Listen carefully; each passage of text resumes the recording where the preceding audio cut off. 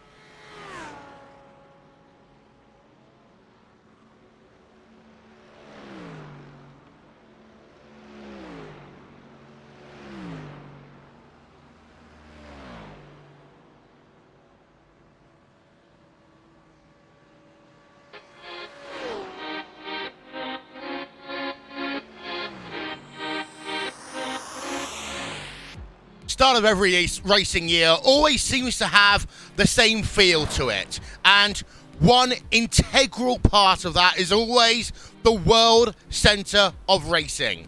It is always Daytona International Speedway, where some of the world's biggest teams come together first to run on the road course before the start of the NASCAR season a few weeks after. On iRacing, we've been doing exactly the same for many years, and it was the first ever 24-hour event organised and run by iRacing in history. But here today, we start a new decade of 24-hour endurance racing here on Racespot TV and streaming live as ever on the iRacing Esports Network as we welcome you to the 2020 24 hours of Daytona. We've got ourselves a few moments before we head ourselves down to the starting grid for this 24-hour event. But first, let's take a look at our track conditions. Right now, it's currently 28 degrees Celsius on track. That's 82 degrees Fahrenheit. It's 23 degrees Celsius in the air, and humidity, that's about 60% right now. It's worth noting, it's about 2:30 local time, and that means that the track conditions, they're only going to get cooler and cooler over the course of the next 6 hours as we run into dusk and into darkness. It's Will Vincent here, along with Justin Prince and Lorenzo Bonda. And well, Justin, you know, you can't really talk about the start of a new racing year without mentioning Daytona. Absolutely, such a prestigious racing venue, to say the very least, the World Center of Racing for a reason. And today, it's going to be an absolute thriller to begin the endurance racing season. Tons of talented teams, tons of talented drivers, all set to begin their 2020 campaigns today. And we've got ourselves a stacked field here today in prototypes. We've got ourselves two entrants from Coanda Sim Sports, who of course has spent the last few years being either at the top or at the very top of the iRacing mountain. In fact, make that free Coanda Sim Sports drivers. I noticed the number 88 car in practice just moving up into P5. Team Redline, well, a week ago they were dominant in the BMW 120. They've got a team who's going to be running in the number 71 car in GTE in that BMW, but they've also got an entry running in Daytona prototypes. We've got teams who we've known and loved in iRacing for so many years. People like Team Wrenchport Online, the Bealer Racing team, Radicals Online are here, Wave Italy are here, all in prototypes. And then we go down into GTE. We got ourselves a Williams Esports car. We've got ourselves Red Bull Racing Esports, Triton Racing, Prolog React, Evolution Racing Team, our great friends over at SimRC, and so many more. In fact, we've also got the John Lacey Esports Academy team this time around as well. And then in GT3, Burst Esports currently leading the way in terms of practice. You've got Mavano Sim Racing, more Team Redline, Core Sim Racing. They've been so great in GT3 over the years. Evolution Sim Sport, Altus Esports, and so many more. 55 drivers here today, Lonzo. 55 teams even. Far more than 55 drivers. And they're all seconds away now from heading down to the starting grid. Absolutely, and it's basically the cream of the crop of iRacing, right? It basically got just the top drivers here in the whole world in all different cars, and this is going to be a very tightly contested race. We know these drivers are highly capable to do wonderful things in the track. They're going to be highly competitive. Who wants to be the top team coming out after the 24 hours? Well, we still don't know, but it's going to be an exciting race, and well, 24 hours of Daytona always proves to be an exciting challenge, not just through the day, but also in the nighttime, where it's more challenging than ever. Indeed. So let's then run yourself through your starting grid for this, the 2020 24 hours of Daytona. And we start off in terms of prototypes. And you've got yourself, well, we will get the grid up in just one moment's time. So I've got the opportunity to fill for about 20 seconds while we do so.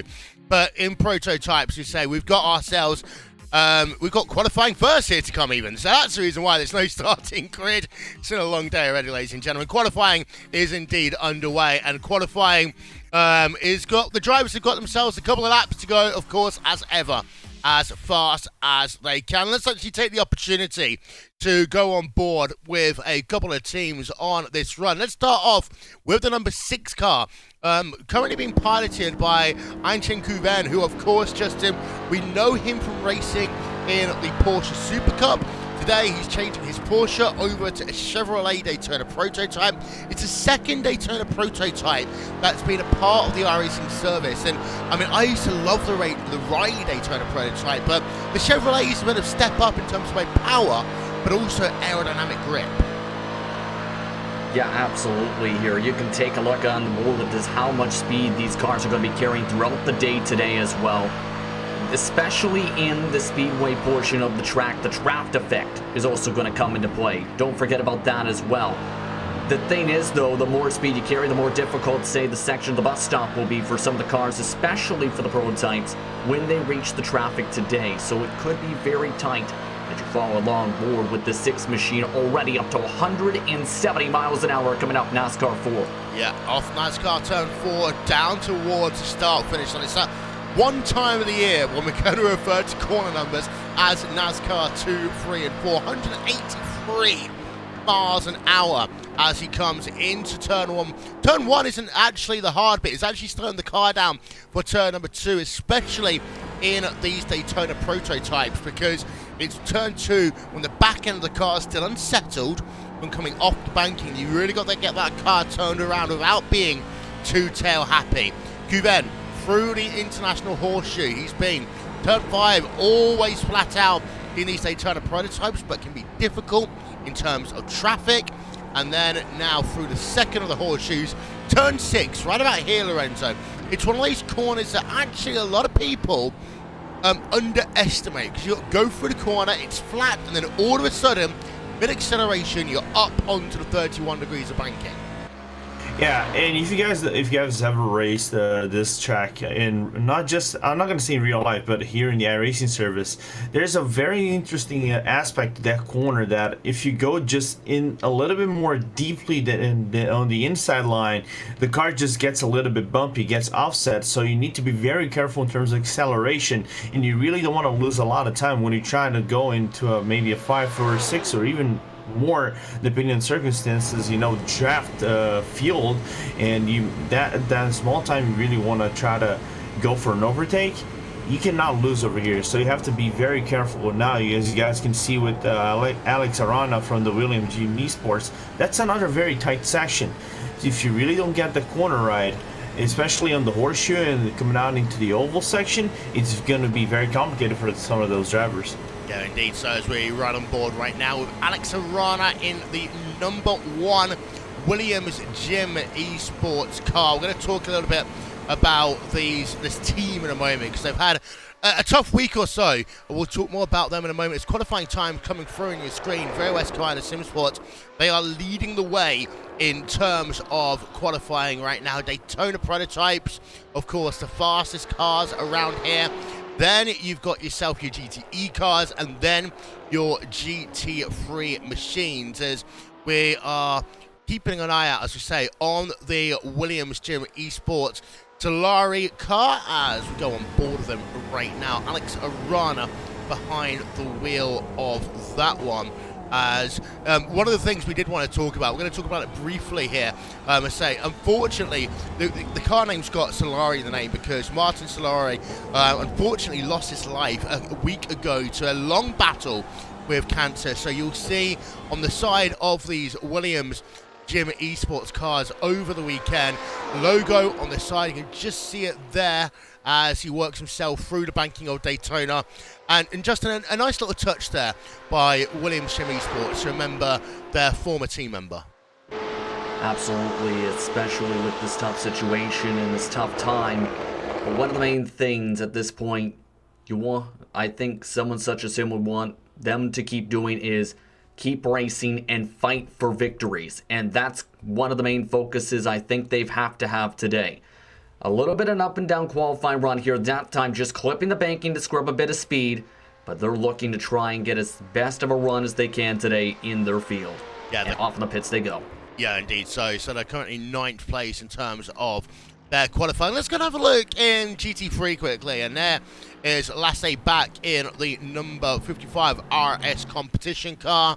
They're running Mercedes today. We saw them, of course, last week. They were running in the BMW 120 event on this same track. And, well, this time of the year, Lorenzo, you often have teams that will go from running various different car combinations from GT3 to GTE to Daytona prototypes and all back again.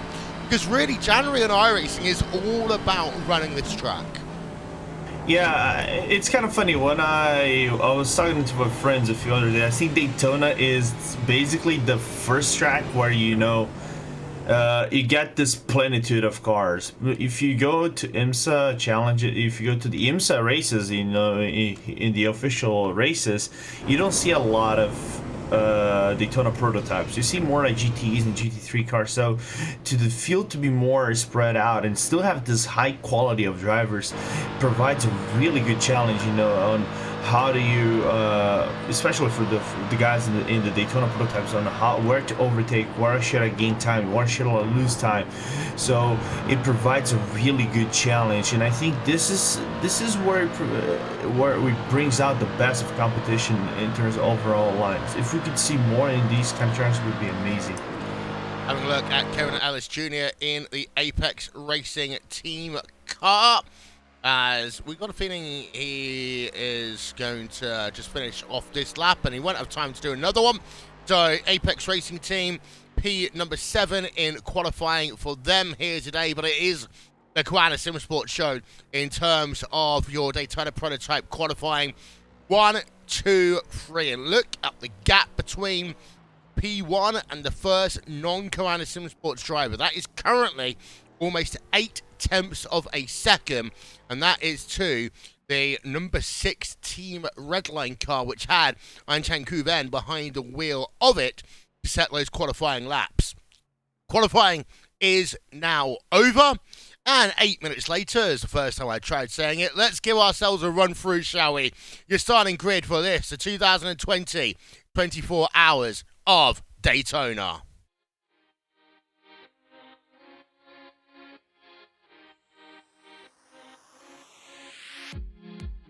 We are going to start ourselves off with your Daytona prototypes. And you can see Joshua Rogers then. Pole position 135.456 around this racetrack. Pash Gergis in the second Koana Sim Sports car outside of row number 1. Jorn Jens in the third Koana Sim Sports car inside of row 2. The first non-commander driver, that is Team Redline, the number 6 car, and Anchen Guven. They'll be setting off from the outside of that second row. And then row 3, the second Team Redline Daytona prototype and Super Sport Racing. Row 4 will have Apex Racing Team and Simsa Esports. Row number 5 in Daytona prototype will be DriveX Esports and Torque Freak Racing. As a remainder of those Daytona prototypes come up on your screen, as we say, 18 Daytona prototypes, and they all set themselves a qualifying time. Over to GTE, and it's the Williams Esports Shield Blast car. Ryan Heinrich, 140.007 for him. He'll be looking to make like a spy and disappear off at the start of the race.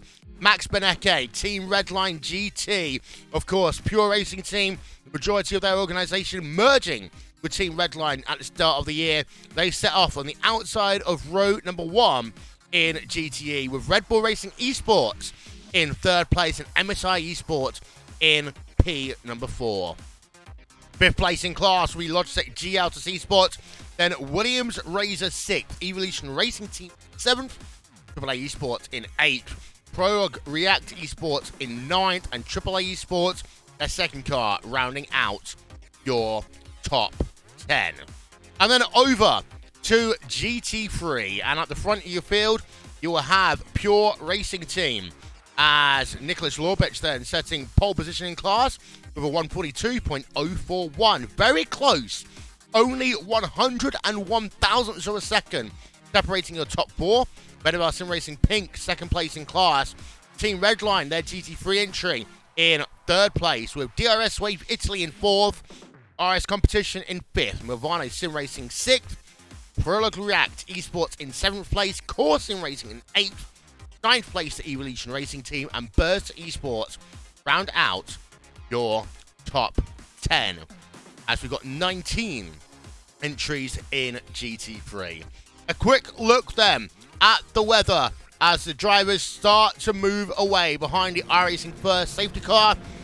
Track temperatures dropped a little bit. It's down to 79 degrees Fahrenheit, 26 degrees in the air.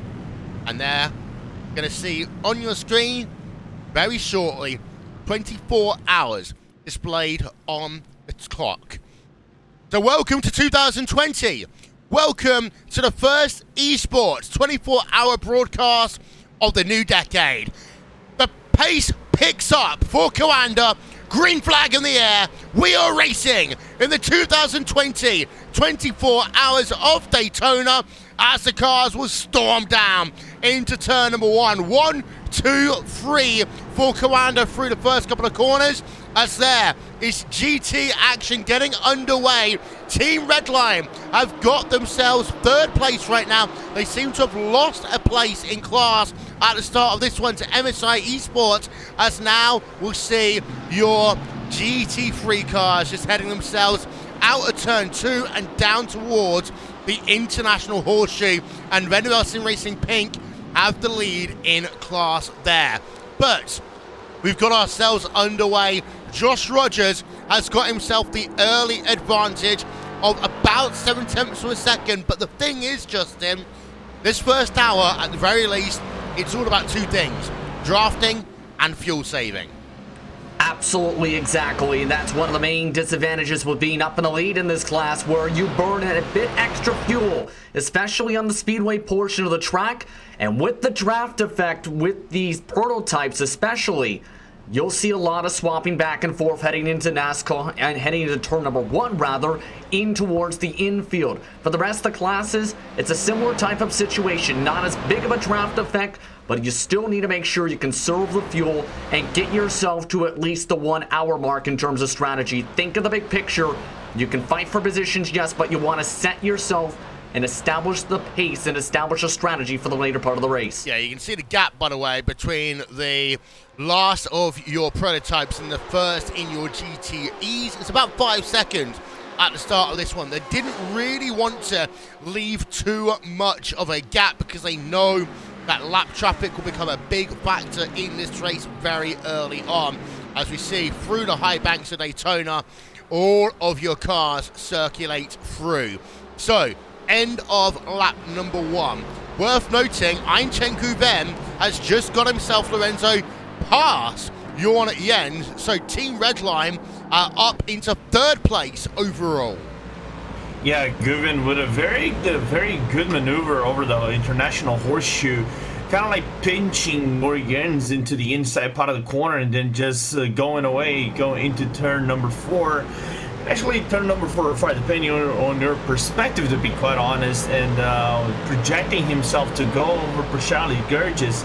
And one thing to mention about the Team Red Line cars, Max Verstappen was just lagging right behind Guven, but he had a kind of a little bit of a one-off incident. The car just got a little bit loose in turn 1, had to give away the position to Kevin Ellis. Yeah, as there is Kevin Ellis Jr. We're looking from the rear of him, and he's got Max Verstappen in the Team Redline number 33 car just behind him on track. So let's turn our attention up a little bit. Let's see whether Jorn Jens is going to try. He's already on the outside of Guven as they head themselves down towards the start-finish line. Again, we'll say this repeatedly in this race. You can overtake on the outside through turn 1 and 2, but it takes a brave person to do so. You're more likely to see that late on into the race rather than at the start, as we turned away from it. But actually, Apex Racing Team have got themselves alongside.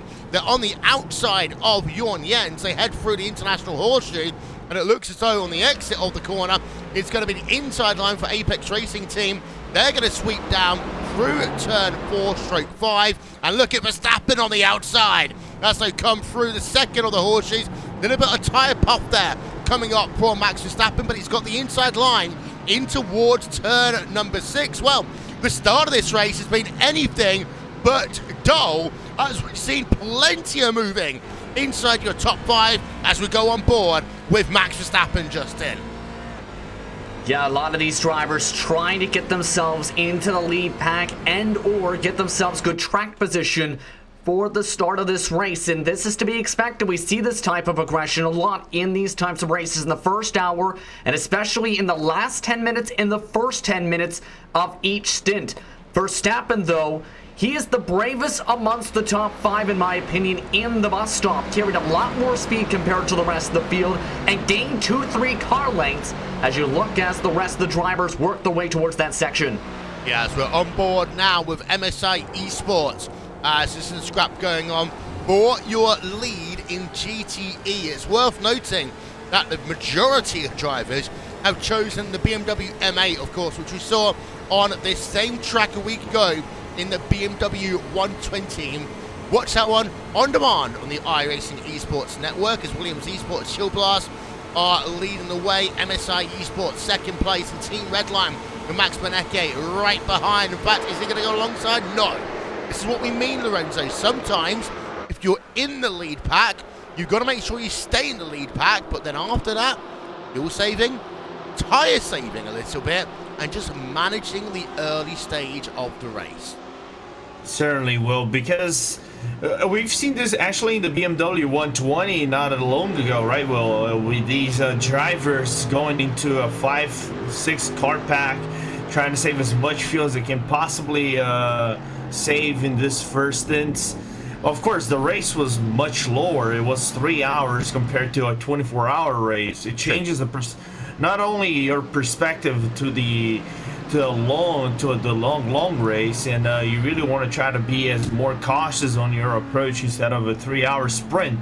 But still, you can see the technicality, but you know, the preparedness of these drivers to keep themselves, because you guys might think it is easy. Oh, I'm staying right behind the traffic, but no, it's far more complicated than that. Yeah, we're just going to show you a quick replay. Prologue React Esports, we saw them just fall down the timing screens. This was down.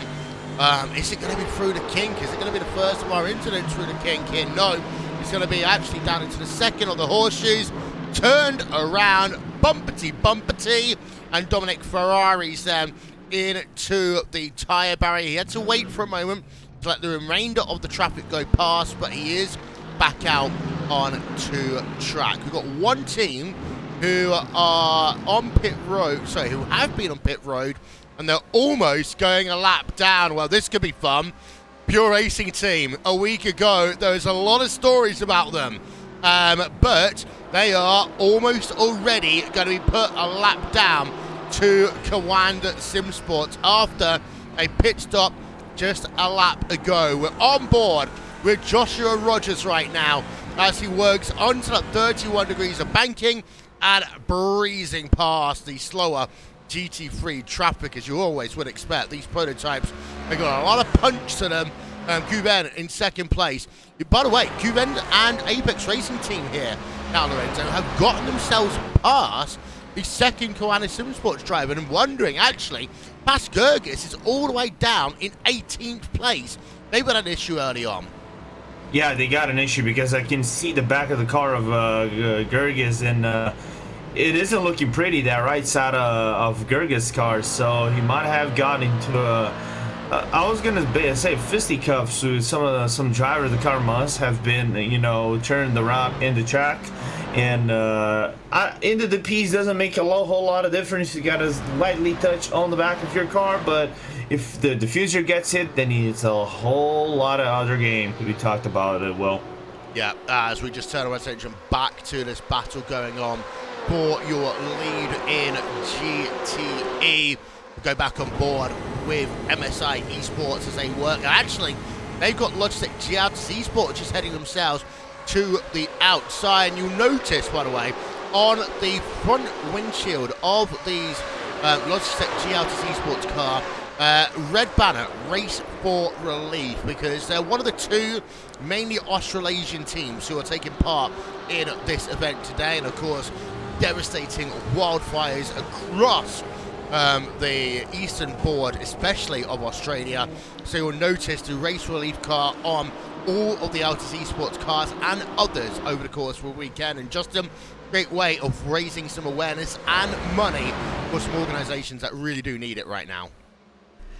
Indeed, at this point, and that's one of the main things with those wildfires, to put awareness in that type of situation. But Max Verstappen looking to really push. He's got the damage. He was the car that got into the VRS Kawanda SimSport machine we just talked about moments ago, and that's going to affect him a little bit. He is really trying to fight hard in these corners to counteract the damage. Yeah, look at how aggressive he was through the bus stop chicane. Look how close it now is between Verstappen, Kevin Ellis Jr. and Jorn Jens. They head themselves down towards the start-finish line, side by side as they go behind the tower in towards turn number 1. And it is going to be Verstappen just keeping that position for the time being, and Jorn Jens staying behind in that Kawanda SimSports car. Apex Racing team are ahead of that Team Redline car right now. Look at that, there's definitely some damage to that number 33 car. We've seen, of course, Verstappen in a 24-hour event before on iRacing when he famously had issues with his pedals. That was at the 24 Hours of Spa in 2019. One of the iRacing moments of the year, as we now look from the rear of Max Verstappen in that 33 car. But no love lost then between Redline and Kawanda. No love lost between Max Verstappen and some of the others on track. And you can see already, Lorenzo, there is some damage to the front end of that car. Yeah, you can see there left side on the front bumper of Max Verstappen's car. I don't know how that is going to affect much. It's going to affect in terms of aerodynamics and picking up speed. It's definitely going to affect in terms of coming out of the corners and maybe not under draft, but if you are under clear air, you might lose at least a few kilometers. But still, we know how Max is. You know how aggressive it is. He likes to push. He's not gonna be standing back and being, overly conservative. No, he's gonna go paddle to the metal every single lap, try to deliver his best performance as possible. We have to see if that contact was in the racing incident, but we know with the DPs, how close they are one another. We cannot make something out of it unless we see a proper replay. Yeah, indeed. So as we're looking at Simone Maria Marciano in the DRS Wave Italy car, gap between himself and the Vendavel Sim Racing pink car that currently stands at 0.5 of a second.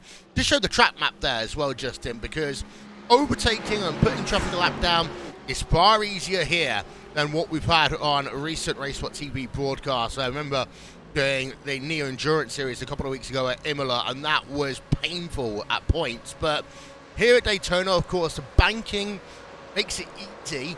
However, what you'll see is the faster cars normally go to the outside to overtake slower traffic. Yep, exactly. But there's also the counteractive point of that there, Will, because if you go into Sector 1, yeah, it's very much more difficult because you don't have that ability to go to the outside because it's such a tighter racing line and surface in the infield portion all the way from turn 1 all the way to turn number 6. So in this portion of the track, this is where it gets very difficult. You can make a pass right here to get by some of the traffic. Then you have the risk of getting slowed up in the International Horseshoe. Risk of getting slowed up into turn 4 and turn 5 all the way up to turn 6. So it can get very difficult in that part of the track until you can get to the super speedway portion. Yeah, we're just trying to find a replay, if possible, of this incident with Passion Gurgis, and we might have missed it. So we're going to try and find it. We've got a couple of opportunities to do so at the start of this event. Let's see, did it happen here or not? As we just turn our attention back over to that 18 car. But no, unfortunately, it is just outside of what our camera angles were, so we can't get you a replay of it just yet, but we will try to do so as quickly as we possibly can. We'll go on board, by the way, with Tall Creek Racing Sunset, and Ronnie Nunez in the number 48 car as he heads himself down towards his second of the horseshoes. He's got himself Jorn Jens just ahead of him on track right now. In terms of early incidents in this race, only one team has come on towards pit road, and that's been the Pure Racing Team GT3 number 73 car. We talk about Nicholas Lobich behind the wheel of that car. One thing we do need to talk about as well, Justin, is that after what we saw at Spa last year in particular, new rules in terms of these 24-hour events on iRacing. There's a limited number of incident points you can have before you'll get yourself a drive-through penalty. This event, that is 100 incident points. Yes, indeed. And for every 20 afterwards, you get another drive-through penalty in that type of situation.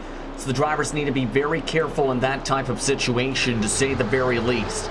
Is to make sure they don't go off the track. The biggest places you can go off is essentially in the bus stop, as well as the run through, say, the International Horseshoe. So as long as you keep the car clean, it is doable to get the race done within that amount of incident points. How much we see the drivers go above that is up to them. Yeah, as we are going to have one more look if we can. Here we are. Here's a look then down in towards, this is lap number 5, we think. This was with Pash Gurgis and Max Verstappen. The start of this motor race, and how close it was between all these drivers heading themselves down in towards turn number 1. A little bit banging there through turn 1 and turn 2. This was how intense the battles were at the start of this event. We kept on trying to show other things that were going on in the motor race here, Lorenzo, but every time we had the opportunity to, there was something else going on at the front of the field. Yeah, I think it's the nature of Daytona is non-stop packed action, right? You really want to go full pedal to the metal from beginning to finish, and you really want to dictate the pace and try to find yourself the necessary breaches inside of some other's game, and try to play some mind games at the very start of the race, so you can try to impose yourself not just on the early stints, but also when it comes to late stints as well. So it is very natural. These guys are banging doors, training a little bit of pain front and side. So unfortunately this incident happened, but it's part of it's nature of the racing for you to already play psychological games early on. Psychological warfare, endurance racing is basically about 90% of what you need to know to be a good endurance racing driver. So here we are then. We're going to have a look in towards turn number 1 this time around, and you'll see Verstappen, he goes to the high side in towards turn number 1, and then coming into the corner, you can just see they squeeze once, and then there's a tap from Verstappen, and the Koanda car goes into the wall. So it was actually 2 incidents in a row there, really. I want to get another look at it, as this is the first time I saw it. This is again in towards past the start finish line towards turn number 1. Look how close they get together there. That's Verstappen that we're looking at right now. And then they make the first tap into the second part of the corner. There's the contact. There's the incident. That's the reason why Pashkurgis is now so down far in the field here, Justin. So we've got that one finally under control. Let's get one final look on board of Pash. And I'm just wondering if he just carried too much speed into the corner. You'll see right about here, he tried to stick it around and just missed the second part of the apex on top of that. So it just set in turn. Verstappen has to make the corner. He just ends up and accidentally turning him around there. But keep an eye on what's going on with P3 here up on your screen, because last day back, the Danish Esport Racing Championship points leader, he's on the move, cutting through the class field. Definitely he is. We're right on board with him as he's got himself the DRS Way Bitsley car, and Maria Marcello just ahead. And then your class leader, which is Vanderbilt Sim Racing Pink. Your class leaders overall in terms of your race prototype, it's Commander Sim Sports. GTE, it's Williams Esports, and GT3, Vanderbilt Sim Racing Pink is behind, by the way. Yeah, I think we just had a change of position between Burst Esports and Evolution Sim Sport. That's a battle going on for 6th place in class right now. And, well, out front, though. Out front at the top of your field. Look at this here, Lorenzo. Josh Rogers, as they've all been battling behind. Verstappen's now up to P2, having gotten past the teammate of Einchen Kuven. Josh Rogers has been pulling away. 4 seconds now is the gap between P1 and P2. And actually, if you want to eliminate some of this fuel-saving malarkey that goes on at the start of Daytona races, that's the way to do it. Yeah, that's the way to do it, and I'm quite impressed with Rogers' pace this far. I'm looking at the laps. It's 37 in mid-highs, and I barely see any other Daytona prototype on track do this kind of laps and this kind of consistency pulled out from Rogers. I know Max Verstappen is defending from Guven and also from the Apex Racing team right behind him, but still, we cannot take the merit away from Rogers. I know he's the Porsche Esports Super Cup winner, and he's very fast, but oh lord, it's so fast. I'm actually quite shocked, to be very honest. Yeah, we saw the gap there, and that really demonstrates what 4.5 seconds around Daytona is, Justin. Of course, you've done so much work with us on RaceSpot. That was the NASCAR Peak Antifreeze Series powered by iRacing, as it was then known, of course. But it's worth noting just how much 4 seconds is around this racetrack, and you're normally used to seeing them going about 200 miles an hour around here. Yeah, you see blistering amounts of speed, to say the very least, around this racetrack. But again, I'm surprised with how quick Joshua K. Rogers has just broken this toe in this field today to pull away from the rest of the cars. It absolutely helps out with the strategy when you have that big of a cushion on the racetrack. But take a look what's going on here in the GTEs at the moment, because they've been staying fairly line to stern. It's almost the same type of situation where Williams Esports Chill Blast has been trying to pull away from Team Redline, from MSI Esports, from Launchcheck Altus Esports here. And they're looking in prime position to do so because they keep on fighting so much and/or having to lift so much in the corners, trying to save for their own strategy at this point. Yeah. Should note they're entering traffic in the DPs. They are. As we put that track map up for you again, you notice all of a sudden we got traffic coming into play. Let's actually go on board, and this is what I meant earlier on. Prototype traffic will normally go round the outside, round the outside, round the outside. I'm not singing the rest of that song. I will get into a lot of trouble. But Josh Rogers, you can see, using the toe to his advantage a tiny bit as they'll come through the tri-oval towards turn number 1. They're going to do that right now. And this is where things get difficult when you've got a car who's just smoking on the outside. Is that an engine failure at the start of this 24-hour race here? I think we have got one. An engine failure early on in this event. And the Radicals Online Immortal car is also on pit road. A lot's happened in the last couple of moments here, Justin. Yes, and it's causing chaos right now in the infield section. This car having some trouble. Live action, though, is seeing multiple drivers stopped along in the GTE in some of the different classes here. Some big trouble for P number 8 on back for some of the cars. Yeah, look at this. It's a traffic jam right now. A huge traffic jam on track as you've got an entire field of Daytona prototype drivers all trying to get themselves around this GT3 traffic, Lorenzo. Yes, and it's quite complicated, especially in those twisty sections when you come into turn number 6 and 7, and then you come out of the oval. You really want to power out as best as you can and try to overtake this field. If you guys look at Guven and Verstappen, the way they're threading the needle, overtaking cars left and right, and now Guven dives down on the inside. I think that is one. That's one of the Mercedes right there. He's just going down on the inside, just give me a little bit of room so you can work with. But it's quite complicated when you have so much power and I'll be saying a little bit more downforce than the GT3 cars. The GPs are quite complicated. They're very nimble, but they're very loose under acceleration. So you need to be very careful so you do not over accelerate the car and lose a little bit of traction, and then in consequence lose time as well. It was Hayden Burns in the Vanderbilt Sim Racing pink car, by the looks of it, who ended up, I think he got tagged somewhere because he was the driver. Oh my word! Oh. Huge impact there. Doink.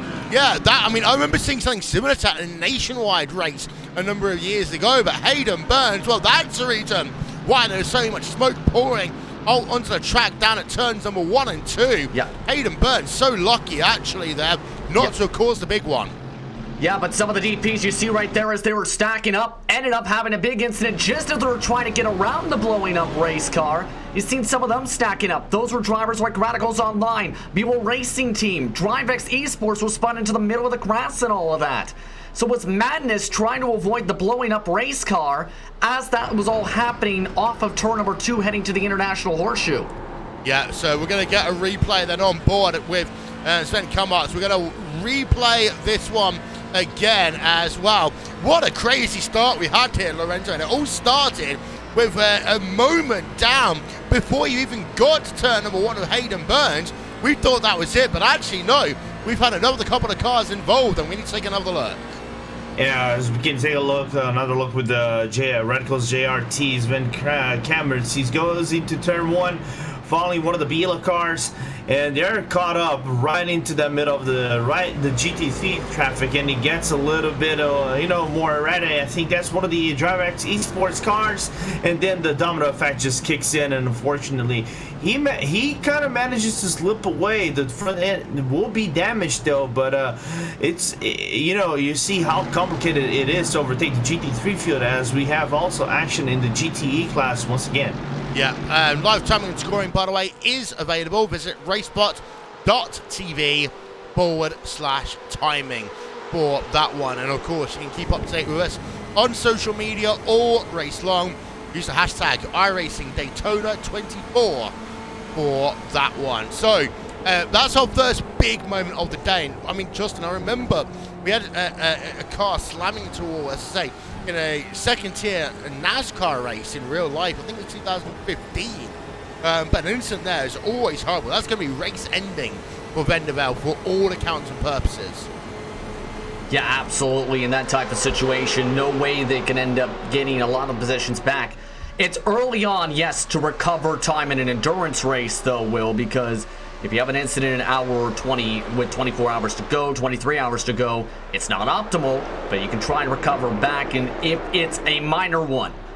However, the more time that passes in the race, the less time you have to work with, and the less time you have to work with, the more urgency there's going to be if you get into a situation such as what we've seen for some of the drivers. So the optimal situation, keep the car clean. Your teammates will be happy if you do so. Yeah, as we're looking on board right now at Tetra Cruise Racing in the GTE class, and it's a bit like the Indy 500, Justin, because I always say you're going to make a mistake on the Indy 500, you do it at the first pit stop, you don't ever do it at the last one. And you always have to think about counting back as well for some of these big teams. Where do they want to be now in order to make sure that they're in position 12, 18, 20 hours down the line? One of the things that's also worth noting, we haven't yet talked about, of course, we've got multiple cars in both your GTE and GT3 fields here today. The BMW is the one that's the most popular in GTE, but there are a couple of Ferraris to boot there as well. Yeah, right now the BMWs, yes, are having the stronger run, but you have Ferraris mixed in here as well in the field, that have been able to run so far pretty well. You also have a couple Porsches in this field, but it's been BMW dominant so far in this GTE class so far, and it just leans towards some of the preference. But that top two has just been able to pull away because of what's been happening third on back with some of the fighting. Williams Esports, Chill Blast, and Team Redline GT looking very strong so far. Yeah, indeed so, as the gap between second place and third is 3.4 seconds.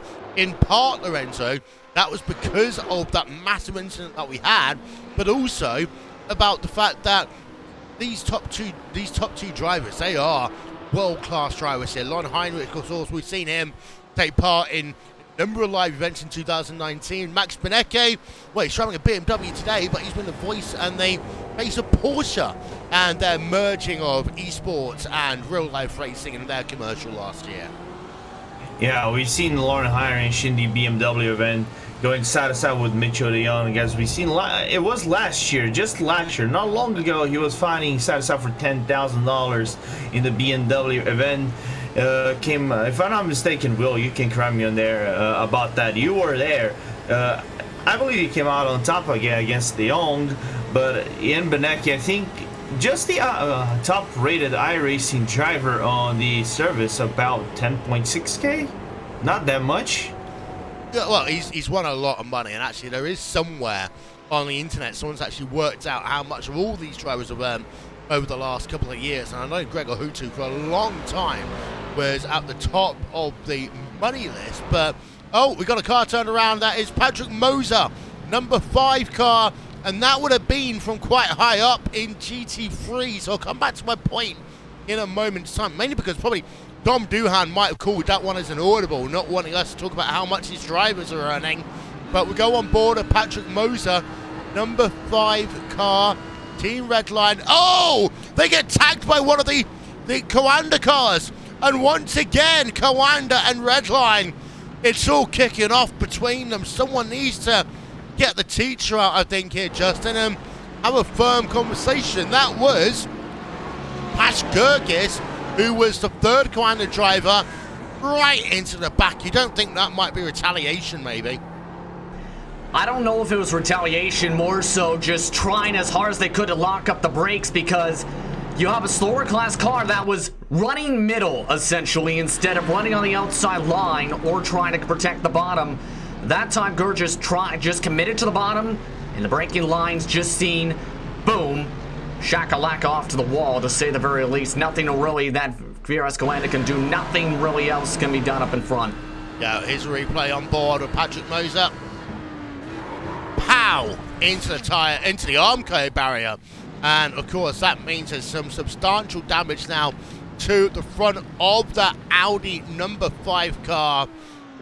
Well, we thought it's going to be a nice, quiet and easy start here to this motor race, so Lorenzo. We thought it's going to be all about fuel saving. Everyone's going to be really calm and patient. It's actually the complete opposite. It's about as energetic as a high school prom. Exactly. I think how wrong were we about this? I think we misjudged the action content a little bit. But, yeah, unfortunately, that number 5 is going to be a long time in the pits. I wouldn't be surprised if they retire the car because, you know, I believe not only you have a little bit of engine damage, suspension damage, you're certainly going to have maybe steering damage. That bonnet, you know, it's already gone. I saw the car already being affected when it came down into the bus stop. He barely made the bus stop, had to actually take a slow down in that effect. And unfortunately, the car is already basically out of contention. As we can see, again, Max Verstappen involved in a 1-2-3 as he already reaches Guven.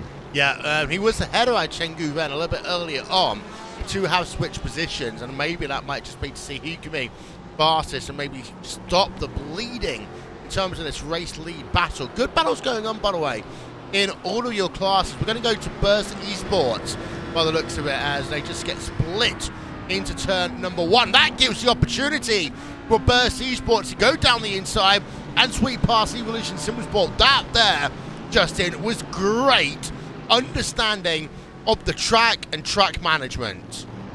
Absolutely. You hit it right on the head there. He's seen the opening to follow the faster car through, took that opening, and jumped right on through it. That's what you want to do as a driver in some cases, knowing if there's a lap car coming, take advantage of the situation. Use that racecraft and awareness to your advantage, and in turn it worked perfectly for them that time after all of that.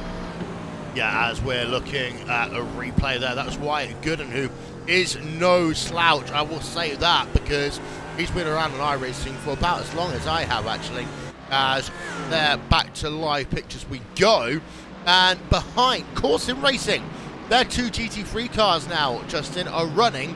P6 and P7 were on board with Sindre Setsas as he heads himself down towards the bus stop chicane on track, but there's a lot of action still going on. GT3, it is close, and actually Evolution Racing, Evolution Simsport and Burst Esports are still really close together in this battle for P4. So P4 down to about P7 right now. Really good battle going on in GT3. Indeed, and should note those core sim racing machines here have been cutting through the field. +4 for Setsas, and the 24 machine behind them has gone up 9 positions. So core sim racing's been on the move. And I think they're thinking big picture here already, trying to let the cars in front fight. Then I think they'll try and take advantage and move their way forward right now, because Wyatt Gooden and Jesper Peterson are busy continuing to scrap for this position. And it's a good little battle going on between a lot of them right now. Jesper Pedersen in the Burst Esports GT3 number 96 car. Burst Esports, of course, this time last year, they were doing a little bit of teamwork with Team Redline, because Team Redline have now done that merger with Pure Racing Team. Burst Esports, in some ways, Lorenzo, might be left out to dry a little bit, but they still got some great drivers in that number 96 team. Yeah, if we take a look at the number 96 car, they are composed of Jesper Pedersen, Evan Marion, Charlie Summers, and Harrison Finch. So they are very competent drivers in terms of speed and also racecraft. And of course, I'm quite curious to see how their strategy will be played out in terms of driver stints and driver swaps, how many stints they will be doing per driver at this very early stages of the race. But so far, the 96 car in a little bit, the team actually is a little bit of a rebuild mode, but consider the success we've seen lately out of the Burst Esports team, they're going to be able to recompose themselves rather much quicker than usual. Indeed, as we're just turning our attention up a little bit in your field. Actually, Supersport Racing and Brandon Eves, they are on pit road, and this is early, but this looks to be a scheduled pit stop there for them, and it is a time of 19.2 seconds on pit road, out of the way in 38.4, so back out onto track. Oh, trouble. Go on, what's going on, Justin? And there's stack is involving Movado Sim Racing just as that car exited pit road off turn 1. Wow, talk us through it. We'll try and get a replay. You say Mivado Sim Racing. This is a 334 car of Maxime Brint, as we'll get our 333 car. So we'll turn our attention. There we are. And this is Dion Fallow as they come down past start finish line into 1. Yeah, and you'll see this. This is Dion Fallow, who was setting it for the dive bomb. It ends up clipping the car in front, and Zachary Hanlon ends up bringing a couple others with him, including S2V Esports. So spinning around a few different drivers. This was just as that prototype was exiting pit road on the other side of the wall. As we have another look then on board of Zachary Hanlon.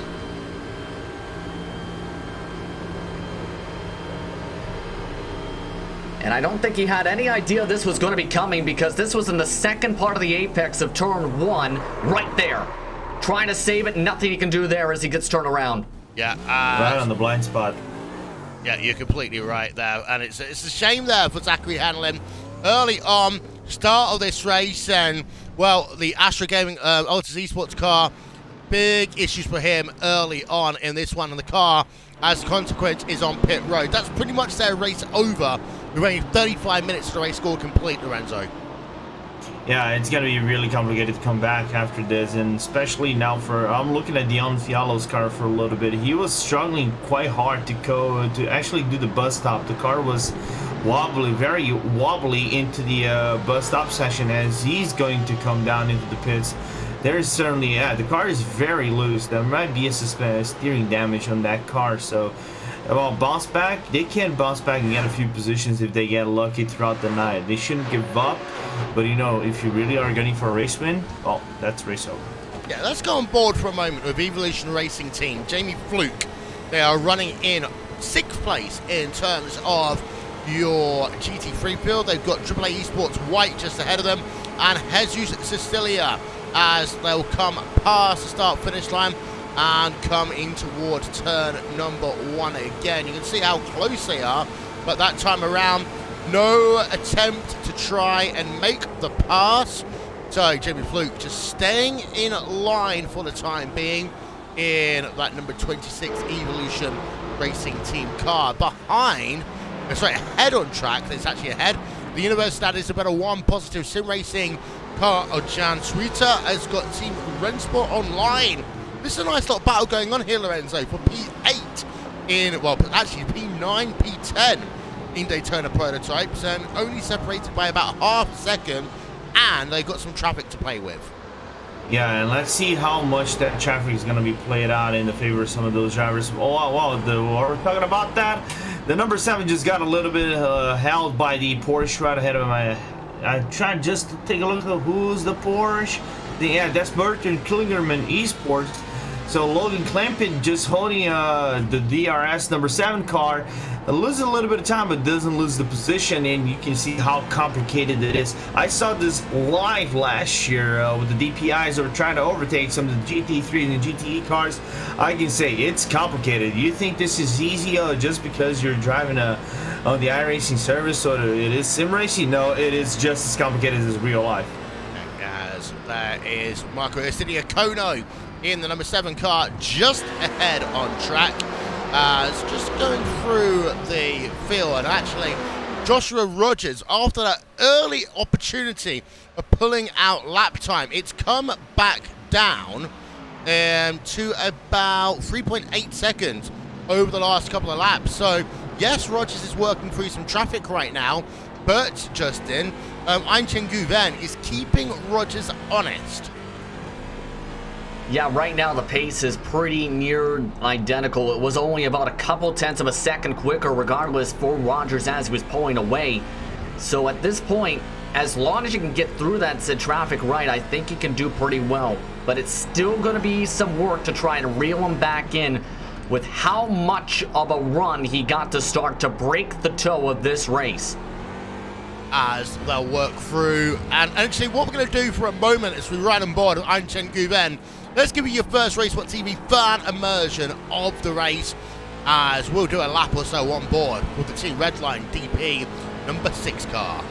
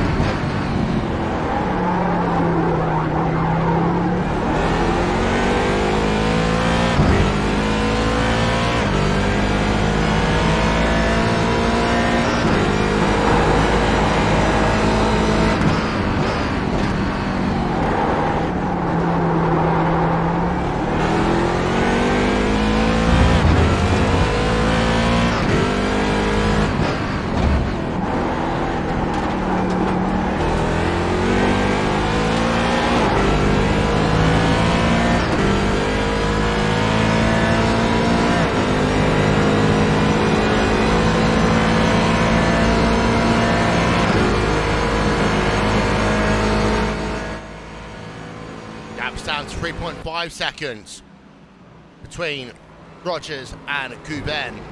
You made a point that maybe Rogers might have pushed too hard, but at the same time here, Justin, the track's going to get cooler and cooler over the course of this run. I'm expecting these cars to do at least 2 stints on a set of tyres, because this is not the biggest track in terms of tyre management. Absolutely. And just discussing this with Lorenzo's trying to get things together, the thought process, though, is Redline Racing, Team Redline, I should rather say, had been working together to try and close the gap. In fact, they just pit this time. I was going to mention that. Both of the Redline cars on pit road. There is Einchen Guven. Verstappen. Something's happened to Verstappen because he's not. Oh, there we are. He's back. So yeah, I was worried there. Something's happening to Max Verstappen. Crisis is averted for the moment, at least, as pit stops taking place. As we say, we expect them not to take tyres here. As there's 24.2 seconds out and away for Einchen Guven. It's a longer pit stop there for Max Verstappen. Actually, no, it's not. Well, actually, I say that. The second longer, but 5-6 seconds less worth of fuel appears to have gone in.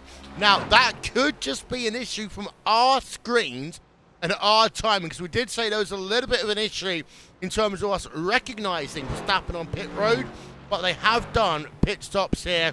Rogers, is he going to pit this time around? Because, of course, these Daytona prototypes, Justin, they do burn fuel a lot quicker than what we normally see in terms of your GTE and GT3 field. And a week ago, the BMW 120, about fuel saving, it was about 55 minutes for a stint. And yes, he's on pit road. Yes, indeed. And to check ourselves here, of course, the fuel and the tires taken at the same time, so these drivers will take those tires.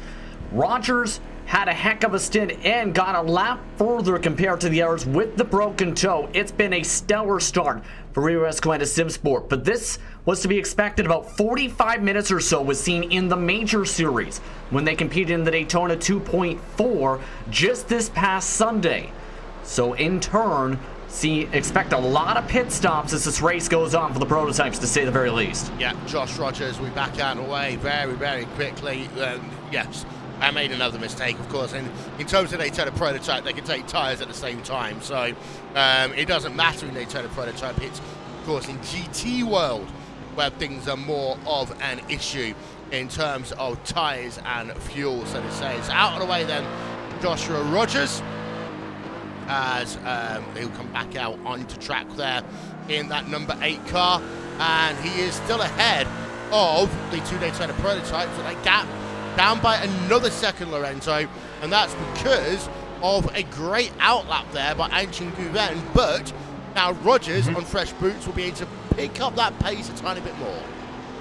Yeah, he's going to be able to scrap himself bit by bit and try to overtake, try to clear himself off, to be more precise, on Guven. I know Guven's gap has dwindled down a little bit, and I was going to mention that Kevin Ellis Jr., who did the same pit stop for Apex Racing Team, he came out right behind Braden Eves from Super Sport, but it is a 7-lap gap in terms of fuel stint and also rubber, and naturally Apex on the 91 just made the overtake coming into the oval section on Super Sport, and now Kevin Ellis' job again to try to chase down Max Verstappen. The gap is 1.4. Gap is 1.4 seconds on track right now. And Kevin Ellis Jr., of course, had a good 2019 in many regards. He wanted a little bit more out of it, but the lap times between them will get an indication in about a lap or so to see where Kevin Ellis Jr. is. But your Daytona prototype field has fragmented out early than I expected it to here, Justin, because I expected them to almost be in a train for the first 4 or 5 hours, but actually, because Rogers pulled away so quickly, it's really helped to fragment this Daytona prototype field up from what we've seen in previous years and previous events. Well, honestly, not too surprised, because this same thing happened in the Daytona 2.4, where it wasn't essentially a train of 10 drivers, as you might be alluding to there. It was more so a train of 1 to 3 drivers, essentially, who pulled away and controlled the tempo of the race, which eventually dwindled down to the most dominant car pulling away with the class victory in those 2 hours in 25 rather minutes in that event. So that is to be expected. But it wasn't the matter of how quick it happened. I don't know if we were expecting. Should know. It's going to get interesting to see if Team Redline can work together to close the gap up in the front of ERS Coanda, though, because they're working together to try and draft. That draft is going to help and improve the lap times just a little bit as this race progresses.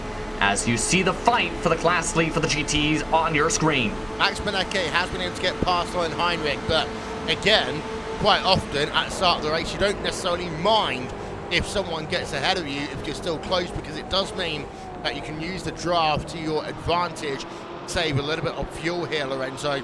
For these GTEs, we can expect them on pit road, depending on where they're running in traffic and whether they've been able to fuel save, anywhere from the next 5 minutes down to about an hour free into a run. Those extra 1 or 2 minutes, if you do make it past the hour, they do add up very quickly over the course of a motor race, and you've got to start thinking about the last stint now. I know we've got a long way to go, but every little minute you save in terms of fuel saving now can help you later on even, in 1 or 2 reasons. A, can help you in terms of your final service time, or B, it can help you push if you need to and be a bit more aggressive on the fuel burn, get past drivers later on in the race. And because right now you have these track conditions that are playing, and I'll be very honest, the track conditions are very good for you to try to save fuel and try to go even for double seating those GTE tires, because when you come down to the pits, you haven't wasted so much of these tires. So if you can save as much fuel as possible, of course your fuel pit stop at the very latest will be shorter than usual. So if you save 1 minute, maybe 2 minutes, because these cars do 1 minute and 44 in average. Actually, I was going to say 144, but it is around 141, 142 in average. And under low fuel, you're going to be doing 140s to 139s under clean air or even under draft. As we can see, Redline, the 71, kind of blocking a little bit Heinrich, even though Heinrich is saving as much fuel as he can possibly save.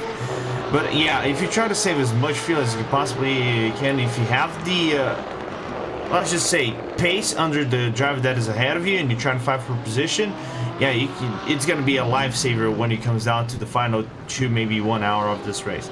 I think Josh Rogers got a message from his pit crew. Push. The reason why I say that is evident on your screen now. Look at that. The last couple of laps, Ayrton Gouven has been more than half a second a lap slower than Joshua Rogers. I say that, but look at the traffic that Rogers has got to deal with over the next lap. And we often say here, Justin, in motor racing, luck is important, but you sometimes make your own luck. Now that traffic had to be negotiated on the infield there for Rogers. He will get them all on the outfield, and if he's lucky, he'll get past most of them before the bus stop chicane. He'll get past one, he might get past a second, he'll have one, maybe bulk him a little bit there into the bus stop. Yeah, in fact, I think he realized if he sent it too hard on the bus stop, that would have been too risky, because for some of the drivers who were involved in this race, mind you, that was the danger area with lap traffic. If you go side by side on the entry of that bus stop, you risk potentially either one car going off and clipping the grass and causing an incident, spinning to the top side of the bus stop, or missing a part of the quadruple apex, as I like to call it, and shooting your way towards, say, the outside wall after the bus stop. So Rogers trying to play this very smart and cautiously. Yes, he's trying to push to gain time, but you also don't want to push and end up losing tons of time as the fight's going on for third in the prototypes. Oh, yeah. Behind second. It is, and this is between Apex Racing Team, who have caught up to the rear on Max Verstappen, and now are pushing Apex Racing Team and Team Redline. Well, again, no love lost between these two organizations over the years, and Kevin Ellis Jr. would love nothing more than to send it down the inside of one of the fastest growing stars in Formula One over the last few years. And well, down into the second of the horseshoes they come as we get a wonderful look there up above as they now come into turn number 6. The traffic will come into play a little bit. Both cars using the inside line to get past number 451 Beater Racing Team Euronics car. That is Sven Haas, 11th place in your GTE division, who actually has got himself the Tetra Rouge racing car for Florian Denard, who's just right behind him. One eye is on this battle. One eye is on the battle going on for 3rd and 4th place in your prototype division even. And there's also one eye going on, having a look at battles going on in your GTE division, because Rev Match Esports there having a great little scrap going on right now. The Viva El Papo Racing Team. I need to get that one done a few times in my head, Lorenzo. I can tell you how it is said. Go on, you go ahead. Viva El Papo Racing Team. There we are. There we are. This is why we have an international field to race spots on moments like this here. So number 15, number 21 car separated by 2/10 of a second on track as the Viva La Papo Racing Team car has got Flaco Chapa behind the wheel. Danny Crows in the number 21 Rev Match Esports car as they work onto the banking again. And let's have a look at that track map again quickly. We've got some congestion. I feel like I'm doing a traffic report right now, Lorenzo, but congestion down from about turn 1 to the exit on NASCAR turn 2. Yeah, you can see on the track map, that is a little bit convoluted, isn't it? And that's the nature of Daytona. It isn't a huge track like you probably would be racing in Spa, where the field would be more spread out than usual, even though you still have 50, 60 cars when they do the 24 hours of Spa. Not only in real life, but also here in the iRacing service, you still have that massive field, but it is more spread out than usual. Of course, same class, not a multi-class as you can see over here, but it's still, you have to be with your focus from start to finish of your stints to try to overtake it safely and as fast as you can. Those fields, not gonna say back markers, because the funny thing is GT3s are just as fast as GTE under the straight line, so you have to be very focused on how to overtake him in the curves properly and not lose a lot of time in the process, as Kevin Atlas Jr. is putting the car on the outside of Max Verstappen. Now, I think there might be a reason for this one, and there are some technical issues going on for Max Verstappen, because that was the 3rd time in this race so far, Lorenzo, that I've seen Max Verstappen has some technical issues on his Team Redline number 33 car. So might have been one or two things. A, I think Verstappen might have got a slowdown penalty as the GTE leaders are on towards pit road. But also, the second one for Verstappen, it might well be the fact that he's got some issues in his car and he doesn't want to risk another situation, Justin. Yeah, he does have that aero damage that affects him a little bit down the straightaways, but also might be thinking, may as well let the car of Ellis Jr. let him on by. Let him have the spot since he's fine. He just got to keep him within reach. That's the main thing. Might be looking to serve. One thing to note, though, the GTE leaders have all ducked down to pit. The average time for them, 35 seconds in the pit stalls. Yep, so that will indicate, Justin, one thing, and that is they are going to double stint. I will need to get confirmation on that one as Thomas Tattler comes out of pit road, and there is his time. 33.9 seconds was his pit stop. The driver ahead of him on track, Van Heinrich, he did himself a similar pit stop time of 34.4. Max Benecke did not come on towards pit road that time. He is likely going to do so now. Let's see right here. This will be just under an hour for the stints. Yep, indeed.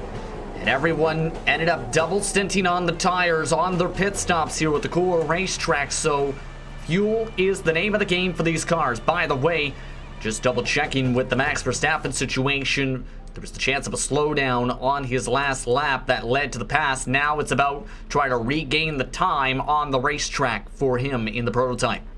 Yeah, and we're just riding this pit stop on board with Max Benecke in the number 71. You notice the fact he hasn't gone up onto the jacks in that BMW M8 e-car. MSI Esports Alejandro Sanchez is the only driver who has not yet come onto pits in that BMW 29.8 there. So shorter pit stop for Max Benecke. And this is, again, where things can be interesting. If you do save a little bit of fuel, you might decide, Justin, that you don't want to run that race in such a way where it's going to be every single stint you try and go a little bit further. What he's done this time, by going shorter, he's now going to try and break the draft and the momentum of that Williams Esports Chill Blast car, and that means the gap is 5.3 seconds on track, and Benecke wants to run this stint in clean air. Yeah, and that could be very huge because there is the effective aero push. It was seen for some of the drivers saying in the Nordic Le Mans series just a weekend ago, where that was one of the main things at the Circuit of the Americas. That can be a factor in the infield portion here. And so, say you're in these types of battles, it affects you a bit in the corners. There's not just with the traffic and the factory out of the passing zones, but these drivers are going to have to gain a lot of time to try and get to the next positions up the road. Yeah, we're on board with Josh Thompson right now. He's got himself the Logitech G out C Sports car. Thomas Tattler just ahead 4/10 of a second. On track as the MSI Esports car is on towards pit road. 1 hour of this race is almost in the book. So let's give you them your first hour recap of the 2020 iRacing 24 Hours of Daytona.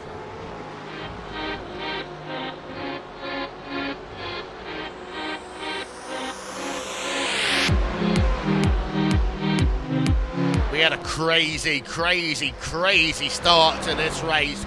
We had 3 Commander drivers at the top of the field to kick things off, but it hasn't gone their way, especially in terms of the race.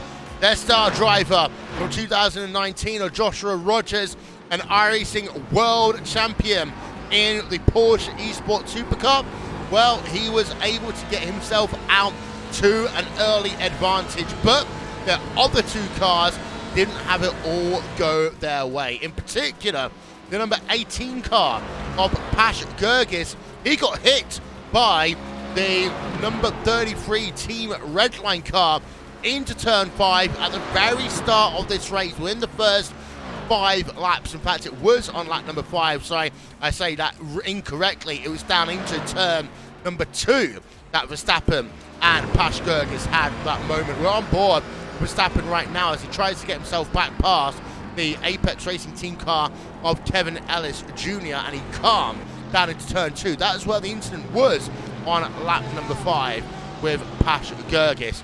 Marco Sidiacono in the DRS Wave Italy car trying to find a way past Simpson Esports, they turn a prototype car, can't do so, and right behind you've got Jorn Jens in the second Commander Sim Sports car looking to get past, and he can't do so either. Team Redline have had a good day in terms of Daytona prototype. Einchen Guvem right now runs in second place and has pulled away from this scrap going on for third place. He runs now in second place, gaps back down to below 3.5 seconds between himself and Joshua Rogers in the Commander Sim Sports car. Verstappen and Kevin Ellis Jr., they scrap for podium honours in class. Team Redline, they are leading the way in terms of your GTE division. It was Lon Heinrich who started in pole position in class. However, Benecke, after being in the draft, got past about 2/3 of the way through the first stint and now leads by 6 seconds almost.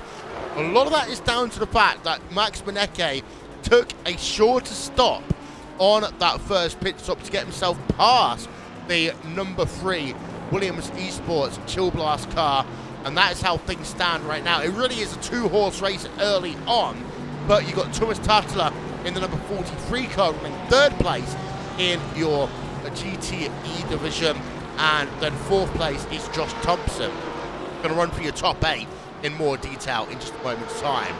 We are starting to get pit stops in terms of your GT3 division, which is going to bring you up to speed with in just a moment's time. That does mean that it's DRS Wave Italy and the number 10 car with Simone Maria Marciano who is leading the way. Now, the big moment of GT3 in your race so far was Vanderbilt Sim Racing Pink and Hayden Burns, who started off in your top 3 in class. They had a huge, and I mean huge, moment down into turn number 1 when their car got turned around hard into the Daytona safer barrier, and that put them out of the race. It also separated out part of your GT3 field early on. It is currently pit stop time going on in class, so we'll give you your top 8 in a moment's time, but we'll start by showing you your top 8 in Daytona prototypes, and it is Daytona Sim Sports. The gap's back up to over 4 seconds between themselves and Team Redline, and the number 6 car being piloted by Anchan Gouven. And you just had Max Verstappen get past Kevin Ellis Jr. to get 3rd place back in class. The Apex Racing team car runs in 4th, and Supersport Racing in P number 5. As you see the flashing lights there for Max Verstappen, he's about 5 car lengths back from this slower traffic, but, well, SpongeBob on the rear of that car, and the number 15 car is going to allow Verstappen to go past, and this was down into the International Horseshoe. This is the Viva El Papo Racing team car, the Facu Chopper that we saw on your screens a moment ago, repaying the favour, flashing the lights back over at the Team Redline 33 car. There's your top 8 in prototypes. Here's your top 8 in GTE. As it stands, Team Redline are pulling away on this shorter stint over Williams Esports. Chill Blast, Logitech G Altus Esports running in 3rd, with Williams Esports Razor rounding out your top 4. There was a battle going on earlier on between Williams Esports and Evolution Racing Team. We'll keep up to date with that one. It's worth noting that Red Bull Racing Esports and Patrick Holtzman, they did a short stint as well, and as a consequence, they are in the mix and have actually just gotten themselves past Evolution Racing Team down into turn number 1. Now we have a look at your GT3 battle. And RS Competition have got the top step in class. They are 2.9 seconds ahead of DRS Wave Italy as it stands. Burst Esports in 3rd place, and the rest of your top 8 are on screen as we speak. Have a quick look at the track conditions. An hour into the race, just after 3:30 local time in Sim, and it is, well, it's down to 78 degrees Fahrenheit on track, Justin, and this is one that we need to keep an eye out on. Of course, it's January, and that does mean that we're going to go into dusk in just a few hours time, and this is what makes Daytona really interesting, because we spend more time in darkness than we do in the sunshine. Yeah, indeed, here, and the nighttime is going to make it extremely interesting, not just for who's able to manage the track, but who's got their cars set up for, say, that portion of the race compared to right now for this afternoon portion of the stints. Some drivers set themselves up for that part of the race in terms of practice because of that longer stint. So it's going to be interesting to see who rises up to the grid as this event gets cooler and cooler, and as the nighttime starts to close on in. It's still about 3:52 local time. So it's still at least a few hours at least until it starts to get to darkness. Sorry, I'm just doing my blood sugars as they are low, so I need to go and eat some Haribo. It keeps some grown-ups love it. So one of those good things about modern technology is that I can do that on my mobile phone now. As we have a look back at Marco Sidiacono in the DRS Wave Italy car over the Simpson Esports car. This is the battle going on for 8th place in Daytona prototypes, but let's actually do a quick race what's fan immersion, shall we? And let's do this one in GT because we've got a great battle going on. 6, 7, 8. Let's ride on board with Evolution Simsport and Wyatt Gooden as he's hunting down the MB Esports racing car as we go. Racewhat TV fan immersion.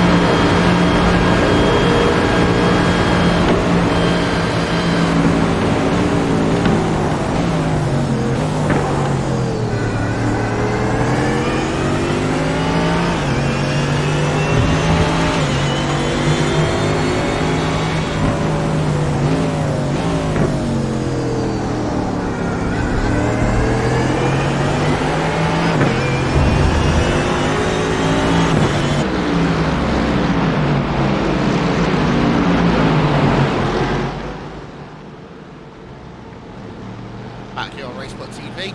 Haribo, well, I say digested, though it eaten quickly as possibly there. And don't forget, of course, you can see the Rolex 24 at Daytona in a week's time across the NBC Sports group of properties. The race starts on NBC, get a couple of hours of there, and then on NBC Sports, NBC Sports Gold. And of course, we had a great time working on NBC Sports last year, Justin, doing some work with them with the NASCAR eSports series on iRacing. And I can't say anything, but hopefully we'll get the chance to work with them again in 2020.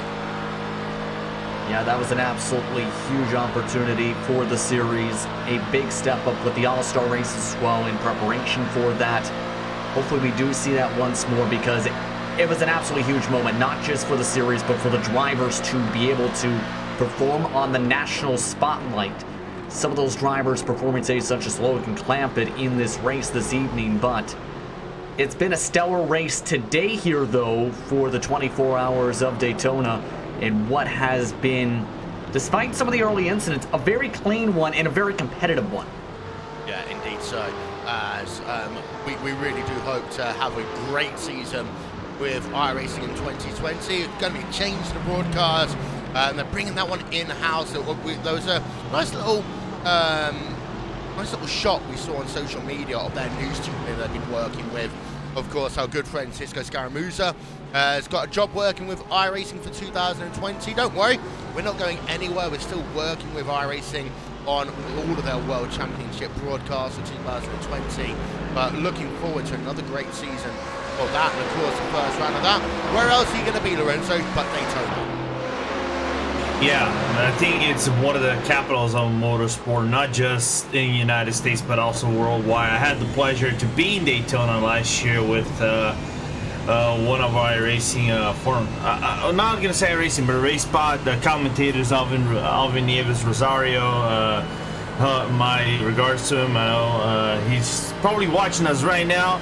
One of our good buddies over here at Race Spot, and it was a blast, seeing those cars racing out on track. The loudness it is watching the BMWs, the Fords, and all the cars go by, start to finish. Unfortunately, the race was actually red flagged with, I think, 5 hours to go, 5-6 hours to go during the morning session, because we had a torrential rain at Daytona. But still, if you have the opportunity to be at Daytona, if it is live, or watch Daytona right here at the iRacing Esports Network, guys, don't miss it. It's a one-in-a-lifetime experience. It's awesome to watch, and every single penny I put in for it, it's totally worth it. Yeah, I mean, I'm really looking forward to having the chance to go there. For me, it might not be, well, definitely won't be this year. Maybe 2021, if not 2022. For me personally, so really one of those events. It's on many people's bucket list, Justin, to go to. I've literally just booked myself tickets to go to the 6 hours of Spa, because this year they've moved it forward a week. So rather than it being on what is traditionally the May bank holiday in Europe, it's actually a week earlier, which means it's going to be on my birthday. Yeah, absolutely.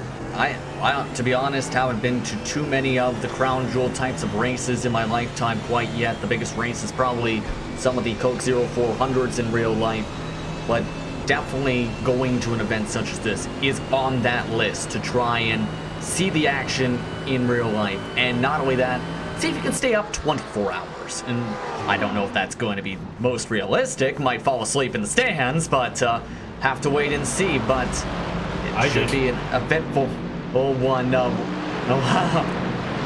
You did the entire 24 hours on Wednesday? I couldn't do the 24. It's impossible. It's not impossible. Don't forget, one of Radio Le Mans' commentators both does the 24 hours. He does it standing up and with as minimal rest stops and bathroom breaks as humanly possible. I think after Scott Hansen and Edifal Renzo, that guy is one of the Ironmans of all of sports broadcasting.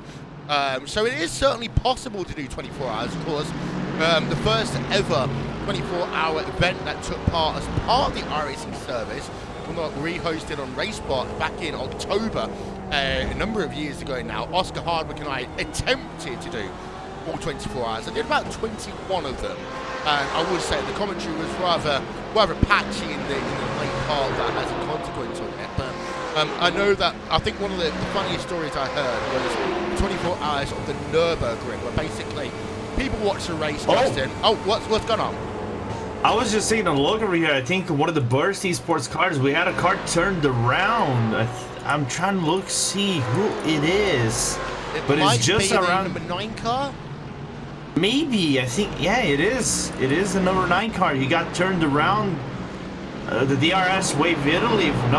If it is a DRS Wave Italy, it is a black DP who turned them around and no, that's an NX. And that's NX turned them around at turn 7, and then it caused a little bit of a confusion on the racetrack. Yep. So that was Mikael Sondergaard in the number 9 car, as he had himself that moment, and he's saying that was the NX racing car. The number 14, some NX racing car, Justin Brunner behind the wheel. Let's get a replay, shall we? We can on board with him through the kink down towards the second of the horseshoes, and there's the contact. You can see Justin Brunner turning that car around, and well, all back out on track. We talked about this earlier on over incident points for these races. After you hit a certain limit in 2020, you are going to end up getting yourself a penalty. Of course, there's one driver who we always need to keep a little bit of an eye on every time we talk about incident points here, Justin, and that is the number 33 on Max Verstappen, who, the polite way of saying it, was a little bit taking the IndyCar at Circuit of the Americas approach, shall we say, to track limits in terms of his run at the 24 hours as well. Oh my goodness, yes, I remember that one. Very high total. Let's just say that near 4 digits. And that is something you don't kind of want. But I like the system now in terms of policing that. And we're seeing that come to fruition because so far drivers, there's really no one that's gone above 10 estimated points in this race so far. That's how clean a lot of these drivers have taken the racetrack. It's a tough track, mind you, to go into incident points, mind you, unless you really push too aggressively in the bus stop. Even then, you risk losing the car itself since, you know, grass doesn't have traction on it. Yeah, and also, if you go that far at the bus stops, there's a good chance you're going to get a slow down penalty anyway. Yeah, exactly. And of course, when we think about the 2020 iRacing special event schedule, this track in terms of incident points is most likely to be the most forgiving of those that we will go to in 2020. In terms of the schedules and the races that we've got, in terms of endurance racing, we've got a great set of races again in 2020. We've got the Bathurst 12 hours, which will be taking place in just a couple of weeks' time, actually. Then we got ourselves the Sebring 12 hours. We've got ourselves the Nürburgring 24, which for the 5th year in a row, I am not going to be here for, keeping a RaceSpot TV tradition going. Yep, and then we've got ourselves the 24 hours in Le Mans in June, the Spa 24 hours in July, and then the Bathurst 1000 at Petit Le Mans to round out our season. Lorenzo, I've done it again. I've gotten myself out of doing the 24 hours of the Nürburgring.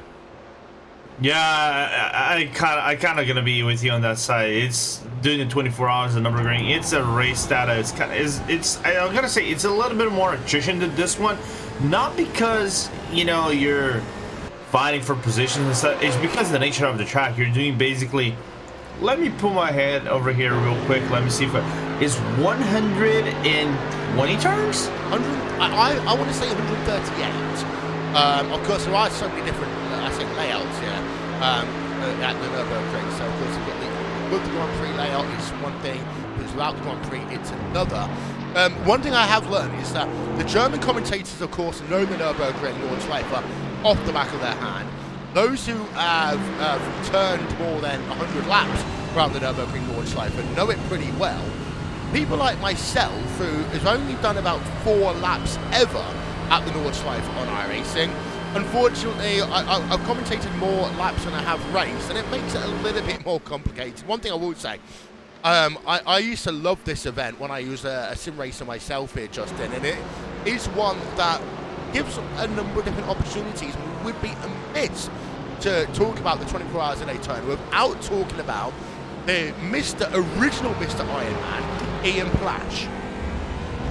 Yeah, absolutely. Him and his stellar career in terms of iRacing, in terms of being able to be in all those types of races, to be one of the more dominant drivers on the racetrack. Heck, he's definitely somebody you have to talk about when it comes to iRacing in terms of endurance racing. Someone that you need to mention. Yep. And this will be his 6th annual 24 Hours doing it solo. He's looking to hit 830 laps this year. Now, of course, he's not the only person doing it. He's got his friend and teammate along with him for the ride this time in Keaton Kusan, also doing the entire 24-hour race by himself.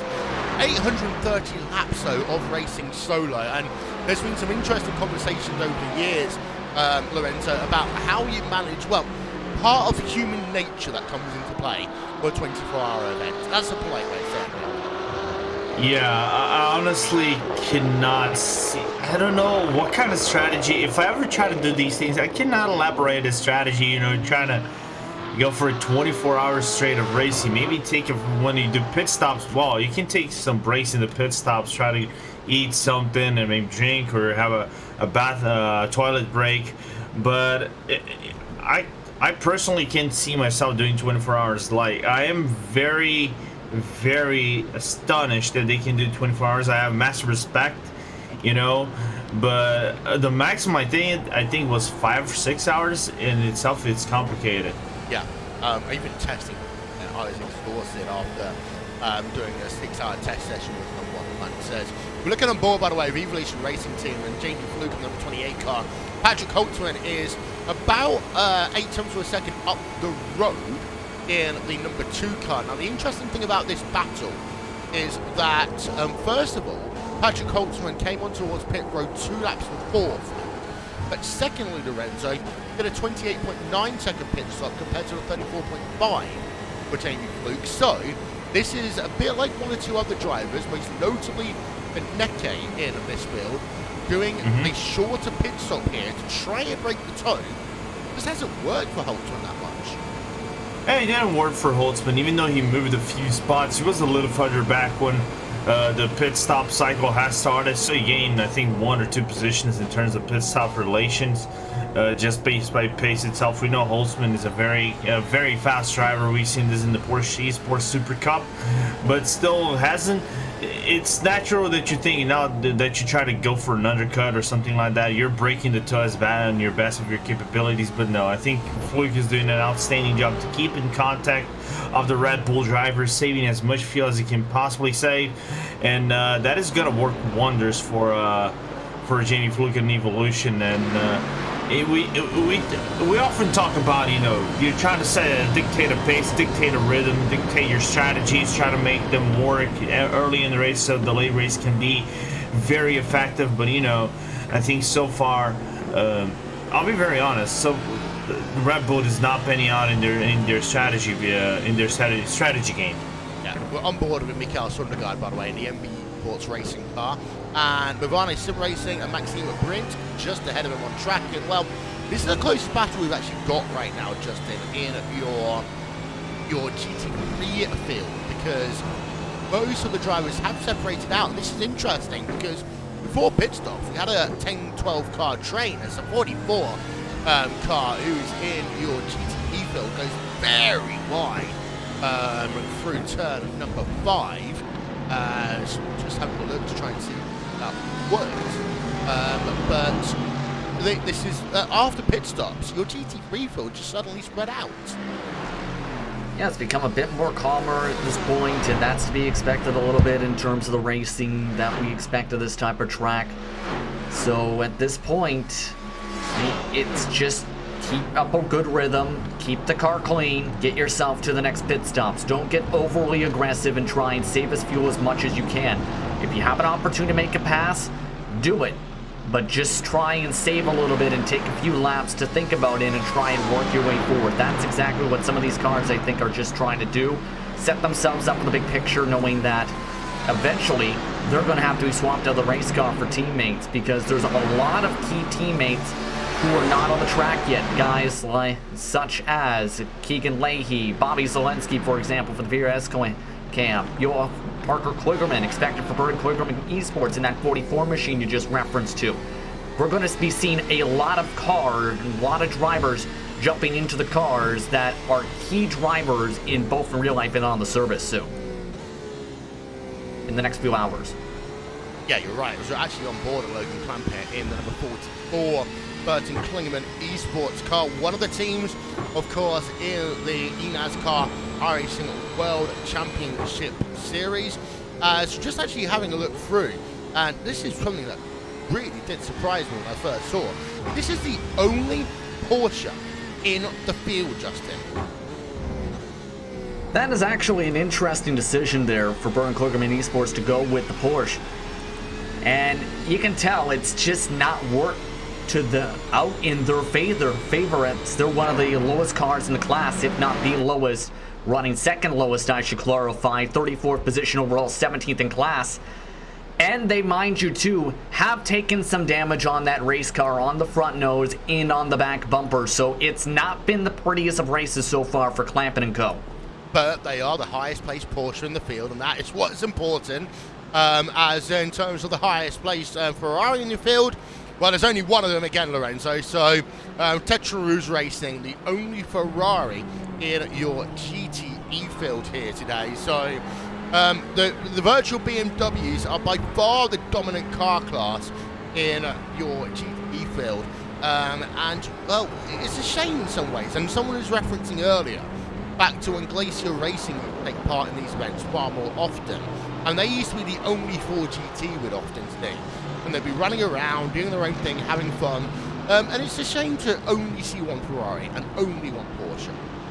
Yeah, it's, I'll be very honest. I think drivers are more used with the BMW, maybe not because of the BMW 120 and these other events, but BMW over here, actually Daytona, is kind of the OP car, believe it or not. It has relatively good straight line speed. When I was doing the IMSA events, it kind of beat every other car in terms of a front line. Not only top speed, but coming into the turns is more agile. It is easier to turn. The Ford and the Ferrari has this kind of difficulty, even though the Ferrari can beat on the straight, it can keep up on the straight. The Porsche, it's a good car overall. Unfortunately, we haven't seen picked up as much, but I feel quite sad we don't have this huge mixture of cars. Unfortunately, no Fords. Sniffy sniff.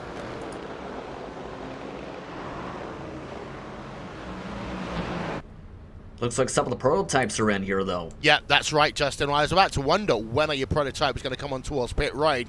Ronnie Nunez in the Tall Creek Racing Sunset car is on pit road. We're going to see most of them come in the next 2 to 3 minutes, I think, Justin, for pit stop number 2. Now, some teams might start swapping out drivers, but I would say in this circumstance, 4 pit stops per driver makes sense, because that works out to be about 3 hours. Here's the thing, though. We've already seen one driver swap at least. Max Verstappen's already out of the race car for Team Redline DP1. They already put in Dominic Farber into that machine for Team Redline, so we've seen some swaps. The thing is, though, it's about a 7-second difference, give or take, between drivers when they stay in the car, take 4 tires and fuel, and when they have a driver change. So Team Redline taking their first driver swap in the field. A majority of the other teams did not take them. Well, we've seen Team Redline do this strategy before, and I remember them doing it at Spa, doing a lot shorter stints compared to others. So I'm not entirely surprised by that, but also remember, Justin, I said earlier on that I did think that maybe Verstappen had some technical difficulties in terms of him and his own rig.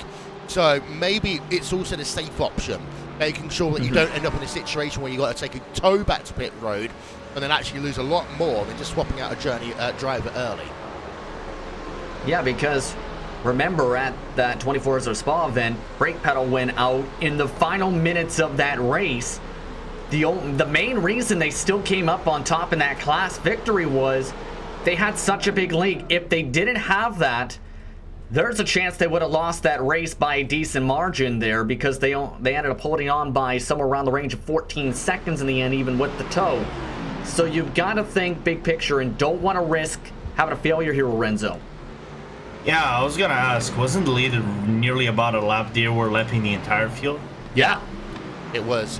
They were lucky as a consequence of that, because I mean, if it wasn't, then they certainly would have lost the race, because that's about the amount of time you lose having to take a tow back to pit road. So we've had Josh Rogers on towards the lane. He's coming in to make his second pit stop of the day, bringing that car, sliding it in, and Yorn Yen stays in the car with the number 88. Hasn't actually come on towards pit road yet, so of course there'll be no driver change. You can't do that one in mid-air, but I don't see many of the driver changes at all.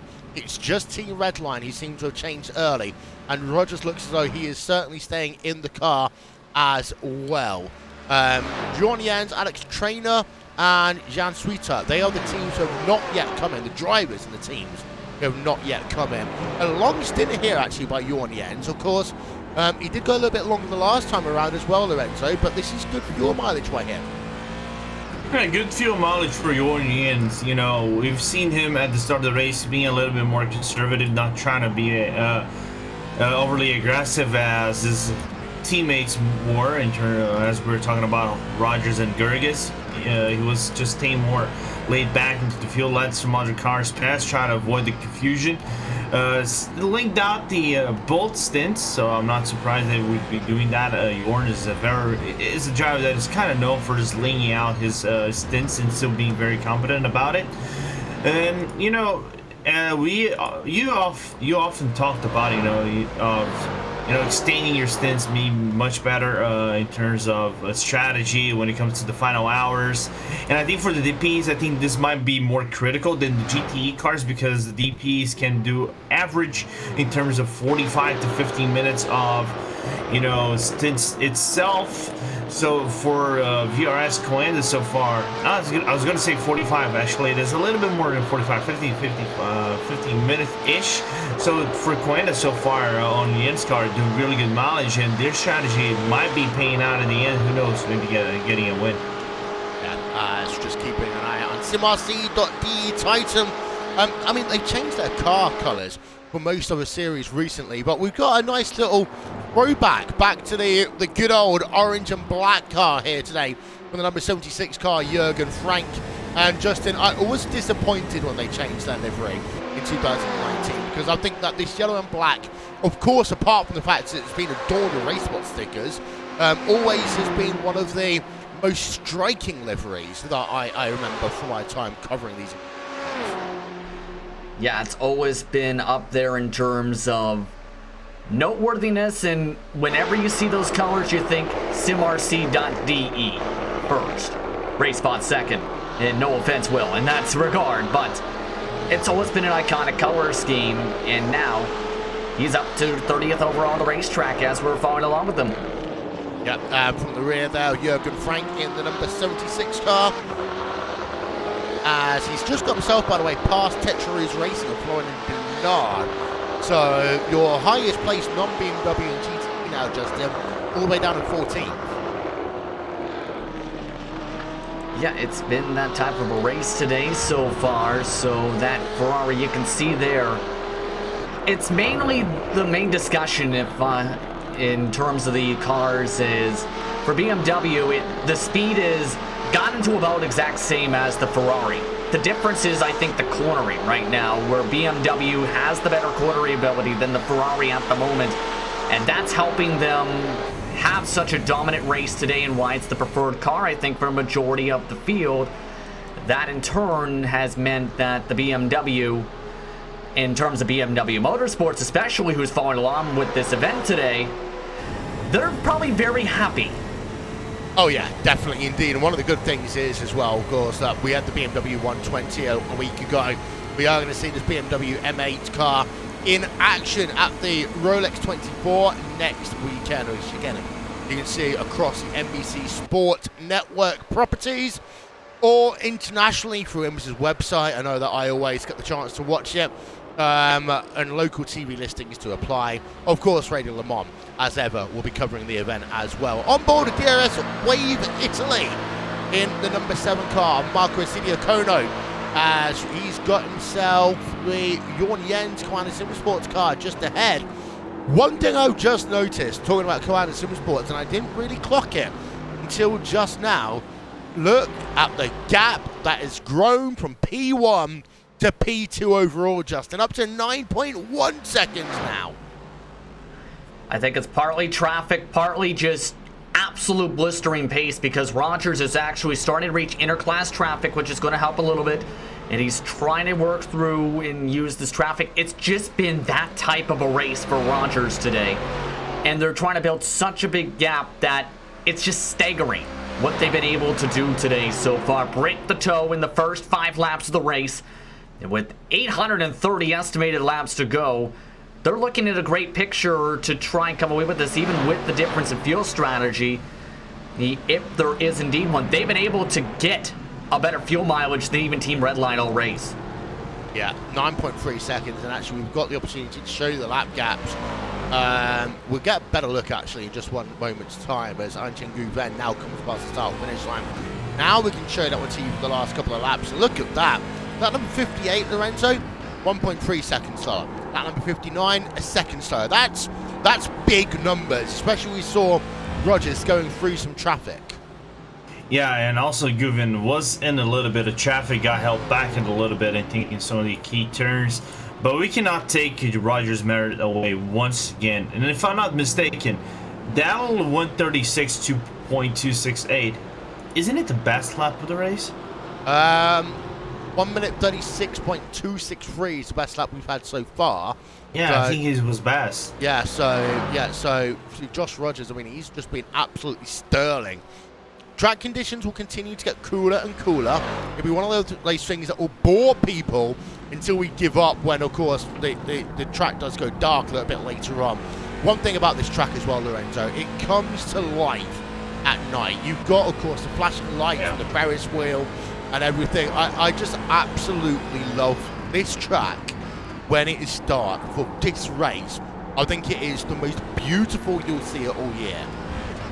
Yeah, it is staggering, and again, I'll bring real life into the perspective over here. Like I mentioned, I've been in the track, so I got a little bit of that experience. You know, it's lively. It comes live at night. Not just the Ferris wheel, also the grandstands. You might not even see the grandstand in a certain perspective, but the front is amazing. You know, the front porch, it shows up. It is live. The lights are on and everything else. But also the people coming in the back trying to watch the race, grabbing a little bit of fruit, some grub. It's amazing as we have Red Bull Racing Esports coming down into the pits for the pit service, and it is scheduled pit service. Well, this is interesting because we did talk about this earlier on, Justin. Him doing a short build to try and get through a little bit quicker. He's actually gotten out of the car by the looks of it as well. Indeed, he has. Graham Carroll is getting behind the wheel of that Red Bull Racing Esports car now. So, interesting strategy. Don't entirely think it worked out for them. Yeah, they initially pit about 3 laps or so earlier than the rest of the field at lap 33 in their stint. This is an even shorter stint. Not even at that mark. So, I don't know if I'm necessarily the biggest fan of this strategy, but we'll have to see how it's going to work as this race progresses. But they tried something different to get themselves up to the field. It just didn't work. I'm wondering maybe if they were worried a little bit about the tyres, but that shouldn't really be a big issue over only 100 minutes. Yeah, but at the same time, the main reason they're taking tires here as well, they have a new driver. You don't want to put a driver out on older tires and risk them not being able to adjust to the tires. You want to give them a fresh set. But it's going to be interesting how this is going to work out for them the rest of this race now with the different amount of strategy.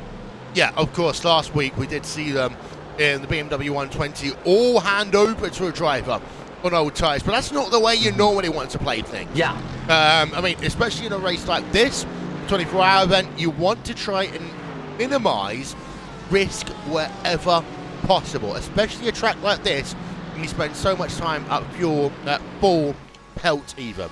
We're looking at the Rev Match Esports car Danny Cruz right now, the number 21 car, as he heads himself down in towards the bus stop chicane. He's got himself Core Sim Racing just ahead of him in this GT3 battle even. A couple of Mercedes going at it for 4th and 5th place on track. We talked about the dominance of the BMW in GTE earlier on, Lorenzo. In terms of GT3, it's all about the German car manufacturers, Mercedes and Audi. You have got 2 Mercedes leading the way, but your first Audi is up in 3rd place, but only 3 Audis in the field. Yeah, only 3 Audis, and it's not surprising, to be very honest. In a track that, prioritizes speed and momentum, the Mercedes is going to have nowadays the advantage over the Audi. And as I mentioned, the GT3 cars on a straight line, if you try to have them a drag race with the GTEs, there's a good chance that Mercedes might beat the GTEs because it goes just as fast as any GTE car in the track. So it's not surprising to see the whole field stacked of Mercedes as they're trying to take the best advantage possible out of the Mercedes straight line speed and a little bit of cornering. It has some small superiority over the Audi. I was just actually working this one out. We've actually only got one non-German GT car in this entire field. It is the 777 Cruz racing car. So that is one of those little random statistics for your bank. Of course, Chevrolet's American built cars in Daytona prototype, they don't count because they're prototypes, especially in terms of my maths anyway. Simsa, we saw them a moment ago. They're close up actually to the rear of MB Esport Racing. This is through the bus stop chicane. We're on board with Tyler Hervias and the Simsa Esports car. MB Esports Racing, Mikkel Sondergaard just ahead on track. And then actually you've got the SUV Esports car running at the just outside your top 10 in cars. That's Sergey Maturana in the 321 car. I talked earlier on, Justin, about the fact that we've got a lot of the drivers separating out after pit stops. We're seeing them start to come back together again. Yeah, this is to be expected with this type of track where you'll have these little trains and likely see them for much of the rest of the day. Right now, that's the case if you're MB Esports, Simsa Esports, and S2B Esports, as you mentioned here. So they're going to have to get comfortable with one another because right now this is all to work together in a bit of a drafting train, save a bit of fuel with one another, because there's the chance, say, they could reel in Bavaro Sim Racing, making a 4-car pack if they work together hard enough, or they can end up fighting, and that ends up slowing them all down. So it's really up to them how the rest of this stint at the very least goes, and if they stay together or if they overfight as they continue to race along. Yeah, and one of the amazing things to talk about is their pace. They've been quite working together back and forth, but that 3-car train has been going for quite a while, to be very honest. I know S2V has been kind of like sitting on the backseat, saving as fuel, like we mentioned often, but these 3 cars, they've been trying to work together as the best of their possibilities, trying to close down on the Movado car ever since the, if I'm not mistaken, that was the MB car had the incident with the core team that actually took them out in turn 7, but they still have been close to one another through the, I think I would say 5 or 6 last laps. I'll tell you one thing, by the way, as we have a look at this camera angle. One of the things I love about Daytona is the fact that we do get normally 24 hours of coverage when we watch this race on TV, but we have that stint in the night when there's that one poor cameraman alone who has to try and cover the entire track with just one camera, which is kind of about the same place that we have it now. But it's when you zoom out like this that I absolutely love the fact you've got water features, you've got the Ferris wheel, you've got the famous grandstands on either side. It's just beautiful. And the fact that this track as well, compared to Lorenzo going to Circuit de la South, where you'll see cars but you won't get the sense of feel. See at the grandstands here at Daytona, one of the great things is you can actually try and appreciate the battles fully and consistently in real time.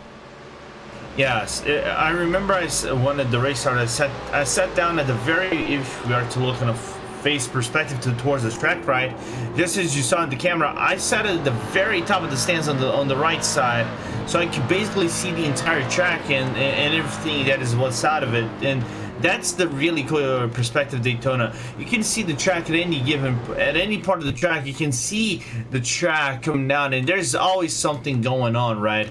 As we have Team Redline now in the pits as Maximilian Vennig is taking over from Benecke over the car. It is a change of last names, but the first name still remains the same. It's Maximilian. Yeah, of course. Last time we saw this half of this lineup, it was the three Maxes and Lando at the 24 Hours of Spa. The Max Verstappen, Max Wennig, Max Benecke, and Lando Norris. But this time, it's an all-German lineup, actually, in this number 71 car, which is interesting because we talk about dynamics of this race, and this is where I think that the leading car overall, your number 8 car in a Sim Sports car. What's going on, Lorenzo? No, I was going to mention, he actually got a love tap from the Cord number 24 GT3 as he came down into turn number 3. That's going to be cold tyres a little bit there. So we'll get ourselves another quick look at that one from the rear in a moment's time. As one of the things, as I say, to go back here, Justin, at a race like this, 24-hour event, I think Kuani's got a slight advantage because they've got an Australasian driver. There's the love tap. We've got an American driver in terms of Mitchell Young, and then they've got others as well who can fill the middle. Having a 4 German car driver team does make it a little bit difficult in terms of who does the graveyard shift. Indeed, and you also have to think about this as well, where these drivers will have potential backups, or if you have someone, say though, in a situation where they miss a stint, or end up being late to a stint, that can potentially throw your entire strategy through the woodworks, to say the very least, Will, because that in turn can end up affecting how the rest of the run goes. So there's a lot of things these teams have been thinking about. Obviously, Veresco and SimSport has thought this through in terms of where to stagger out the drivers to try and make sure they limit the most amount of fatigue and have the best drivers possible for each stint to try and strategize it out. But you've got to think, other teams have thought this through and planned this all out to try and make sure they at least have a bunch of options, just in case you don't want to end up having no options if one driver has a problem. Yeah, in terms of Team Redline's entrance for today, you've got this car that is your Daytona prototype, where you've got Anchan Gouven Anchan Gouven's in this car, the number 6 machine. Anchan Gouven, you've got Kevin Vendelin, Tom Mickelmore and Patrick Wolf. So you've got yourself a mixture of Europe and a little bit of Asia and Africa in there as well. You've got yourself in the number 33 car. This is a car that's got Max Verstappen, Dominic Farber, Andy Kurakov, Patrick Schneider. So again, geographically very similar for this team. And then in terms of their number 64 GT car, the one that we just saw on pit road a moment ago, it's Max Wennig, Max Benecke, Gianni Vecchio and Jonas Wallmeyer, all German drivers. We just saw Williams Esports Chill Blast, by the way. They've done a driver change. Alexander Voss now getting in behind the wheel of that car, and he's taking over from Lion Heinrich. And so it's one of these things. And also, I remember actually, Justin, talking technicalities for a moment, there are certain times, and we've had it in a 24-hour race before, when sometimes they have to reset the internet, not just in terms of a certain provider, but literally sometimes they literally have to turn the internet off and turn it back on again. If all your drivers are from the same nationality, as it's happened in Finland before, that can create a huge issue in terms of your race. Yeah, that definitely can do so when you end up losing that type of connection, because if you have a technical issue such as that, you potentially can lose a ton of time, to say the very least, because you'll have the tow time, plus the driver change amount of time, plus whatever pit service. It ends up causing a frenzy of chaos. I haven't had that in my situation quite yet personally, but I have seen it work and not go the way some teams wanted in multiple situations. Will. Yeah, we're going to talk more about the potential strategies in a couple of moments' time, because I do want to harp an eye on this is the John Lacey Sports Academy car. And you made a really good point a moment ago, Lorenzo, about the star power of motor racing drivers from the world of, I hate saying this, real racing. Oh my word, Simeon Lynch! Cold tyres doesn't work for him there in the number 4 car. Replay coming up, and I think that was just a scoopsy lock-up there. We get ourselves another look coming down towards the International Horseshoe. Just caught a break there, completely lost the back end, Lorenzo. Yeah, completely lost the back end. That Simeon Lynch was trying to go for maximize turn number 3. Turn number 3 under cold braking is very complicated, and Sergio Ignacio from Driver X Esports just holding on for dear life that inside part of the turn, trying to avoid in the base capabilities. A little bit of I'm gonna bring out the first Cole Brown moment over here in the race for Driver X Esports. Yeah, go back to my original point though. We talk about the star power drivers who race in motor racing theories around the world. Of course, we've got Max Verstappen here today. We've got Einstein then, we've got Ford. You noticed a particular name in terms of helping out on strategy in terms of this event as well. Yeah, like we've mentioned, we've mentioned Calvin Vanderlinde, Guven. I'm not gonna say the first name because I gotta butcher, and I mean really butcher Guven's first name. I am sorry, I'm not gonna say it. I'm just gonna say the last name. You see Porsche Super Cup driver. You see Calvin Vanderlinde, if I'm not mistaken, drives for Porsche nowadays as a GT3 driver.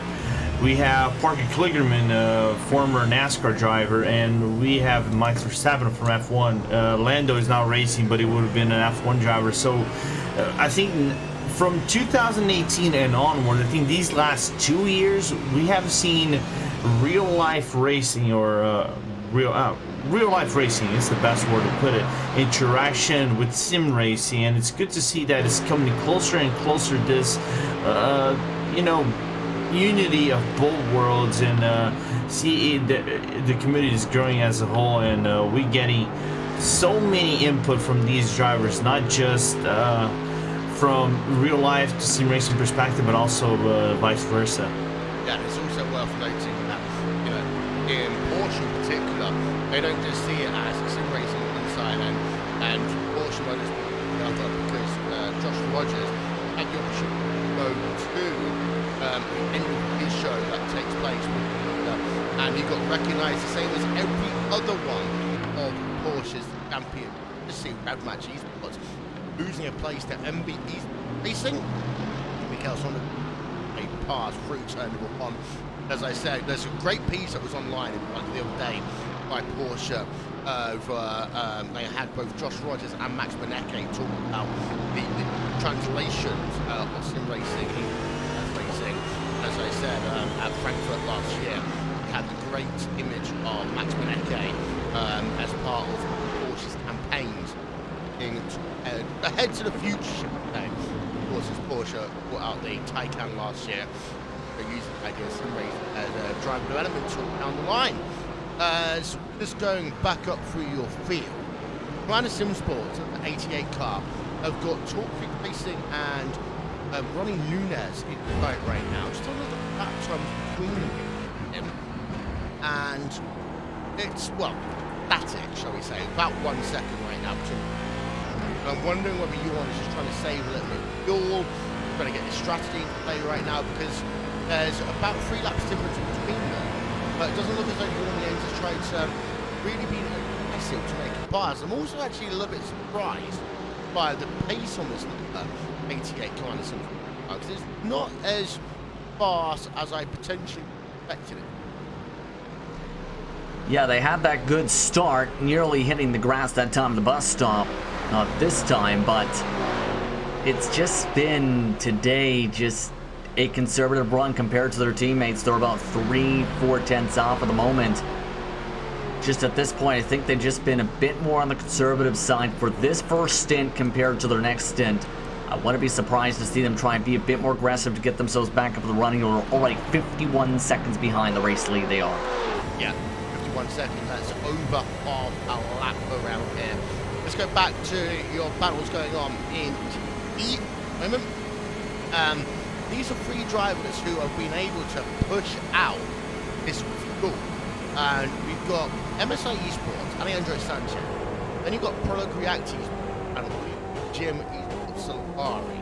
And Lorenzo, the team, as I say that, Williams Jim Esports does come on towards pit road. 1 hour 57 into race. So they're going to do a fuel and tyre change right now. And Tetra Racing are also on pit road.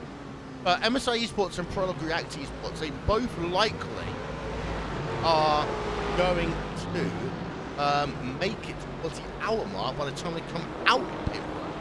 And this is a nice little thing for them to start working towards. If they do this consistently, they might be able to save a pit stop. Yeah, it's going to, if they keep hitting the marks, they might be doing 23 to pit stops. And I see Alex Arana going for tire change despite not having the driver swap. So double seating tires, very interesting strategy for that MA GTE car from the number 1 William G Esports. But yeah, it's a very interesting scenario. If you can go on the hourly mark, you don't have to be thinking about maybe splash and go with 30 minutes like it usually happens in some of these 24-hour races, where you try to go for as max not max time, but you try to power out as much as you can possibly do and see what happens in the end. And if you have to go for a splash and dash, you're losing at least 20 seconds in the pits. As we are going to give you trouble, Jens! He just got involved in an incident with Nunez. Oh, there we are. There's the back end of Nunez's into them. This is down at the International Horseshoe. Replay coming up. Talk us through it, Justin. And you're going to see this is a bottle up with traffic for Nunez as he was trying to get by some of it, ends up spinning himself around. Nowhere to go for the VRS car as he goes around, helps him finish the job. As Torque Freak Racing Sunset having a rough run that time of the International Horseshoe with the traffic. Yeah, here's the replay then on board. We're running Nunez first. You can see a lot of tyre smoke going out on all these drivers struggling for position. There's the spin and there's the hit. Now let's try and get ourselves another look. This is from Jorn Jens' perspective in the number 88 car. And again, look at how much smoke there was. Tyre smoke coming up. First of all, from running Nunez's car, but also all the other GT cars ahead. Everyone's having to lock up, trying not to hit each other. Then the Torque Freak Racing car, Lorenzo, ends up just, well, losing the back end. And loses the back end before. Then again, it's very complicated when you come into that turn and you try to, overtake people, especially if it is teams that are fighting for position. That was the S2V and also the Simza. Actually, I was going to say Simza, but that was the Rat Match Esports he was trying to go for on turn 3. And unfortunately for Drop Freak, that is nothing they can do. They try to go for a move that it wouldn't be possible in the first place, and unfortunately the back end just loses. Yeah, so Coan Simsports and ends well. Moment for them, and I just want to have a look, see if there's any damage or how much damage actually is caring about. There is the front end of that car. So now we've got 2 Coanda cars in Daytona Prototype who have got some damage to their aerodynamics, and these cars are kind of aerodynamic dependent. You can see the front end really bent out of shape right now on that number 88 car. Well, 2 hours ago, Justin, did we expect to see that after seeing Coanda 1, 2, 3 in qualifying? I don't think we expected that at all, but we've seen things we weren't expecting at all in terms of race pace, in terms of everything else. Just right now, Rogers has been the best of the drivers from that camp so far in this race, but that damage has to be at least 30 seconds of optional that Jens is going to have to deal with. It's going to be something that you get repaired as you go through each and every one of your pit stops. I don't think it's something you go off cycle for. Yeah, as we are just past 2 hour point now of this race on iRacing Live and on the iRacing Esports Network. Hello to all of our friends watching on both Twitch and Facebook as well. It's a bit of a race mega cast here today. as we are just past 2 hours into this event, 2.5 hours almost into our coverage, and we're doing all 24 hours of this event live with very, very minimal delays. We have to do the camera check purpose, but we've got some drivers on pit road from your GT3 division. They are MBE Sports Racing S2V Sports right now. RS Competition still lead the way in class here. Go on board with them quickly. Give you a Race What Team fan immersion. This is the number 55 car of RS Competition and Lasse back.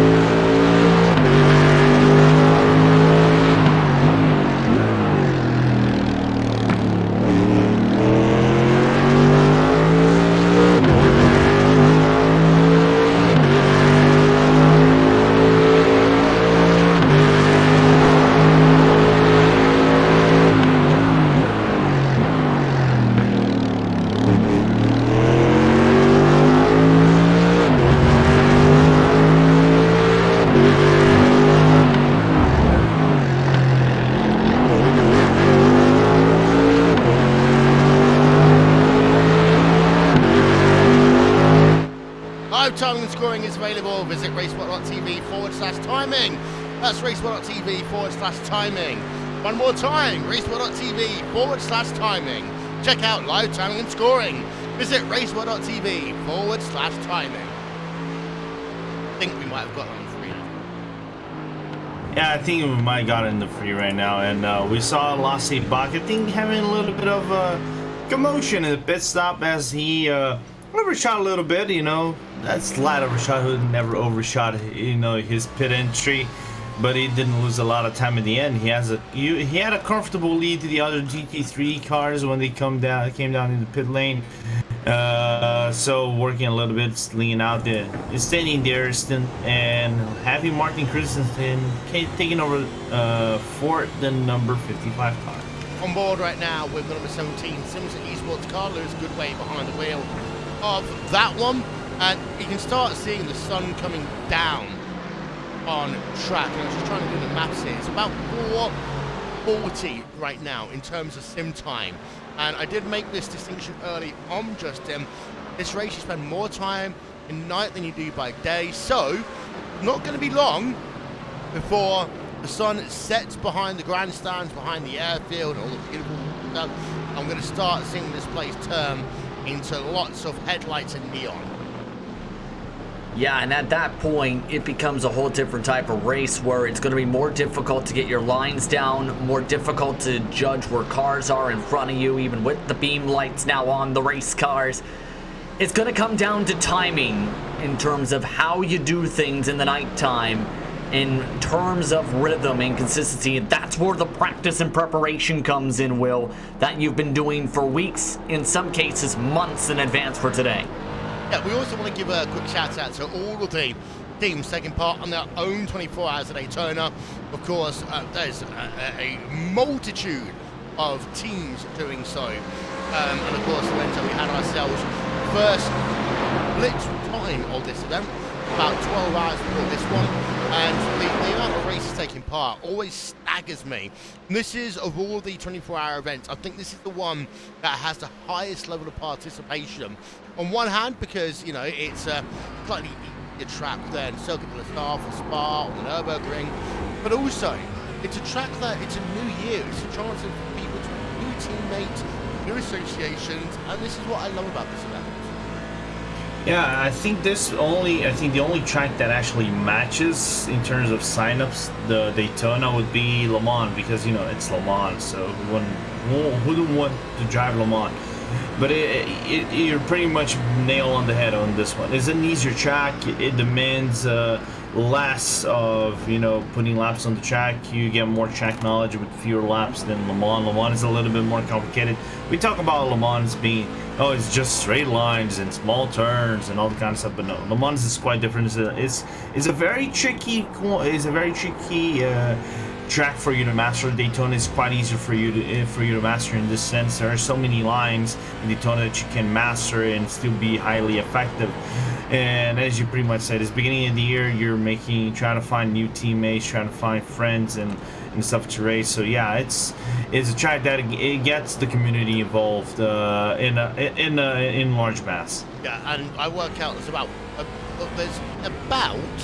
1,400 teams taking part in this event that is running right now. Comparing that also with about another 250 taking place in the one that started 12 hours ago. So over 1,500 teams total here, Justin. And that's 1,500 people, 1,500 groups of people, all looking to do a couple of things. And I always say, first thing that you need to get as your target for an endurance race is finishing the race. And for many teams, that's all they want to do. Get to the finish line and prove, okay, we've got that endurance spirit. Exactly. And the second thing on top of that, too, is you want to have fun while doing so. Yes. You know, where you want to be able to not just finish the race, but have fun while doing so. And that's what many of these drivers think about and have been planning to do. And I think a lot of these teams are having fun right now trying to complete this race so far. We're just past the 2-hour mark. There's still 21 hours and 50 plus minutes of fun to go. Yeah, indeed. And there's a former Race What TV commentator who once made a point that the only winner is the winner of the top split, which I always completely fundamentally agree with. Anyone that completes a 24-hour race, automatically you're the winner in some way. This isn't some form of participation trophy thing, but actually surviving 24 hours is a win for so many teams around the world. We'll just see, by the way, Gulf Racing Sunset working past some traffic, but then all of the teams that win in their class or win at the rule, that's a win in itself. Of course, here, top level talent is what you've got for these teams. And Joshua Rogers, talking about winning, Justin, he had a winning season in 2019, winning, as I say, things like Porsche Esports Super Cup, but he, again, looking very strong. And we don't always see Josh Rogers doing these 24-hour events. We don't see Coanda mid-race season do 24-hour events, but January's one that they do show up for. And let's not forget, Coanda did win the first ever 24-hour event on iRacing. Yeah, absolutely. And it's just been a dream race for Rogers so far. Has been able to be the fastest car on the track the entire stint, while saving an extra few a lap in some of the cases. It's just been domination for Rogers right now. The gap, 12 seconds. And while he's been sore the past couple, has had the time to go back and forth a bit the past couple laps, I should rather say, he's been able to grow it on the short run. That's been his bread and butter, where no one else has been able to even touch him. He's been, in some cases, a full second a lap on the short run quicker. As we've got Team Wrenchboard online on pit road, out of pit road. And that's a 30.7 pit stop for them as they back out onto track. And it's Luca von Liefner behind the wheel of that car, the second driver in that car today, Lorenzo. Yeah, second individual for Team RSO on Luca von Liefner.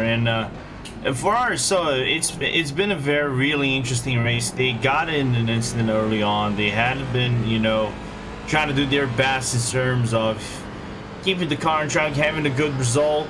And we know how competitive RSO is and how many capable drivers they have in terms of pulling those good results. But unfortunately, not being the best day out for them as they clear out toward that is Tata Rouge, and if I'm not mistaken, that might be, I saw BMW, yeah, that's the Williams, GM Sports, Solari. So they still got a long race to go. It isn't anything sealed off yet. They can still pull out a good result. Yeah, and this Williams Jim Solari car, they were, unless I'm very much mistaken, I'm thinking about the wrong Williams car, they were up inside of your top 5 earlier. They seem to have dropped back now to 12th place in class. Something's happened to them. Right? If I'm not mistaken, they had a incident where they were slow. They kind of slowed down and had to kind of like put the throttle back a little bit. But in terms of staying in the top 5 regularly, not so much. They were just at the very beginning of the race and they dropped back bit by bit.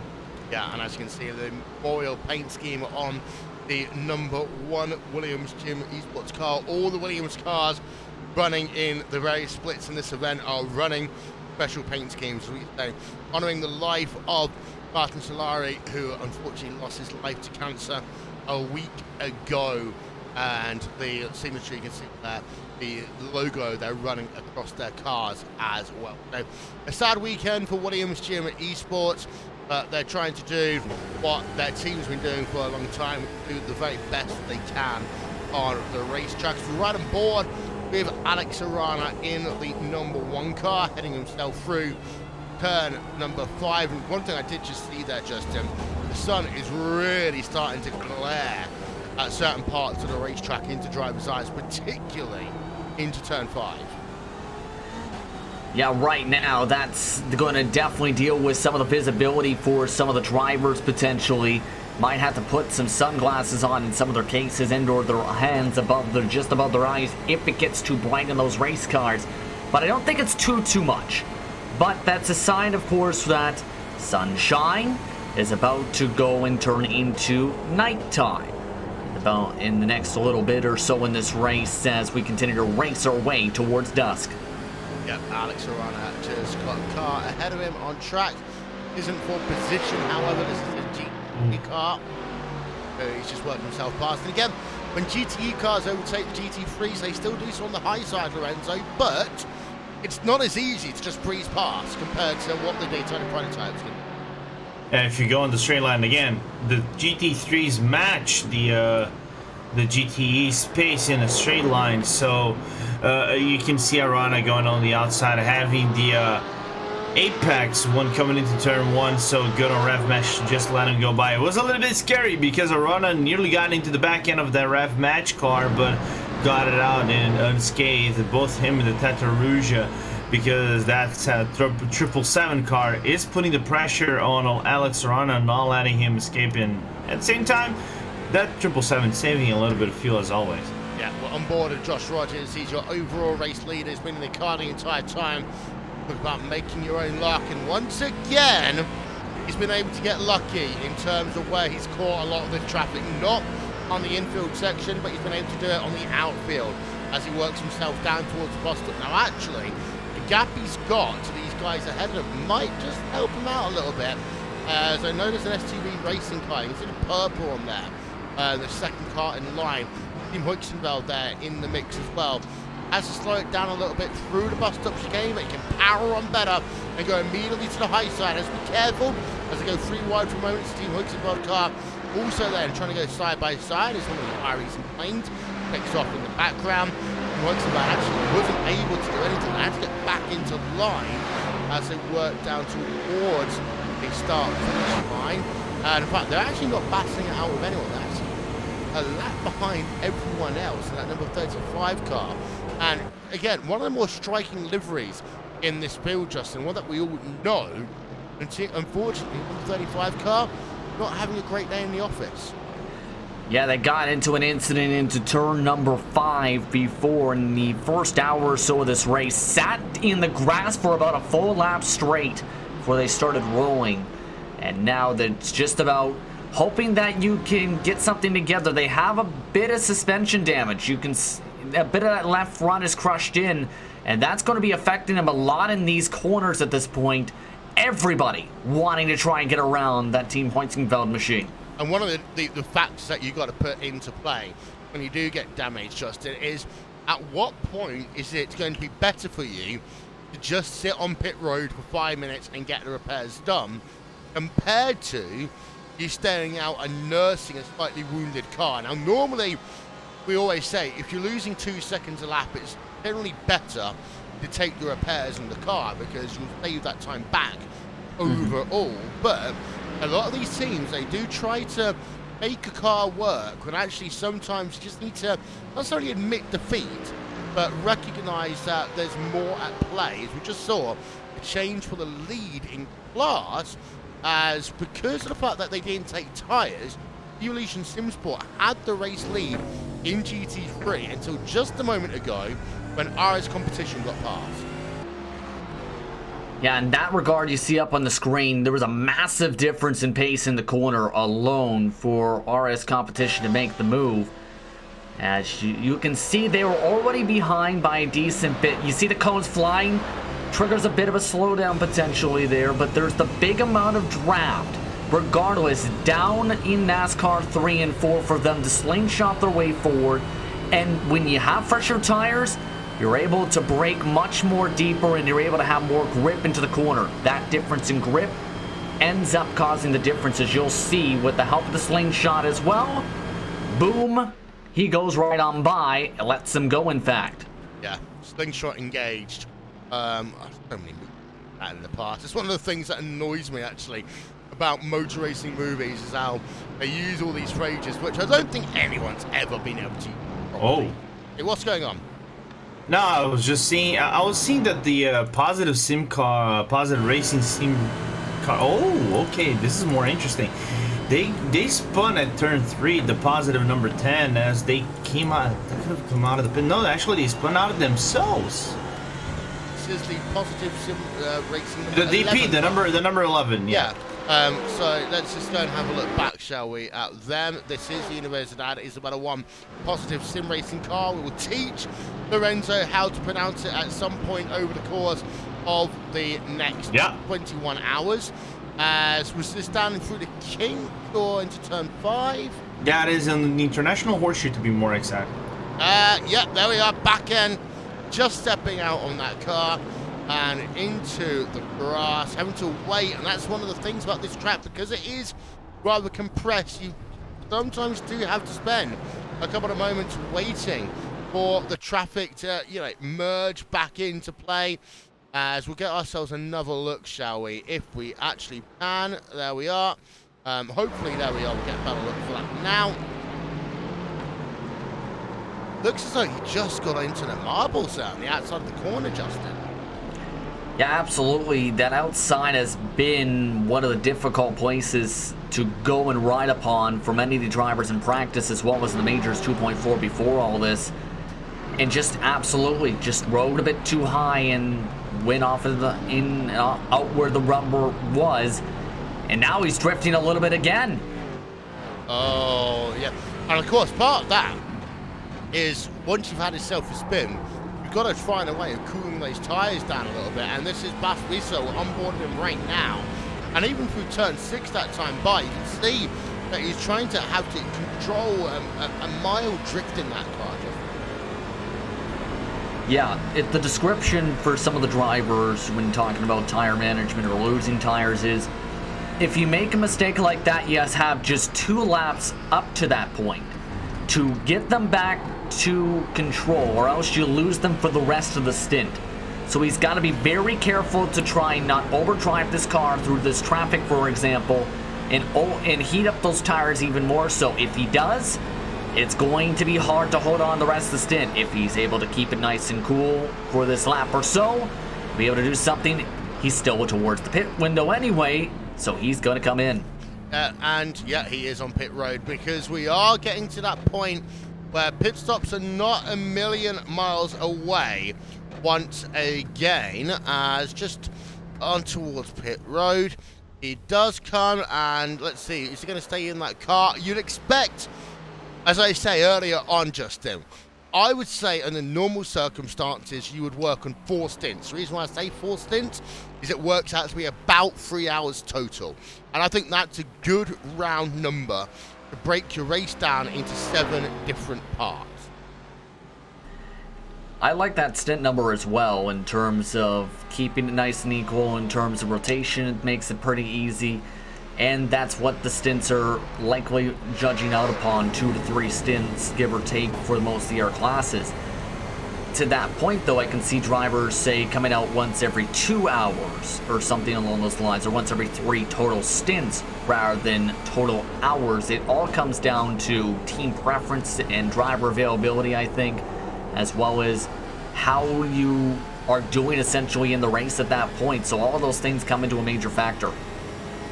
Yeah, and don't forget, you can keep in contact with us on social media all race long. All you need to do is go to racebot.tv forward. That's not where you need to go social media.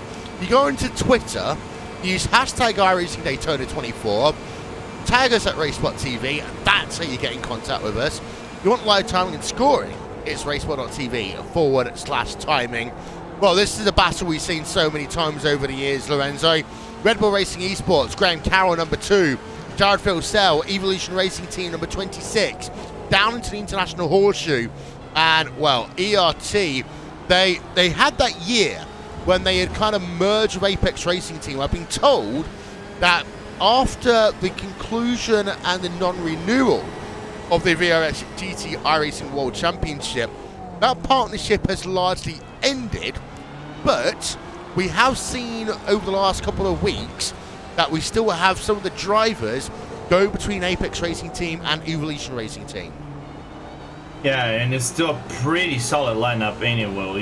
You have Jared Philsell, Benton O'Brien, and also Jamie Fluke, which are 3 competent drivers, top class drivers driving for that team, and they're all fast. And we see Philsell, like on the Porsche Esports Super Cup, as he goes on the back toe of that Red Bull, he's not gonna make the overtake. He doesn't have any room to go on the bus stop, just gonna hang back and be a passenger for the ride a little bit, and let's see if he's gonna make a move on turn 1. But yeah, that team is highly consistent. I don't know how Evolution is gonna go from here on out in the future because of this broken partnership, but if it remains the same and they still have these top drivers to go, well, it's a promising lineup to the future. It is indeed. Whoa, that was a little bit loud, so I'm just going to talk a little bit quieter for a moment. But yeah, as we're just having a look at Evolution Racing Team, Jared Philsell in the number 26 car as he heads himself through turn 1 and 2. Again, there's a wonderful look, actually, at just that sun going behind the grandstands. Just trying to do the maths in my head. It's about 5 p.m. local time. No, it's 4 p.m. local time, Justin. No, 5 p.m. 5 p.m. 5 p.m. local time. I was right the first time. Never ever judge yourself as a commentator. That's what they always tell you. But 5 p.m. local time, and what you can also, you'll start seeing over the next hour or so, we've seen it a little bit already, is that the marbles and that dirty line will start to pick up even more. But it's this section of the racetrack through turns 1 through turn 5 that it's going to be the worst. Yeah, absolutely. Where you're going to have a ton of them just off the racing line. while trying to make sure you also keep an eye on where the rubber side of the racetrack, where the grip is going to be, and because that's going to be the difference in some of the fall-offs as this race progresses. So you've got to keep an eye on that, definitely, because if you hit those marbles, it can carry you up and away off the racing line and off and away towards, say, the grass or the wall. So you have to be careful. Yep. As we just want to turn our attention a little bit further ahead in your field, or are we? No, we're not. We're actually going backwards. We're going to this battle because it's Core Sim Racing, number 23 car, looking outside line as they come down in towards turn number 1. This is Core Sim Racing, and they have gotten themselves past Burst Esports, Lorenzo. So good move there down into 1. Yeah, good move from Monty Cipula to go into turn 1. The Burst Esports, I saw Charlie Simmons banking out of the gas a little bit, let that car go by safely, safely let the car go by right before turn 1, and then Charlie Simmons just powered it out on turn 1, once again right on the apex to try to close down the gap, and again save as much fuel as he can possibly save. But now it becomes a matter of, does the fuel save is actually the best strategy right now in terms of fuel positions? You know, you're coming down into you're starting the first third hour of the race, you know, and you start to have a better perspective where you are in the field, where your final perspective of the race should look like when you finish the 24 hours. So they're starting to do some maths in their heads, that's for sure. Yeah, and that's actually a good point to talk about here quickly, Justin, because the big teams, at least in this event, they are not just got their drivers, they are going to have an almost entire support crew with them. This is one track at Daytona where you can have someone just spotting and looking at what the track conditions are ahead. You will have someone punching the numbers into, at the very least, a calculator. I know some teams are starting to get a little bit more sophisticated with their software and actually head themselves towards things like actual made-for-use software, spreadsheets, so on and so forth, because they're trying to work out where they can get an advantage, but more importantly, they're trying to work out how to undermine and, in some cases, confuse the other teams on track. Yeah, absolutely, and those things can help you win races, to say the very least. And don't forget about the things they do to set up these cars, mind you, to prepare for the race. Things such as telemetry. That's becoming very crucial for many of these teams now in 2020. You've got software that helps you essentially in terms of that strategy as you talked about. So all of those things come to mind, and all of those things come together to prepare for a race such as this, where it's almost a requirement just about to be the best of the best on the service now in terms of team. Yeah, and this might be some of the reasons why that you've got the likes of Team Redline and then you've got the likes of Pure Racing Team merging together, because actually it's not necessarily about the drivers that you've actually got in the front office actually, you know, working and being the quote-unquote star power. It's actually quite often now just the people behind the scenes who are the difference makers, and we've seen that pretty heavily in 2019 with things like the eNASCAR iRacing World Championship Series. Yeah, it definitely, absolutely is crucial in the eNASCAR series in 2020 now too. The best teams, they work for weeks on setups just alone, if not months. Now, let me just say this, there's teams working on Charlotte. There's teams working on Auto Club. There's teams working on various different tracks, and they haven't even started the season yet preparing the races. That's how much work it takes to win in 2020, Lorenzo. Yeah, I remember now, I was seeing a video with Joshua Rogers for Porsche not long ago in terms of preparation coming into the races. It's amazing they put like 10, 15 hours just to try to get every single minimal detail out of the track to maximize their effort and performance. It's things that, I'll be very honest, I'm not gonna be able to put something like that. I compete in leagues sometimes, but it takes an extra amount of an extra level of dedication for you to be so effective in top leagues like that. So I'll be very honest. Props to these guys for putting so many hours and so much effort and so much preparation to come out on top, or try to come out on top in so many races. Yeah, but also, you know what the funny thing is? I'd probably struggle to get my students at university to spend 15 hours in assessment unless I made it long enough. So that's the level of commitment that I use my measuring yardstick by at times. Hopefully none of my colleagues at university are listening. Hi, I promise my students spend more than 15 hours in a piece of coursework. As we go on board at Team Wrenchport Online, they've been battling it out with Simicube InX Racing. As well, we've been battling. You were just talking about this a moment ago. That Team Wrenchport Online have been battling with InX Racing previously, and also there's another InX Racing car. Sorry, the InX Racing car is running P number 6. It's got Justin Brunner behind the wheel of it. They have only had Justin in the car, and InX Racing are one of those teams where they will try, Lorenzo, to perhaps do something a little bit crazy in this event. Also, this is the dullest InX Racing car I think I've ever seen. How so? It's all black, and now I see the logo. It might well be because of the fact that, like Williams, they're honouring the life of Martin Solari. So I do take that one back partially, if that's the reason why. But that car is all black with just a Simicube logo on the side. Yeah, I saw the logo over there, and they're honouring Martin Solari in helping Williams in this matter. But yeah, it's a team that I've been with not so many eyes on. It's been very quiet throughout these 2 years. You know, I haven't seen much of InX. I think we've seen more of InX in NASCAR than in road racing in these past 2 years ish in the iRacing leagues and official events.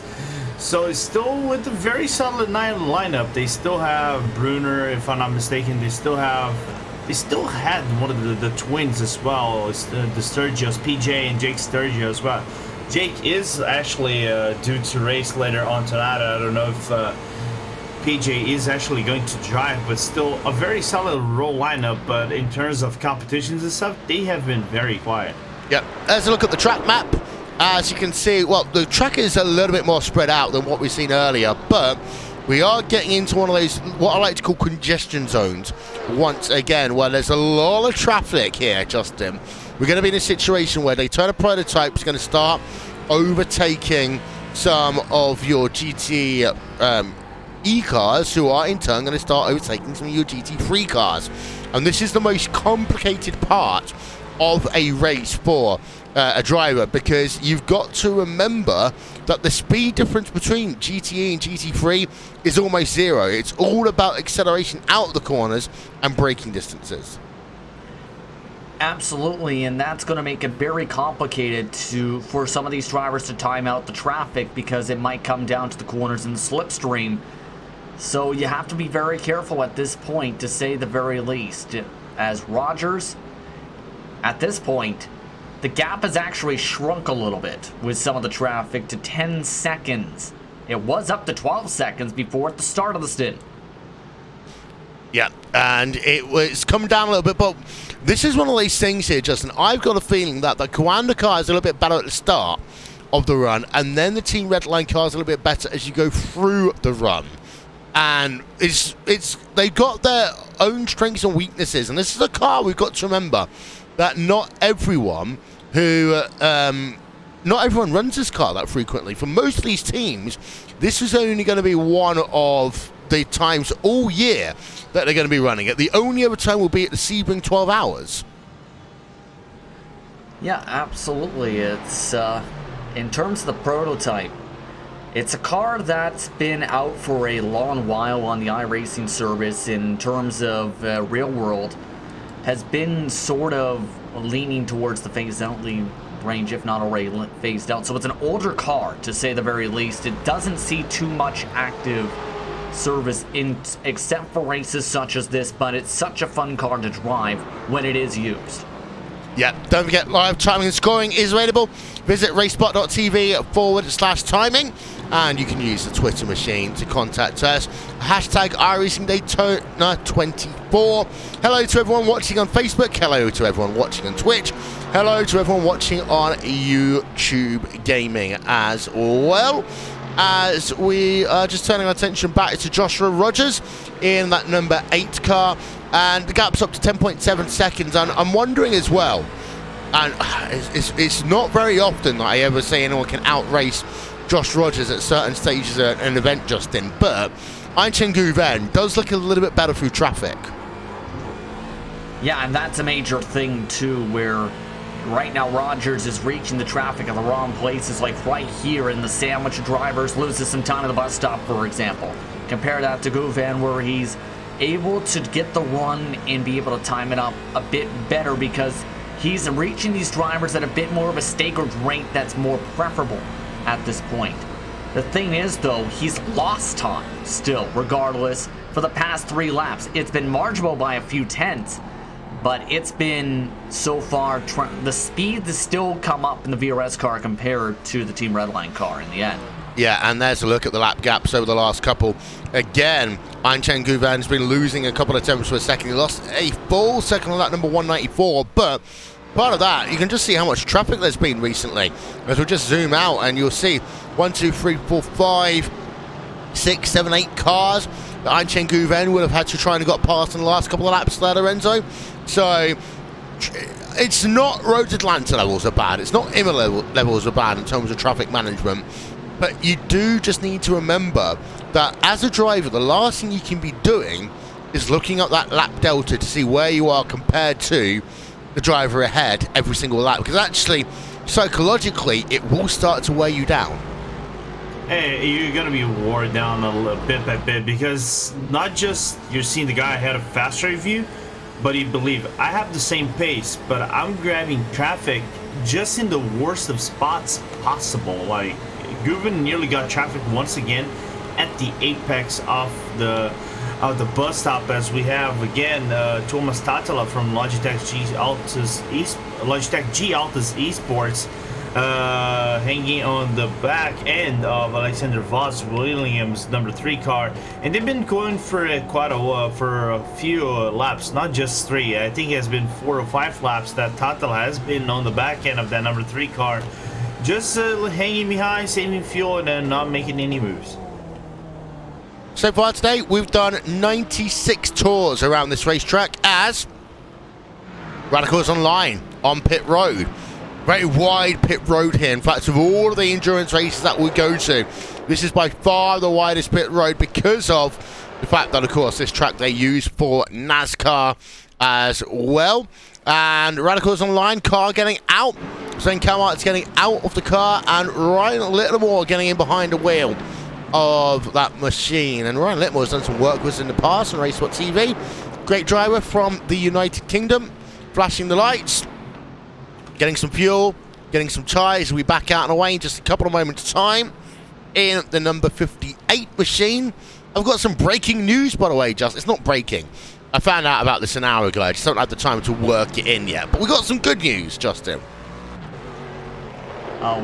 What news, sir? So, as you talked about earlier, the fact that we've got ourselves the number 44 Burton Klingerman esports car, we are going to be joined a little bit later on RaceSpot TV after he's driven his car by Mr. Klingerman himself to do a little bit of guest commentary, stroke interview, stroke conversation. Hey! I'm curious to see what he has to say when he comes in for a stint, because his team have an up and down day. They did have a spin out. It was confirmed by Logan Clampett and Parker Klugerman directly for that team, but curious to see what he has to say, especially with his experience in the broadcast booth in the most recent couple of years. Yeah, always a great guy in commentary. I think after Pat McAfee, he's one of my favourite colour commentators right now. I'm sorry for the brand. I've got to stick with Pat. But Brian Daly right now, having a look at him, he's currently 17th place, but again, he is the highest placed Porsche in the field. So that is the one thing that they have got that they can rely on in this event. Let's go back to GT3 real quick.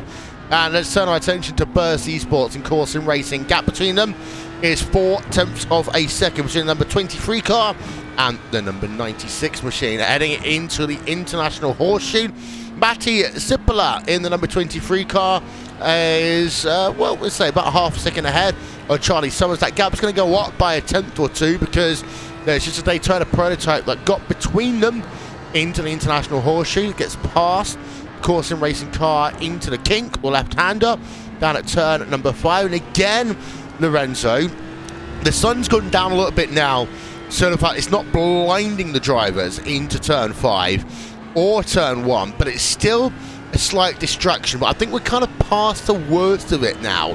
The worst is about 40 minutes ago. Yeah, the worst is around, I would say around 5 p.m. local time, 4:30 to 5 p.m. local time, where it shines the brightest over the spot actually at the apex of the turn when it comes down to the oval. So we are already coming into dusk. Coming into dusk on Daytona. Dusk comes around 6 p.m. local time, and I think. I'll be very honest, I'm not going to be surprised if Core gets a little bit of slowdown because they just went way too deep into the exit of the bus stop.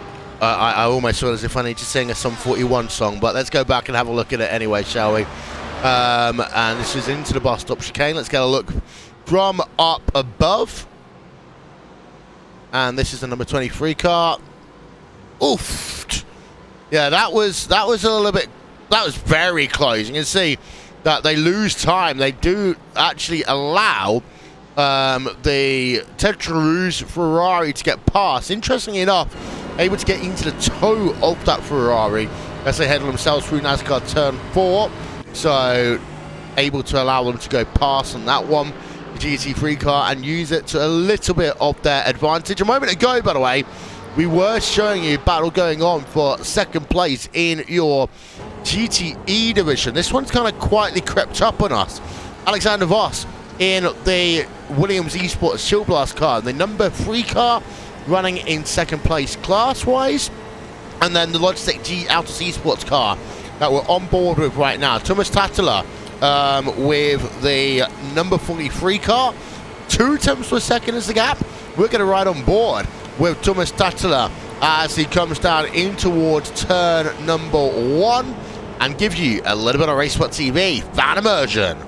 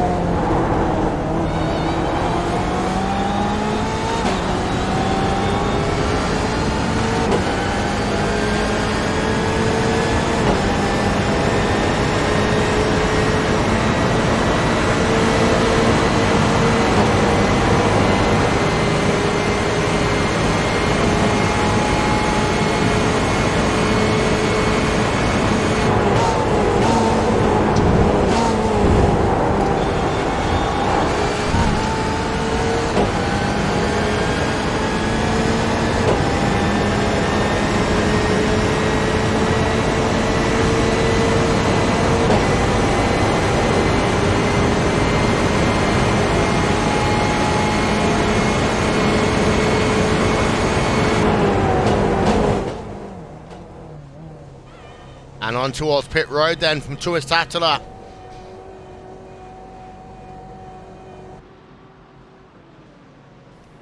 Maybe going to see a driver change here. We'll let you know in a moment's time. More cars on towards pit road. Here's SimRC.de Titan. Felix Lunde getting in behind the wheel. Looks like Tattler will stay behind the wheel of that Logitech G Autos Esports car.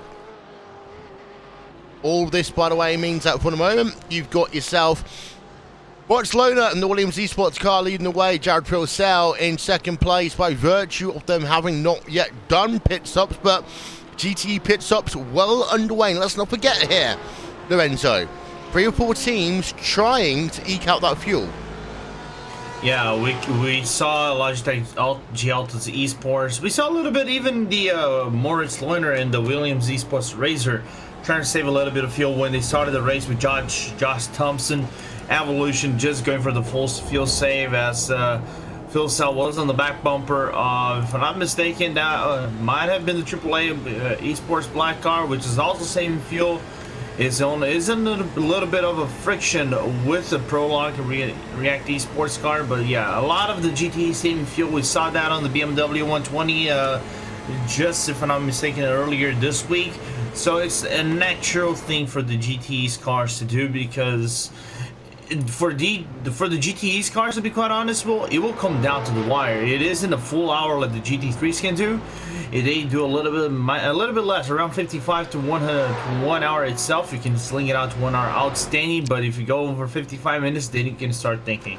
Yeah, and realistically, Justin, this is the one where the fuel strategy is going to be the most difficult to unpack when you have your morning sim, because some teams who are basically might have done 2 more pit stops than other people around them, but they're not fuel saving, they can go faster. It will start to come together. Yeah, it comes together in terms of rhythm. There's a different type of rhythm, really, when it comes to it. There's a race rhythm where you're going 100%. There's the fuel-saving rhythm. And there's the various other ones, let's say 70%, 50%. You don't go fully 100% the whole run, because that's where you end up overburning your fuel, overburning your tires, and end up overburning yourself. And in turn, that's where you lead to 2 aggressive mistakes in terms of racing as you look at the top 8. Yep, there is your top 8 in terms of your GTE class right now, but as we say, it's worth remembering the fact that you've got 1, 2, 3, 4, 5 of your top 8 who have not yet made the 3rd pit stop of the day. Your highest placed driver who has made a pit stop is this guy. It's Max Bennig in the Team Redline car, taking over from Max Benecke a little bit earlier on. And he's only 13 seconds behind the Evolution Racing Team car. So Justin, it shows that going flat out can have its advantages for now. It can, yes, it definitely can, and have some of its advantages, especially when you have a fast set of drivers in the race car. That's one of the main things, having those types of drivers in your car. Or having both Maximilians definitely helps in that regard, to say the least, Will. Yeah. As we just turn our attention back, should we go back and have a look at your GT Freak field here for a second, Lorenzo? Because Core Sim Racing Burst Esports, they are going at it. This is for, what, 4th place in class right now. Burst Esports, number 96, Charlie Summers, Core Sim Racing.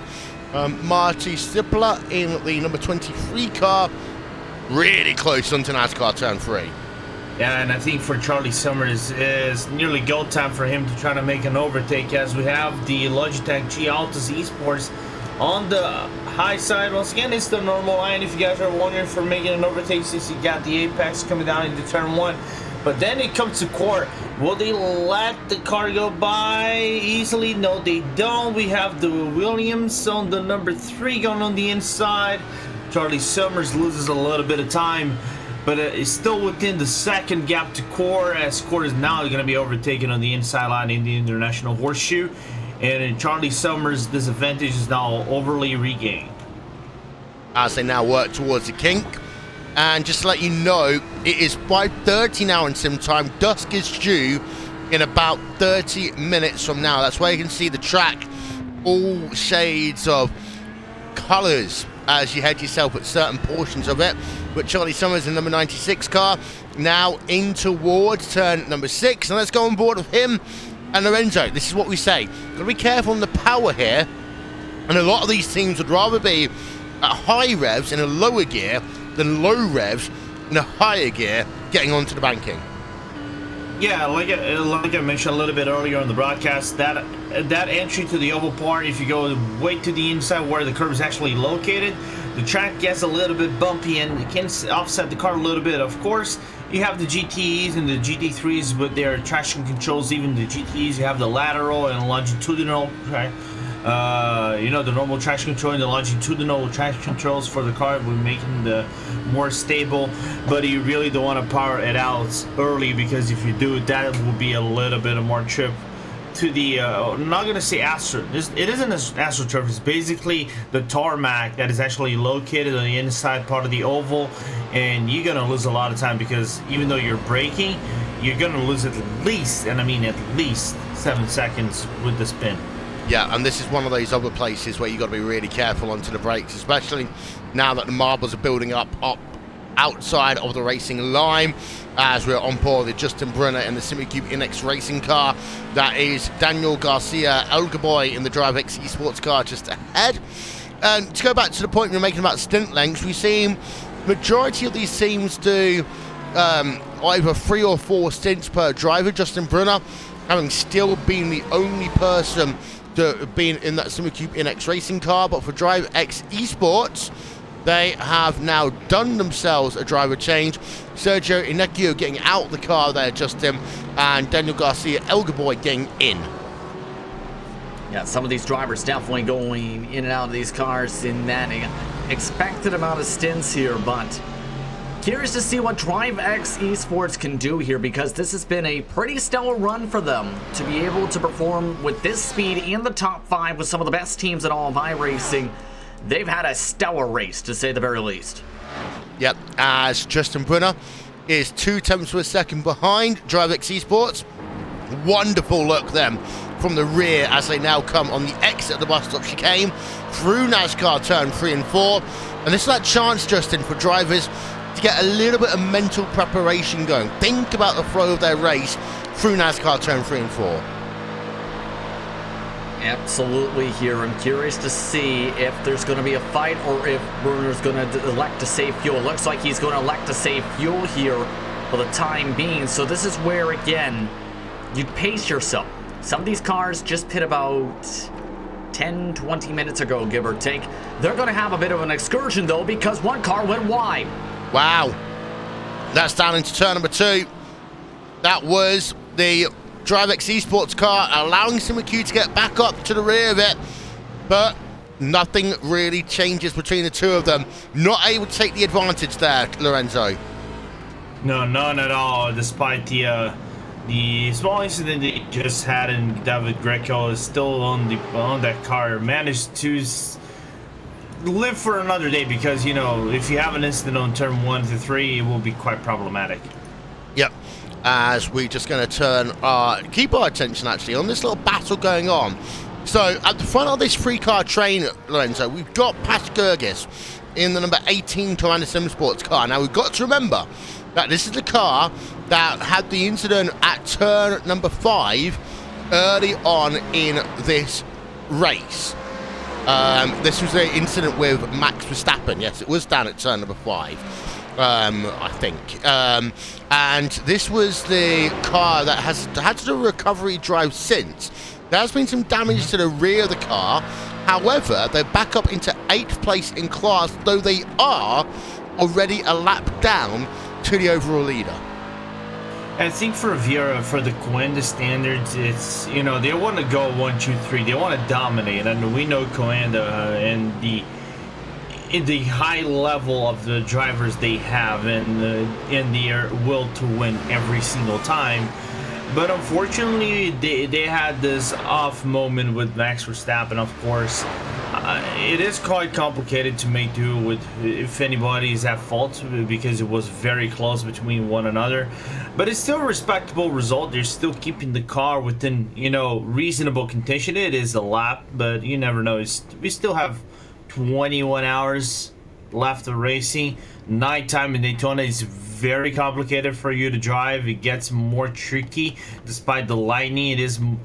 Even though Daytona is a track that it has a lot of traffic, it has more lightning than some other tracks like Nürburgring or Le Mans, but it is a very technical, complicated track for you to master at night. Yeah, I was going to tell a story about earlier on about the Nürburgring Nordschleife, and actually the most light you get for most of the track is off the back of the huge kind of trailers that a lot of the fans will bring to the race, because majority of the time at the Nürburgring, you'll watch the first part of the race, wait for the lights to go down, go back to your campsite, get out and I say barbecue, I mean proper grill, drink, maybe get a couple of hours of sleep, wake up in the morning, go back to the stands. But in the Nordschleife, there is absolutely no lighting for the majority of the track.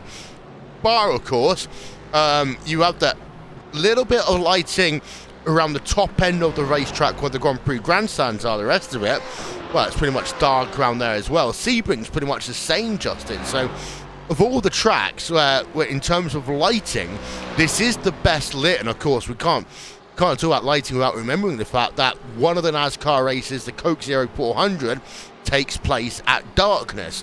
So this track is designed in many ways for nighttime racing. Just the infield section, fatigue kicks in, and I've done it before. Racing at darkness, you almost get into almost tunnel vision zone, and as a consequence, you might just not pay full attention to the tiniest of details around the outside of your peripheral. Yeah, that's exactly what I was thinking about, actually, in terms of that regard. You also, it feels like, at least to me, more of a zoning out kind of feeling, where you're so used to lines where you almost mentally fall asleep. You're physically still driving the car, but you're mentally so focused on the road that you just completely lose focus and zone out and forget where you are. There's been cases where I flanked out for 40 laps, 40, 50, 60 laps, and I have no idea where I'm at until the white flag is out on the racetrack or something happens in front. So it kinda is a good and a bad thing, because say there's an incident in front of you, if you don't notice it because you're zoned out, bad things can happen. And it's one of those things, I've talked to some drivers over the past as well, over the fact that they say, testing by yourself is one thing, but actually you sometimes start subconsciously driving when you're testing and you're running laps by yourself, Justin, and that means that you can't always replicate the lap times because you're not consciously thinking about your braking zones, and you might turn some fantastic laps, but also the concentration part is important, because this isn't you just running by yourself, it's negotiating traffic quite heavily. And as you look at the track map right now, all of these cars are pretty evenly spaced out on track. Especially with the different variations in terms of speed into and out of the corners as well at the nighttime. That will also be difficult. Here you can tell there's a back bumper. And later on tonight, there's the chance that you're going to be figuring out, okay, I got to make sure I see the brake lights in front of me and judge it properly. If you misjudge it, bye-bye goes the race car in front of you and potentially your race as well. So you don't want to do that. By the way, the fight for 7th is on. Yep, we're looking at Corana Supersport's Pash Gergis, who's got himself past Supersport Racing DRS Wave Italy, as we talked about earlier. But behind, we've got the battle going on. This is between Supersport Racing, Brandon Eves, and David Greco in the DRS Wave Italy car. That's the second driver in that DRS Wave Italy car after Marco Sidiacono earlier on, Lorenzo. Yes, and I think for now, for DRS Wave Italy, the best they want to do is try to close down the gap and stay within the range of draft for the Supersport Racing car, because if I'm not mistaken, I just don't want to be fooled out here. They are 26 laps into their stint. They should be coming into the pit lane anytime soon, unless I'm mistaken, because we have Driver X Esports on the pits, and they were basically within the same lap stint as the DRS Wave Italy was. Yeah, we go back to this battle going on for second place in your GTE class. Thomas Tattler in the Logitech G Autos Esports car.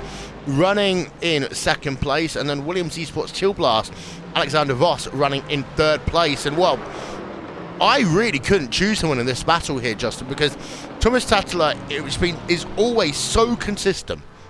Every time I've seen him, be it on his former team, be it now as part of Logitech G Autos Esport, he's one of those drivers where I would love him to run 12 hours because he will just turn consistent lap times.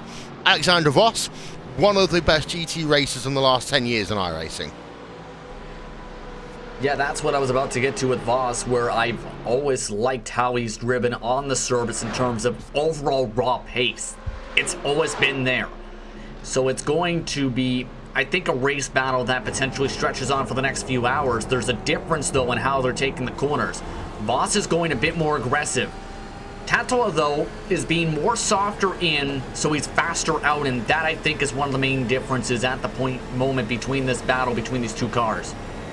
Yeah, as Alexander Voss works himself through NASCAR turn 3 and 4, and down towards the start-finish line they'll come. Once, that's the one, down towards start-finish line. I was right the first time. Never judge yourself, will you? Oh boy. What's going on? No, I was going to say Brunner is on the pit lane right now for Enix. What about missing your pit lane for quite a little bit once again? Remember when we talk about missing your pit lane when you do pit stops and you could lose time? Well, they just lost at least 2 seconds. Where's that? Who's that again? Just in the pit lane for Brunner and Enix. Ah, so Enix Racing then. We probably should be able to get a replay of this one, so you just stick with us. Here we are, coming onto pit road. Here we are. Slides in. Half a pit stall there. Yes, reverse for Justin Brunner. Good catch there, Lorenzo. Yeah. As they are out and away, their pit stop time is 24.7 seconds. However, the thing that you've got to note is the fact that the actual lane end-to-end time was about 1.5 seconds higher than anyone else we've seen so far. That 45.8 right there on your screen, it says 1.5 seconds, Justin. That don't seem big in a space for a 24-hour race, but 1.5 seconds could be you don't have the draft anymore towards someone else, and that 1.5 seconds grows very quickly and very exponentially. Yeah, that can add up as the race goes on, and it puts another 1.5 seconds that Brunner will have to try and claw back in that battle he was just in. So that's going to be a pretty substantial situation in the long run, potentially. He might be able to get some of it back with the slipstream, but it's going to require a lot of work from him. Yeah, as the lights are flashing. Actually, lights aren't flashing, it's just a flickering of the lights there. Through NASCAR turn 3 and 4 for Justin Brunner as they just head themselves out on NASCAR turn number 4. We haven't talked about your GT3 field for a while. There's a reason for that. Well, actually, I say the first reason is because we've got Simone Maria Marciano. Mamma mia, he's on pit road here, Lorenzo. Yeah, Marciano coming into the pits. Let's see if there will be, he's not going to be giving any driver's spots. Marciano staying out for one more. And for DRS Wave Italy, I think Marciano pretty much found himself a team that he can work with. He has Filippo Orlandi and then Elliot Biddle as his teammates, but in general, pretty much an Italian team. And we know Marciano from his Logitech Altus Esports days, and we know how fast he is. We just know him as Pizza Man. That's half the thing. Yeah, the pineapple pizza. Yeah, I mean, Simone is one of he's one of the most well-known and most liked drivers, shall we say, in the very, very wide iRacing paddock that exists. And this is one of the cool things as well. I often say, Justin, start of the year, you get to see a lot of people who we don't often see in iRacing World Championship Series broadcasts. It might not be their thing. Not all of us commentate on the myriad of leagues that we have taking place over the winter holidays. So this is one of those few times of the year that we actually get to remember a lot of the names that we might have spent a year, 2, 3, 4 years commentating on. Absolutely, and there's a lot of those drivers that are in these types of fields. We mentioned Dion Fialo, for example, in one of the earlier incidents. You've got drivers all throughout the field who might be on the back end, who usually run the endurance races, but don't haven't qualified yet for the Pro Series as well. We've been seeing in these events today. It's a good way to see other drivers. Take RS Competition, the second place car right now in the GT3s. They have Martin Christensen behind the wheel. He's one of the top drivers in the Danish Esports Racing Championship this season. And so right now it's a matter of who gets the chance to show themselves in the spotlight. And we've seen it a few different times here, Will, in the past couple of years where some teams made their names in these types of races today. Yeah. Also, this race has possibly my favourite car livery of all time, belonging to a certain David Haynes, who will catch you on our morning coverage tomorrow with Connery Maddock. The good old-fashioned Wham car that we saw many, many years ago, the Team Huge Ass car. Always brings some great liveries to this event. I know they're not running the top split this year, but if you do get the chance to check out any of their footage, they always have a great livery in that Team Huge Ass car. And so many others as well that we get to see along the way. Just going through your top 8 in each of your classes quickly along the bottom of your screen. And one of the things I have noticed, the fact that Coranda Sim Sports at the top of the field have been able to stretch out their lead a little bit. It's now up to 23 seconds over Team Redline and Justin. As I said, Coranda seemed to have the better run at the start. Then Team Redline seemed to be able to claw some back. But the final stage of it, now Rogers is into a rhythm. He does seem to be able to just pull away on those laps before you get close to pit stops. And then again, just after the pit stops. And Rogers is doing what we thought he was going to do in terms of staying in the car for about 3 hours. It's not the same case, however, for Team Redline, because they did a 30-second pit stop. Anton Couven's gotten out of the car. Tom Micklemore now behind the wheel of the number 6. Yeah, but some of that time is going to sacrifice itself back when we see VRS go into SimSport eventually have to make a driver swap for the 8 machine, because it is 5 to 7 seconds. So these cars eventually will reel in a few seconds back. However, it's still massive regardless of what Rogers has been able to do on this circuit to pull away as much as he could in this race today. It's just been that type of event. Team Redline, though, you see them close together basically a little bit on the racetrack. It's still a bit of a gap, I should rather say, now 12 seconds from the earlier driver swap. They tried working together, it didn't work out before. Now they gotta try and hustle. You want to know the craziest thing as well here, Justin? What's that, sir? Josh Rogers, despite the fact that he's now got a 24-second advantage, is also 4 laps to the good in terms of fuel compared to everyone in the top 5 bar DriveX Esports. So they are 4 laps better than the 2 Team Redline cars, and they are 9 laps better on fuel compared to Supersport Racing. That's incredible. That is very incredible, actually, and it's a great point to bring up because there's been cases in some of these endurance races in the past few years where drivers and teams have tried to cut out a pit stop. I don't know if the math will work out in the end for that quite yet. It's too early to tell, but my goodness, the pace that he's been able to set is just blistering as he's working his way through the first and second sectors. Yeah, so just on board with Joshua Rogers. In fact, let's do a lap on board with Joshua Rogers. Let's give you some RaceSport TV fan immersion.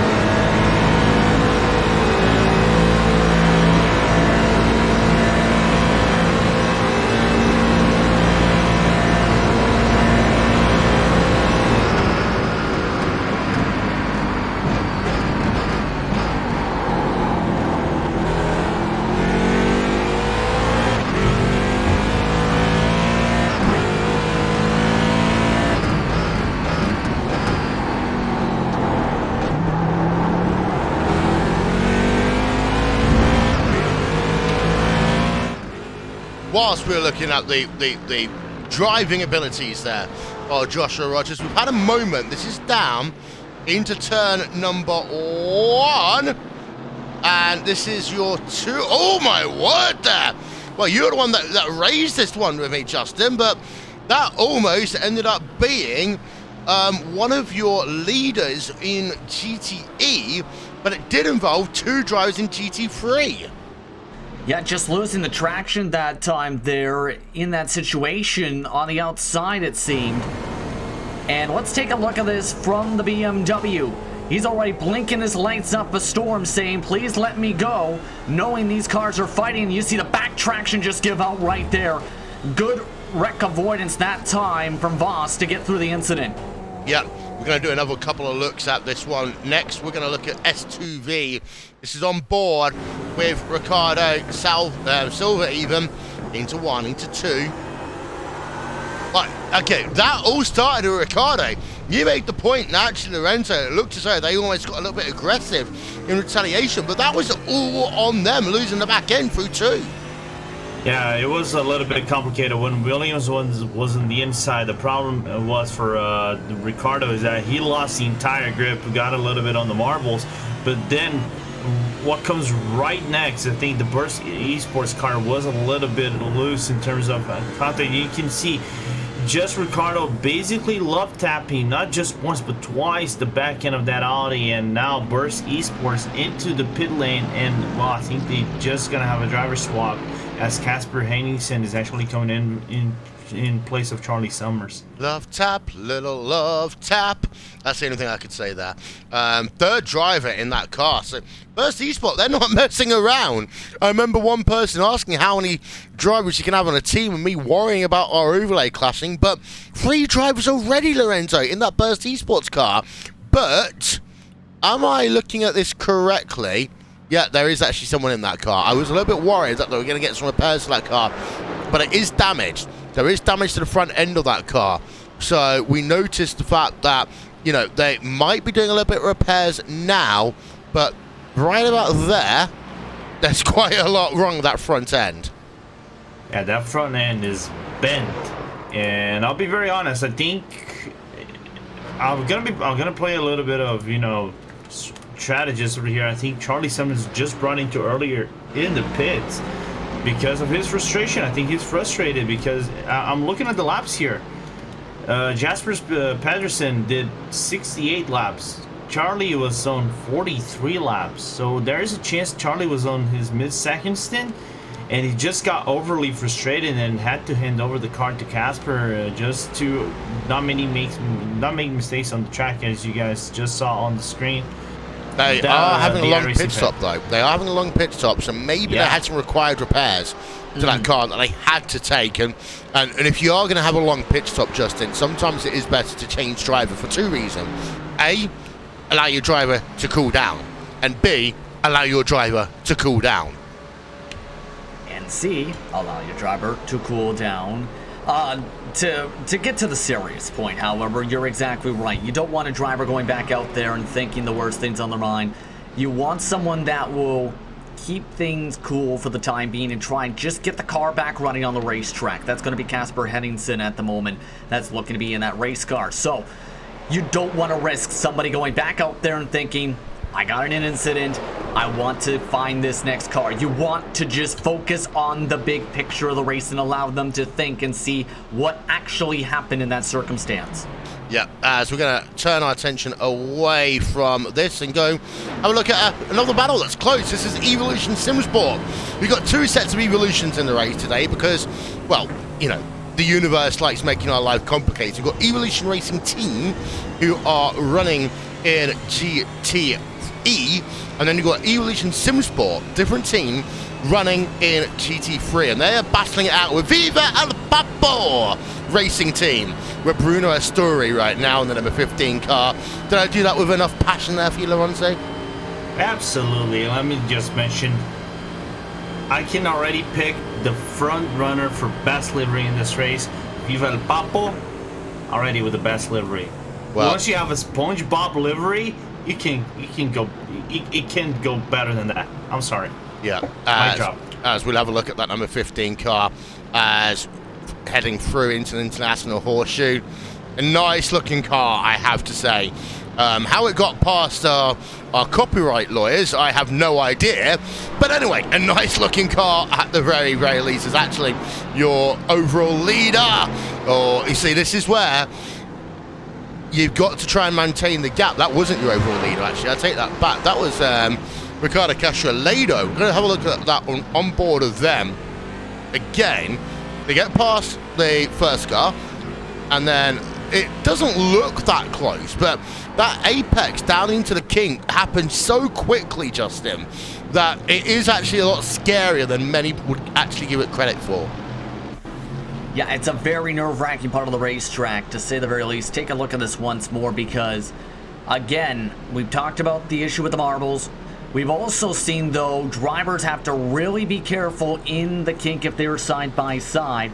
If they are side-by-side, that's usually led to disaster or drivers sliding off the racing line or losing tons of time. So you kind of need to take it a little bit babyish in terms of side-by-side battling. In fact, lean against it since it's not a passing zone. Yeah, as we go back to live pictures there, just having a look that... I love this. Brendan O'Brien's upset because someone's got the word evolution in another team name. A direct quote was, so many words in the English language, they had to copy the ERT one. Well, to be fair, I was commentating a race of the day, Lorenzo, and I think it might have been the BMW 120 when I saw a Banshee car, and it took me about 5 seconds to realize it's not my historic team name of Banshee Autosport. There is actually another Banshee on iRacing as well. So, Brenton, you know what? There's only so many words in the English language. Eventually, like all music, you have to eventually start playing the same tunes again, Lorenzo. Yeah, it becomes quite complicated because you really want to have, the uniqueness aspect of, a racing team. Unfortunately, I have a team that, it's the initials is TDR. I know other teams have the TDR. What can I do? It's racing. And Justin over here caught something about the S2V car being on the grass. So take his. Yeah, he got hit in the International Horseshoe, and just as you guys started talking about that previous point, that's the 321 machine. If you go back to turn number 3, that was just in front of the cars we were keeping up with. Ricardo Silva got hit from behind by the Prologue React Esport Blue machine, and off into the grass he went. He was in the middle of a position battle. That was for 8th spot, losing all times of time because of that. Yeah, who did you say was that hit in Prologue React? Yeah, the blue car. Number 16 machine. Let's try and get a look on board 30. with them. Sorry, the 30 car. 13. 13, sorry. There's more than one. This is always confuses us in these events. So we are going to try and get a look at that one. And there we are, Prologue React. And here's a look. And we'll get another one if we can.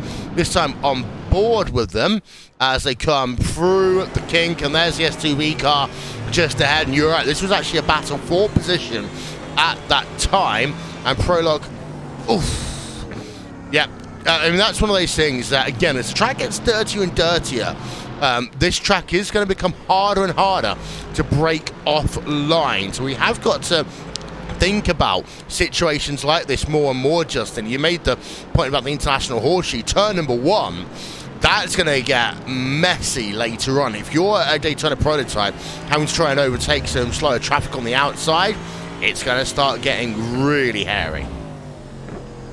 Yeah, it's already starting to get hairy with some of the traffic already. And mind you, just off the racing line, we're seeing probably a couple inches worth of marbles thick. If you end up in that section, you're gone. If you end up outside the rubber, there's the chance you're gone. And many of these drivers, too, have been locking up the brakes all race long. They've been not afraid to be aggressive into the corners in some of these sections, and they're going near side-by-side to the bus stop. Oh, let's have a look. We're not... Oh, yep. As we saw something there into the bus stop at the very, very least. That was Prologue React, but we've got more battles going on across the racetrack, and there we are. There is the bus stop chicane. It's one of these things, we talk about offline. There is only really, Justin, one line through the bus stop chicane. And because of that, it stays mildly clean, because you can go too wide through the entry of it. Unless you're going to be on the last lap making a huge lunge, no one's really that crazy to try and go side by side into the bus stop unless you absolutely have to. But when you get into the second part of the bus stop, if you're on the outside, aka on the left-hand side of the racetrack coming into the second part, that's where I've got a feeling that we're going to start seeing some cars spin. And again, it's absolutely zero distance from you spinning and then hitting the safer barrier or the tyre barrier on the left-hand side of the track. Yeah, in the Majors 2.4, that's what I was talking about a little bit before. There were so many cases where I can remember where at least 3 times one driver clipped the grass on the left side of the final section of the bus stop. The car immediately will skid to the right. We haven't seen anything like that tonight because I think there's the difference of 2.4 hours versus 24 hours, where drivers are taking them a little bit more conservatively compared to what we've seen there. So these drivers know that limitation. If they go too hard at the bus stop, there's the chance the race could be over. No one's gone over the limit for the most part in that section today. And if they have clipped the grass, they've been able to hold on to the steering wheels for dear life. Yep, we're looking at Team Redline, number 6 car. Their last lap was a 138.7. Apparently, Lorenzo, they missed the corner. They might have missed the bus stop chicane. Yeah, they missed the bus stop chicane in the previous lap, and I'll be very honest, both... I was looking over here at Mitchell Moore's lap times because its teammate has gotten pretty much close to call in the last few laps. The gap is around 3.2 seconds-ish between one driver to another. But Mitchell Moore, in the last 4 laps, I'm seeing 38s all around, high, lows, and then his previous lap 145. I think that was the pit stop that Mitchell Moore did, or the mistake that he actually did. So none of his laps, unless the start of the sit laps, he has been doing on the 37s, and that's why Rogers has had so much ease pulling away, not just from the number 6 car, but also number 33. And props to Rogers. Even though he has traffic, he's still being highly effective. This is the car. It's got Einchen Guven in it. So the number 6 car, Tom Mickelmore, the second driver in that one. Again, Einchen Guven is a great driver. Nothing, of course, disrespect to Tom Mickelmore, but it brings us actually, Lorenzo, onto a useful point about team racing and circumstances like this, because a big part of this racing is about finding a balance in the race car in terms of the setup that will work for all drivers. And this is the issue that I would have had if I remained on the driving side of iRacing for much longer into team racing, because I've got a very unique driving style in that on a road course I like a car that's very loose, but on an oval I hate a loose race car. But on a track like this, I want a car where the back end is sliding around like a dog in the grass. But a lot of my teammates don't like that. And of course, this Daytona prototype is not as point and squirt compared to the old Riley Daytona prototype. You can drive it a little bit more like an LMP car, LMP2 car, but at the same time, a lot of teams don't like loose race cars, especially your more part-time drivers. Yeah, because on the DPs, it has a different perspective compared to the LMP2. I drive the HPD like on a daily basis. It's my favorite car, it's my main car. So the HPD you can drive in a certain fashion, you can be more aggressive in terms of acceleration, even though you might have a looser setup than usual. The DP doesn't have that much. Doesn't have the mechanic. Also, like the HPD, it doesn't have the mechanical grip as we have. John Alessi, Academy GTE on the pits, the number 4 car, Simeon Lynch, I think, coming in for their regular... No, that's not a regular pit stop.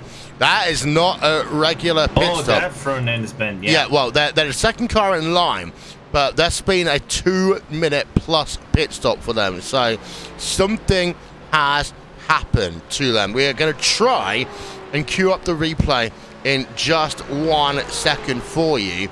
Because that is something, well, horrible that's happened quite clearly to that car that we do need to have a look at, if possible. Apparently they were in a battle at the time with DV1 Triton Racing, so that's kind of our starting point to try and figure out what's happened here, Lorenzo. Yeah, because that front end of the card has been actually going to let Justin speak, because I think he has more information than I do. Yeah, if I'm looking at the right battle, it was actually with the 451. That was a BO Racing Team machine. It would have been out of turn number 6. As we go a bit too far back, this is just the 120th lap for the number 4 car specifically.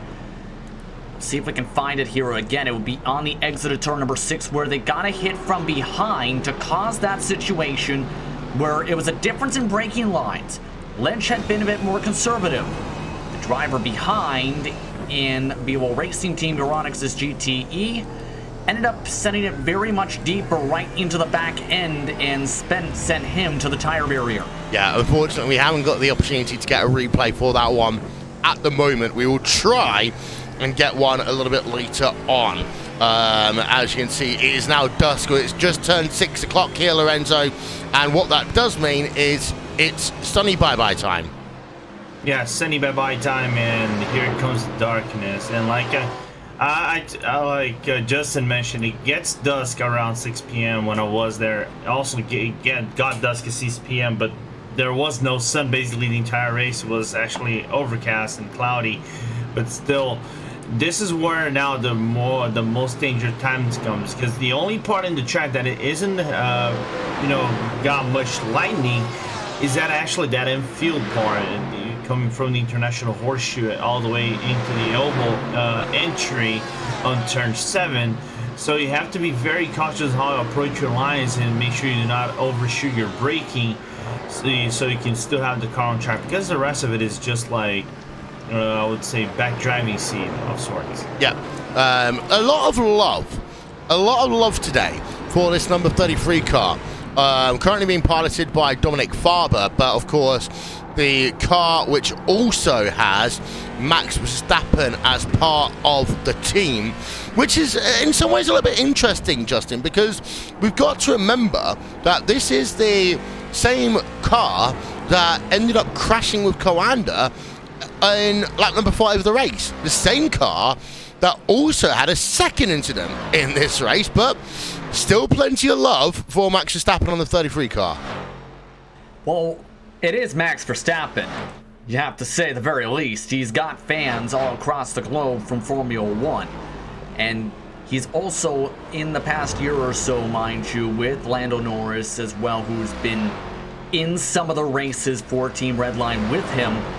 They've done some stellar stuff on the surface. They came away with that 24-hour Spa victory, for example. Also, of course, you're going to have lots of people wondering, how is Max doing? And seeing how he's doing with the 2 Dutch drivers and the 2 German drivers on the team today. Yeah, of course, you've got in this number 33 car today, registered as drivers, Dominic Farber, Max Verstappen, Axel Kurakov, and Patrick Snyder. There's one thing that I'm disappointed about Team Redline for this event, and the fact that there is no Ben Cornett. We got so close at the 24 hours. Was it the 24 hours of Spa, or was it last year at Bathurst that Ben Cornett was a part of one of the teams? We were all excited to see him making his first appearance on Race Spot in over 5 years. And then his car crashed in the first hour. Not him driving behind it, but his team car crashed, Lorenzo, in the first hour. Yeah, and that crash kind of affects their performance a little bit, because you're trying to set a mindset of how you really want to perform. You come, we're doing this, and this for the 24-hour race. Let's try to take it easy and have a good result, right?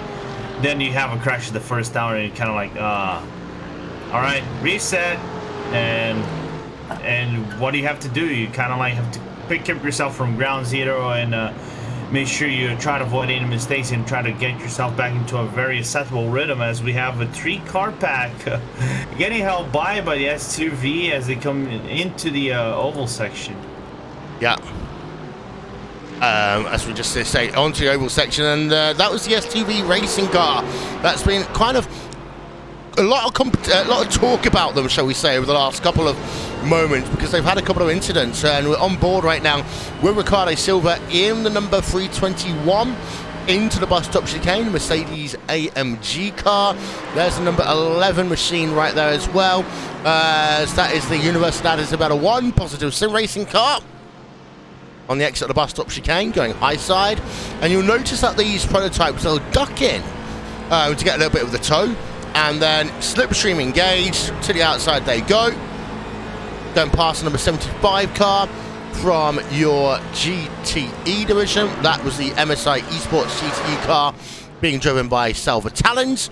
As you've then got the Williams Gym Esports Solari car, the all-black number 1 car.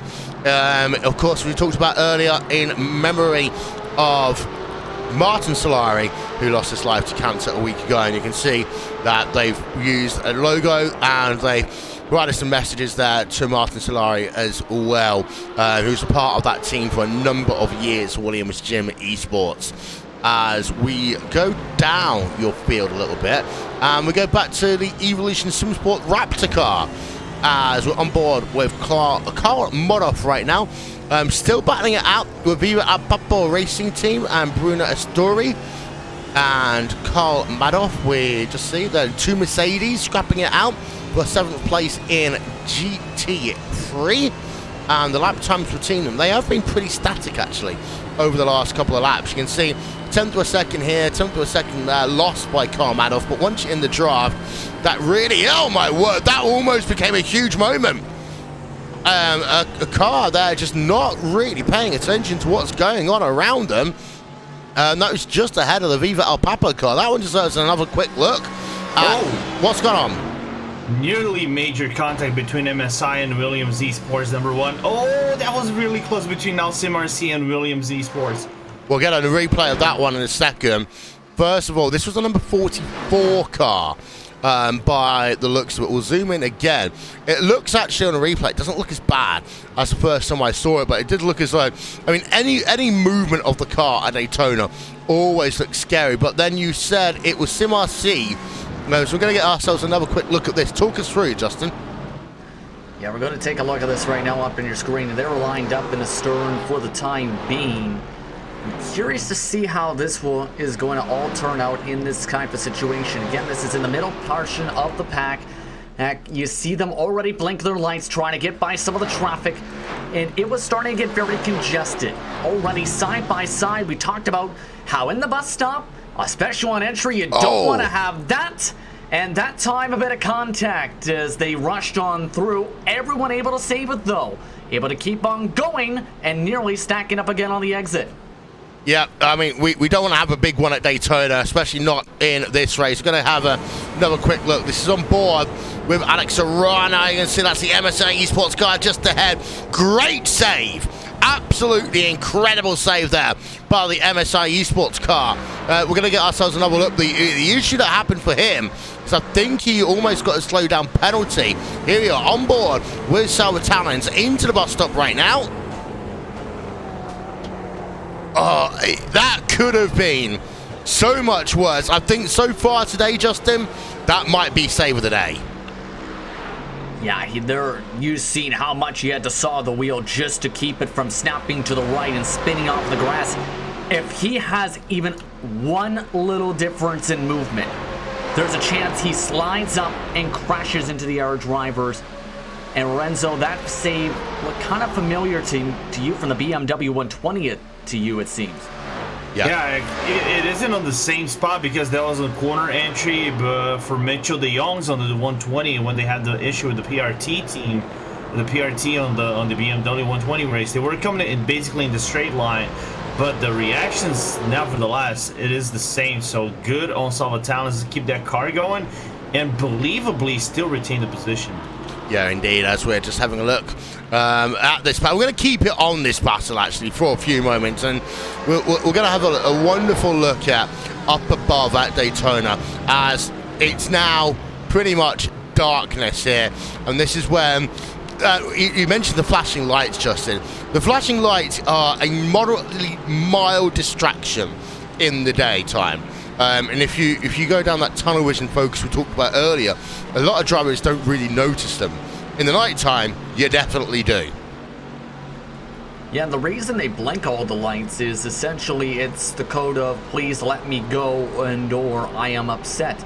It's their way of kind of letting drivers know what's going on and or how they're feeling in that type of situation. So you'll see that a little bit constantly by some of the drivers, even to say just as simple as a thank you. It's kind of the hand out the window of iRacing on the road course side of this series and its events here. So you'll see it a lot, especially with lap traffic on the racetrack throughout this nighttime. Yeah, and one of the things that is always worth noting as these cars just go on the exit of NASCAR Turn 4, and there's a look back at just the majesty of this racetrack as the cars will just head now back down into turn number 1. One of the things that is worth noting is that it's always far more difficult to run at nighttime until you get used to it. The drivers that have had to run in this stint, Justin, who's gone from daytime into night, that adjustability is something that can often throw off drivers. We were talking about an hour and a bit ago about the sun glaring down at them in turn number 5, for example. The change also affects the track conditions, and that track temperature is now down to 24 degrees Celsius. That's 75 degrees Fahrenheit. The humidity's gone up a little bit as well. So what that essentially means is that these cars, on one hand, are getting faster, but the acceleration will be just a tiny bit slower due to that increased humidity. Yeah, that's going to affect the cars a little bit on the racetrack. One of the main things, though, is having adaptability, not in terms of being able to prepare for these types of scenarios, because if you aren't able to adapt to changing conditions, you are not going to have much success. Same thing for adapting to the cars. That's what many of these drivers have been doing for today, and that's where the best of the best end up shining in terms of these position battles. So we've got AAA Esports, actually. Let's go on board with them. Are they going to make that move? Are they going to make that move? They're going to down the inside over number 16 car. And they stay side by side on the exit of the corner. Still side by side, and AAA Esports up into P5. Great move there. Great consistency by them in order to make that pass. So let's get ourselves another look at that one. We caught it very late. But look at this. This is from about 3-4 car lengths back.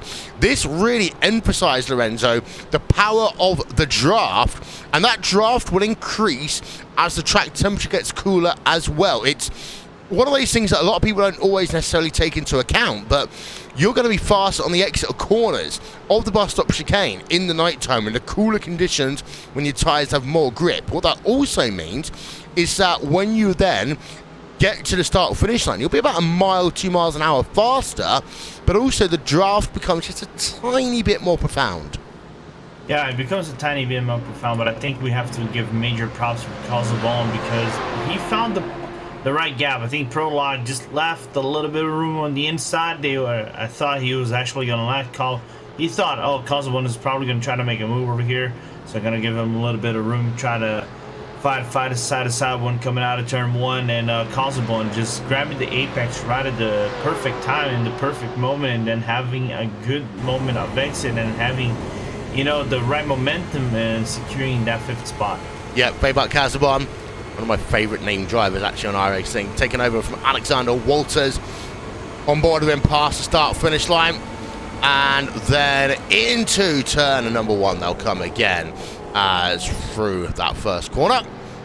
And just going down into your GT3 battle, Viva la Papo is on pit road as we speak, as you've got Bruno Astori bringing that car on towards pit road, Justin, and well, it's a little bit early compared to some others around him, but not markedly so. And of course, you've got to remember that at least GT3s and GTEs, they are going to get onto more and more diverse strategies as we go through. But more importantly, we've got a couple of people from Prototypes on pit road. That includes Talk Freak Racing.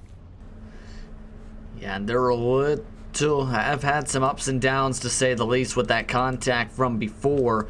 So Dirk Van Tolden trying to get the best of runs he can for this team at this point. A couple out of the prototypes are in. Team Redline DP's second entry, also ducking down this time. Yeah, that's the driver that's got Tom Micklemore behind the wheel, getting into his pit stall. And Lorenzo made an interesting point early on. And again, this is without being disrespectful to the drivers, because again, if you're going to be a part of Team Redline, you're going to be pretty darn good. But Tom Micklemore has been losing a lot of time compared to Joshua Rogers as of late. And one of the things I do wonder is how long they're going to keep some of these drivers in the car. Oh, that was close there with the Beeler Racing Team Euronics. They came out of pit road.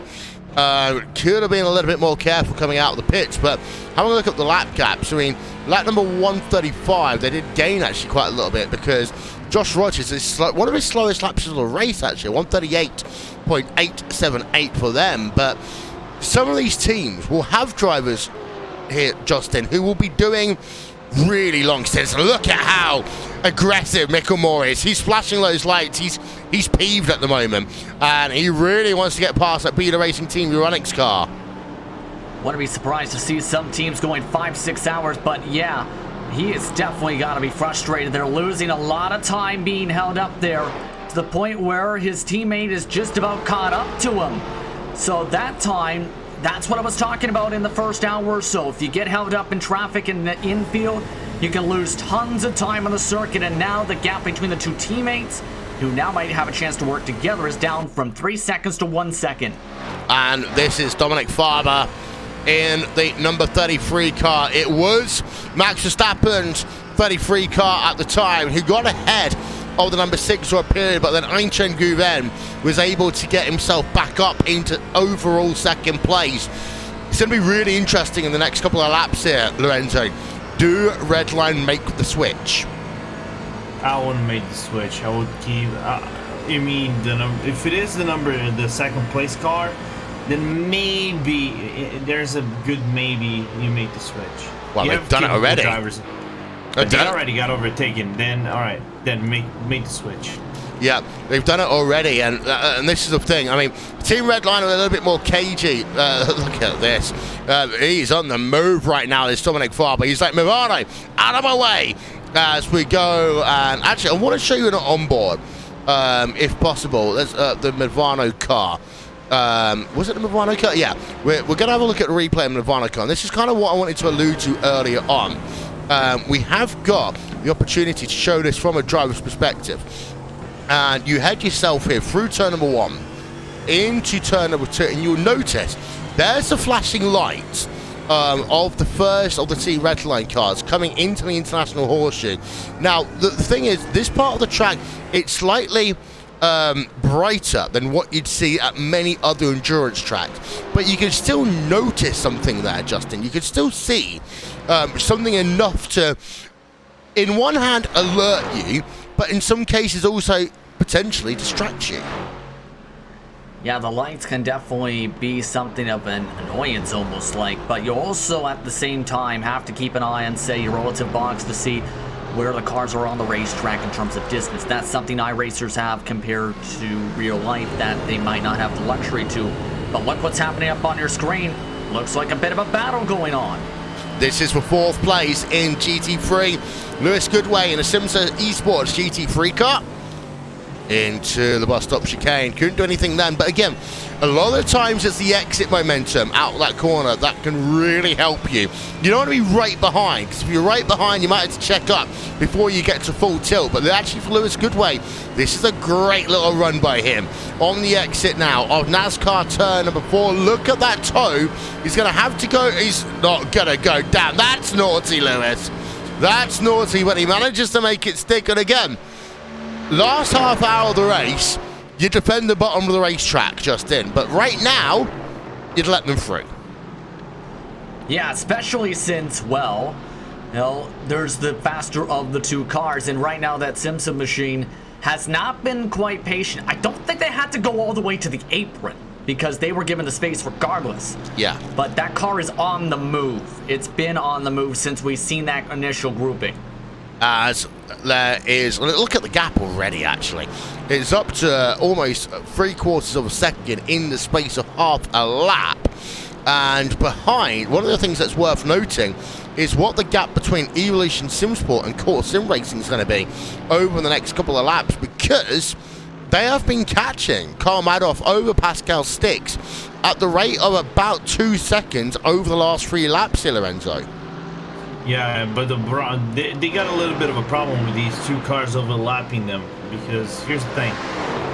Both the 37 and the 3, I was going to say the 331, but actually it is the Movano car. They were close to one another, trying to work in terms of pace one another, try to get close to Pascal. But the thing is, for Movano, they just got prejudiced heavily by those 2 GTEs as they come down into the bus stop. Nearly, they did try to go for it. I saw these AMAs trying to go for it, but they had to back out. So helping Carl a little bit, but still, it becomes complicated. You know, you really want to close down the gap, but you have to be careful with these cars who are hungry to overlap you. Yep, as we just turn our attention up high above here at this beautiful Daytona racetrack. And again, this is what we mean. The speed difference between the GT3s and the GTEs is pretty much 0. It might be a mile or so an hour, but that's only because of the acceleration coming out of the corners. Wonderful look then from the spotter stand here at Daytona. And this is what, I mean, if you were to be running this race in the Rolex 24, this is where your eyes and ears would be, Justin.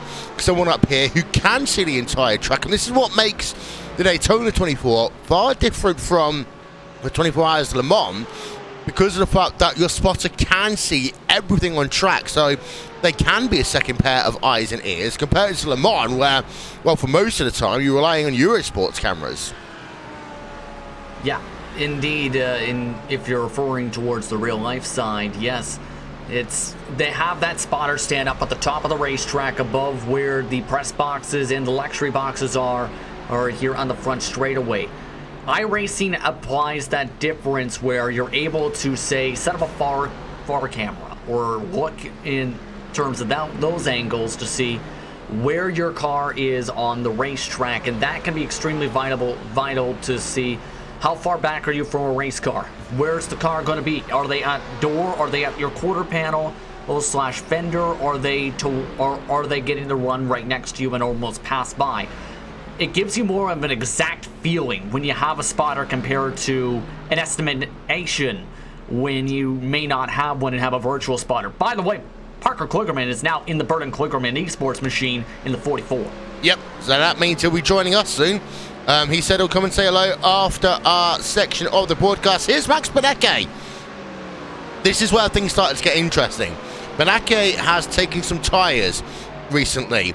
I'm having a look. He's going to go back through the field here, because the drivers ahead of him, though, Williams Esports Chill Blast and Logitech GL2C Sports, did not take tyres that last time around. Lorenzo, as we get deeper into the night, it's going to be a case of not can you double stint the tyres, how many stints are you bold enough to push the tyres for? Yeah, I think Justin put over here, and I think Simon Feigl on the iRacing chat over here just said it perfectly. Strategies have been thrown down in the GTE. So right now it is in terms of, you perfectly said it, how bold can you be? Go for triple stints, double stints. I'll be very honest, in conditions like this, the best strategy in my opinion would be double stinting those tires, because you get good rubber when you come down into first stint. It will be approximately overall 88% on your tire wear left.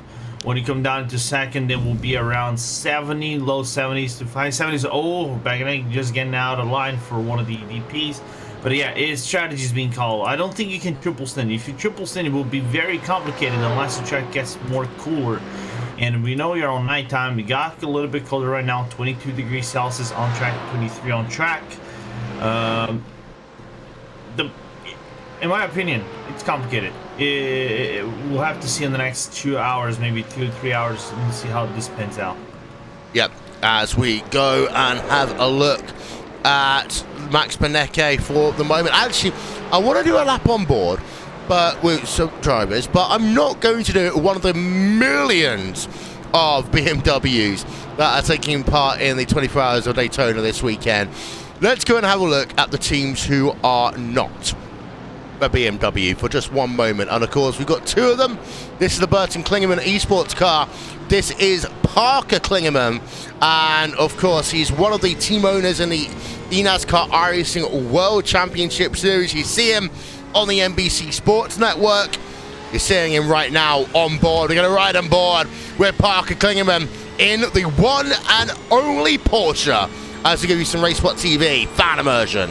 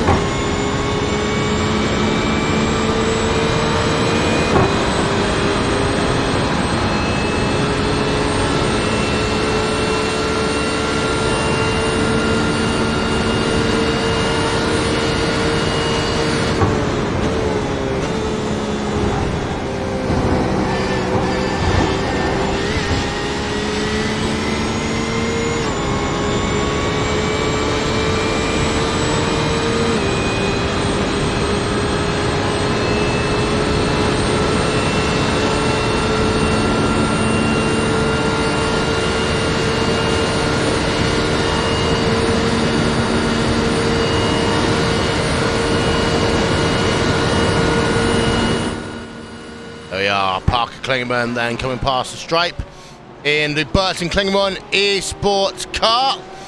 And ladies and gentlemen, it is time for your Max Verstappen update.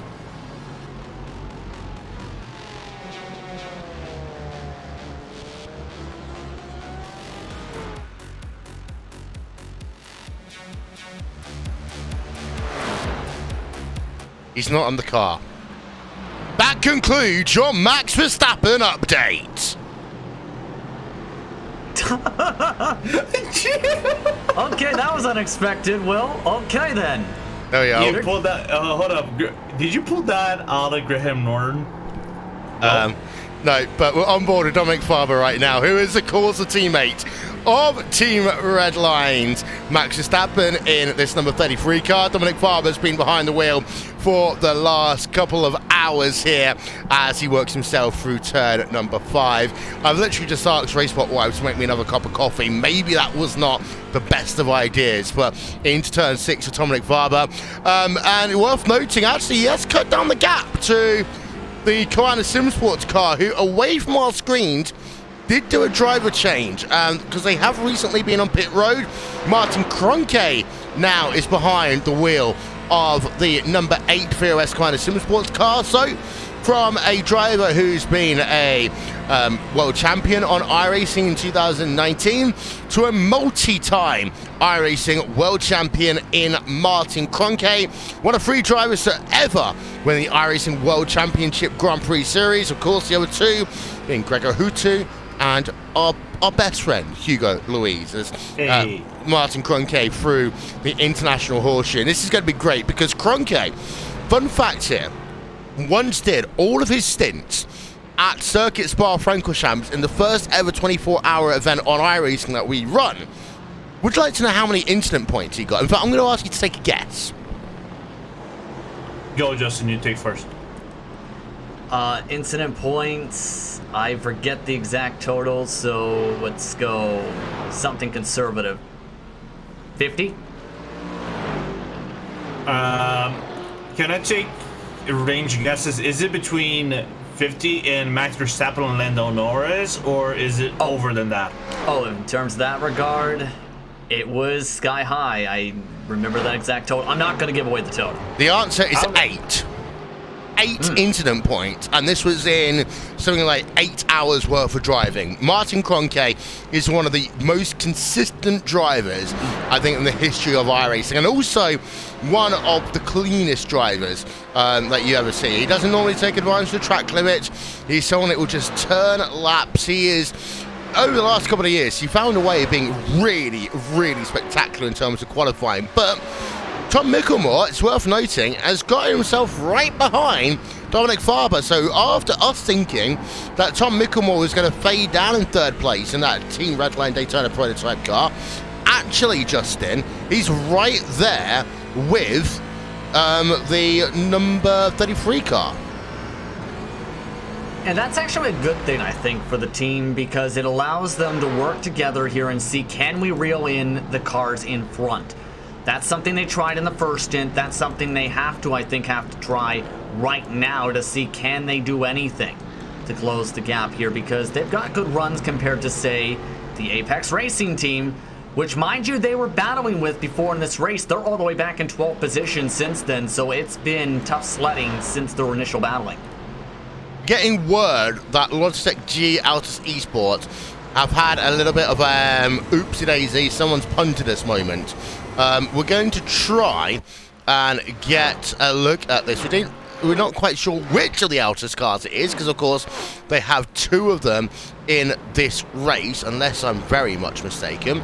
But we'll go back and we'll try and see what's happened to them. Apparently they got punted in the rear, so we'll try and figure that one out. And yes, we will get an onboard with the DV1 Triton racing car in a little bit as well. But Logitech, they often say sometimes, you know, if you didn't have bad luck, you'd have no luck. And that's one of the things I often think about when you see some of the trials and tribulations of Altus Esports, Lorenzo. Yeah, it's funny. Altus, both the Logitech and then Astro have been teams that located within the top 3 ever, like in entrance in this past 2 years. I think more 2019 than 2018 itself have been rimming that top 3 win slot. If I'm not mistaken, they won last year in Daytona. You guys can correct me on this. I think was on GT3 and GTEs. But still, they can't get on the borderline of getting good results, like overall, like getting wins, top 3s, and always something happens to them. You know, they always get that amount of bad luck. It's kind of like when Vendaval started on the 2018. They always had the good drivers, always great runs, and never got like the good results. Always something happened. You know, it's kind of like the Vendaval nowadays would be Logitech in some sense, to be quite honest. Yeah, we got confirmation, by the way. It was lap number 139 for Logitech G Altus Esports that they had that moment, and they got hit from the rear by the Universidad Isabela 1 Positive Sim Racing car. We're on board right now with Max Panecke doing his 2nd stint in the Team Redline GT car. Now, this is something we've seen before, Justin.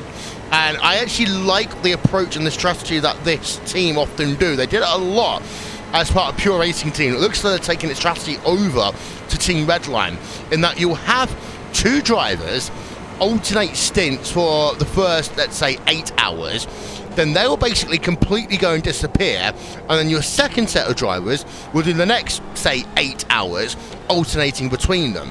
So we've had Max Benecke start in the car. Max Venig's now done 2 hours in the car. Benecke will do the next 2 there or thereabouts. Likely hand it back as we've got a car turned around on track. That is the Simsa Esports DP car. We'll get a replay of that one in a second. And then after Benecke and Wenning had done their second stint, they'll then have the nighttime session done by Gianni Vecchio and Jonas Wohlmeier. This actually also allows them to get around what I was talking about earlier, having the difficulty of 4 nationalities in the same team car, because as it stands, who's going to do the graveyard shift? I think they've just answered it for us. Yeah, should note that's an all-German car, I believe you're talking about in that regard, but yeah, looking like they are wanting to go with their top drivers to try and establish the pace, then have drivers stabilize that said pace. But the main reason the Simsa Esports machine lost control, they started drifting actually on the entry a bit. Then they just ended up heating up the right tire just a bit, where once they got back on the gas, hit it too hard, and it just gave up on them, and it just spun itself onto the grass to lose some track time.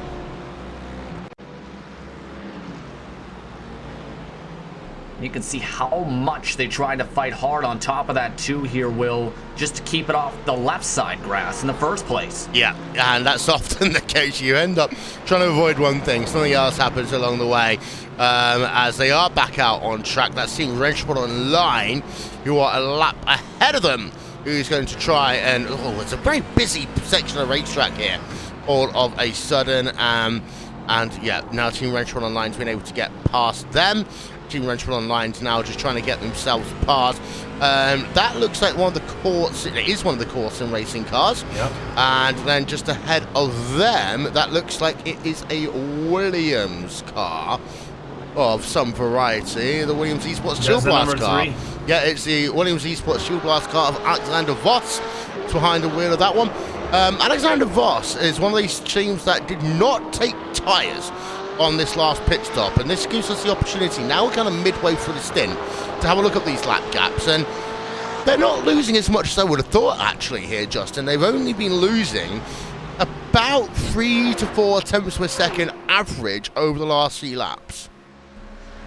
And that's actually a good point to bring up, because if it was, say, 84 degrees track temp, no, you don't try the double stint potentially. It might be riskier, but because the track is cool now, you can definitely see a lot of the double stints. Take the Majors 2.4, for example, with the Daytona 2.4 rather.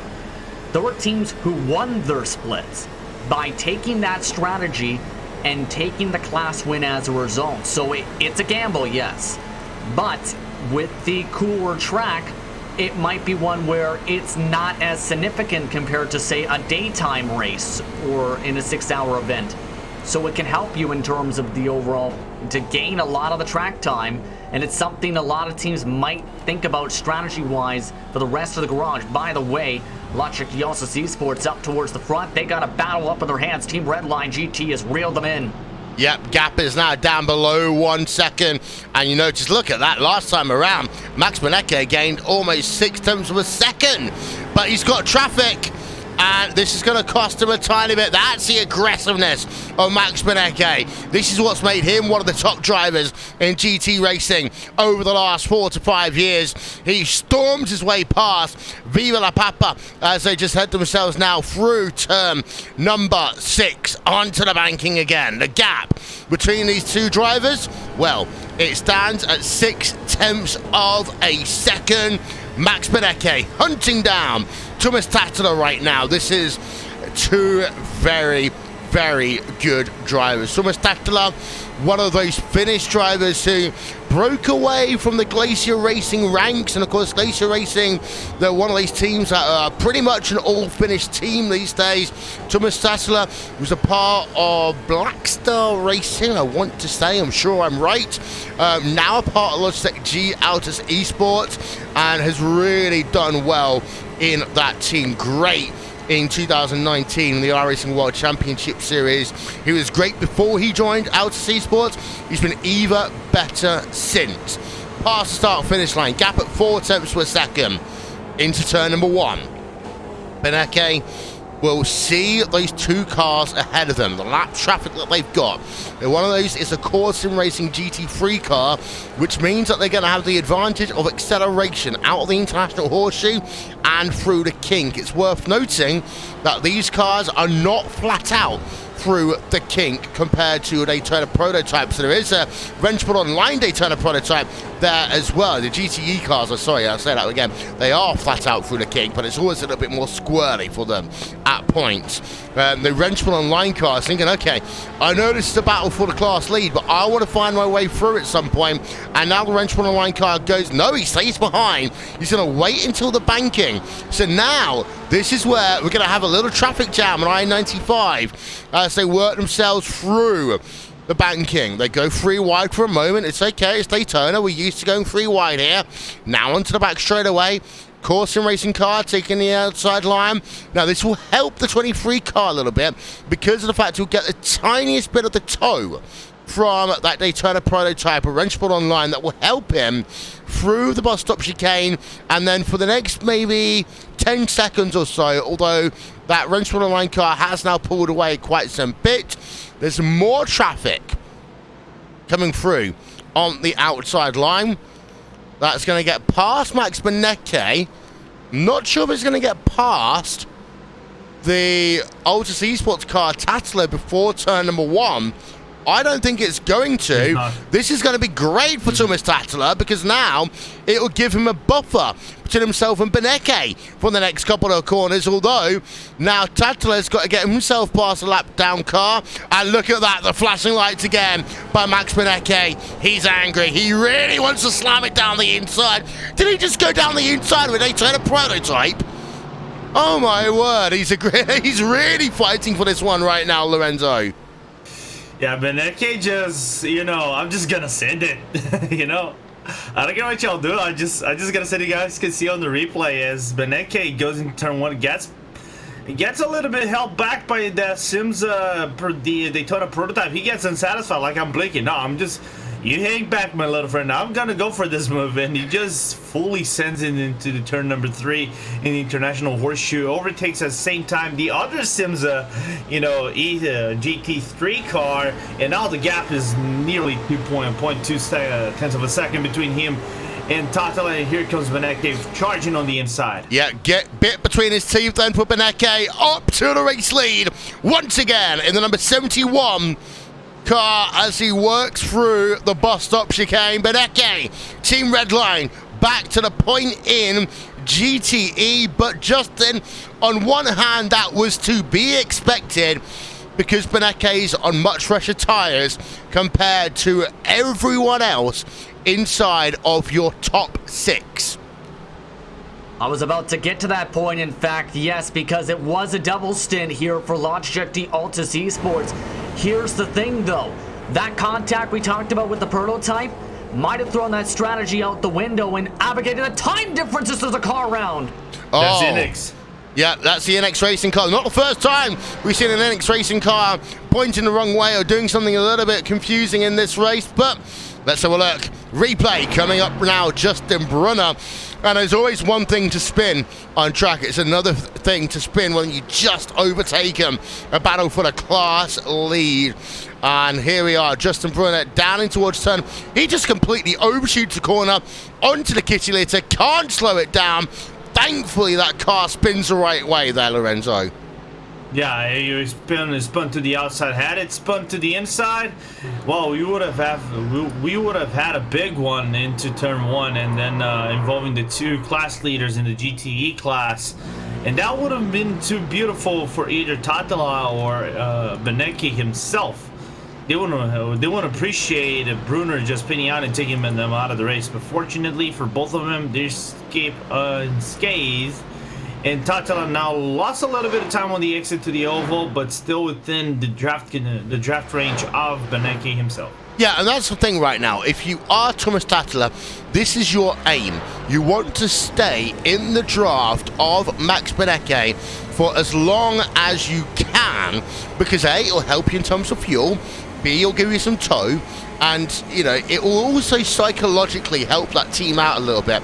The worst thing that can happen right now, Justin, is Beneke goes out to a 10-second lead in the next 10 laps, because that will crush Altus Esports' momentum for the next couple of hours in this race. Yeah, and then they're going to have to try and claw back to close the gap and/or use strategy again to close that said gap. They've been doing so to try and battle for this class lead, but they just got to keep within range and play this nice and cautiously. Don't get in too much fights with, say, that prototype to the inside, or else you will lose time. Yeah. As the gap still remains at, well, it's at treble 6 right now. Iron Maiden will be happy if no one else as we go on board. Once again, was Thomas Tattler as there's a slightly apex there for the Koala Sim Sports car. Not entirely sure which one that was. As well, actually. That's the 18. Yeah, that was the 18. And that is the car of Ricardo Castrolado right now, who, of course, was the one that's been on recovery drive 101 mode ever since the start of this race, and lap number 5. Going to go on board Ricardo Castrolado? Yes, we are. As he heads in towards the bus stop chicane right now. And for Castrolado, let's just say they are a lap back right now from Martin Kroenke. So they're not having the best day in the world. However, they are only 1 second back right now from Talk Freak Racing. And when you're in a situation like this, Justin, and you end up losing pretty much everything at the start of the race, you then have to readjust your goals quite quickly. And for Koala Sim Sports on that number 18 car, it's now, I think, they're looking for a podium, but first of all, they're looking for a top 5, and this shows you where they are on track. Essentially, they are 1 lap and 15 seconds behind your overall leader. That's a massive gap, yes, and at this point, you're right, it does adjust the goals. The main thing is, though, if it happens late in the race, you're in panic mode because you've been running for X amount of hours and have an incident. And if it's early on, there's enough time to try and recover to achieve those goals. If you have, that's one of the main things you have to consider, though, when it comes to all of that. If it happens, say, even at the midpoint of the race, that could also be crucial. Yeah, it's a wonderful look actually as well about how this track is very elastic, Lorenzo. What looks to be, 15 seconds on the infield looks so much more when you get to the outfield because of just how flat out it is for long periods of time. As we just turn that graphic away, and I just want to turn our attention over to your battle going on in GT3 between Core Sim Racing and SimCity Esports. We saw the battle with this as they were being lapped by traffic. Now let's experience it with them actually battling each other. Yeah, and for Carl Jensen, he was quite unhappy with Team Redline from Tom Mishamore lapping him on the infield because he could have lost so much time to Simza right ahead of him. But the number 23 car is still retaining some advantage because Simza just got prejudiced on the exit to the oval. They lost a little bit top speed, and now here comes Corey Jensen on the outside. He's going to stay right on the back bumper. No, he's not. He's going to dive on the inside of Simza and grab the 4th position. Yeah, that actually looked pretty academic as well. And I was going to wonder whether or not they were on 2 different tyre strategies, but they actually are not, Justin, because Carter Janssen 9 laps into a stint took tyres, and Tyler Hervias on the SimCity Esports car 8 laps into a stint took tyres. And this is one of the main things, again, you have to consider, which most teams are willing to take this gamble because of the amount of time difference. There's the risk of it being reeled back in as the run goes on or by the end of a stint. So you have to consider that absolutely in terms of, do we do it, do we not? Because there's a chance you reel them back in regardless towards the end of a stint or the end of the tire life. Yeah, on board right now. Carly Janssen, as he's got himself that position. Next victim, next person for him to try and close up to is Karl Madoff in the Evolution Sim Sports Raptor car, who is 15 seconds or change up the road. Let's have a look at the lap gaps though. Look at that. And this is a car the Evolution SimSport Raptor car who did not take tyres last time around, Justin, and there's a little bit of an indication as to the difference. About 3/4 of a second per lap. And of course now Carly Jansen's in a bit of clean air. That could be exponentially bigger. We'll find out what that number is when they come past the start-finish line. Yeah, that gap is going to go down more and more because, as we've seen multiple times tonight so far and discussed a bit, you're able to take the corners a bit more deeper and have more corner speed compared to, say, Karl Modov in that Raptor machine. He's having to baby it around to make sure it stays around. The lead is coming down, we should note, for the GT3s bit by bit, we are hearing, though, as those cars have been in the 143s. However, it's a 0.7 of a second difference last time by between DRS Wave Italy and RS Competition. Yeah, you just saw there on your screen what clean air does, Lorenzo. It was up to 1.5 seconds almost. How much faster Core Sim Racing were over Evolution SimSport. So there is going to be a number. And we've got to remember as well that Daytona, you turn a lot of laps at Daytona. The top team's probably looking for 850 plus laps minimum. So you've got to bear that in mind. And 1.5 seconds over what is essentially 90 seconds on pit road, there is a point when that will change over to you being better to take tyres. But I think for the time being, you can double stint. I probably wouldn't triple stint right now. No, I wouldn't triple stint right now. Those GT3 tires, they are spin more than the GTE tires itself. You get more wear out of them when you do a stint. So the maximum you can do, it's kind of like a rule of thumb. If it is cold temperatures, if it was less than 20, maybe you can think like a 2.5 stint. But then again, this is a 24-hour race, so the half stint is basically ridden away from the map unless you're in the final hour, and the final 2 hours maybe of the race. But for now, double stint is the way to go, is the way for you to be most effective.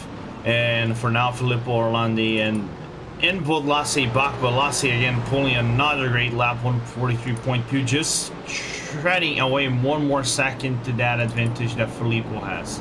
We are going to go on board and do a lap as promised with TV1 Daytona Racing. Here's some Racesport TV fan immersion. 19 hours, 37 minutes remaining in the 2020 iRacing Daytona 24-hour.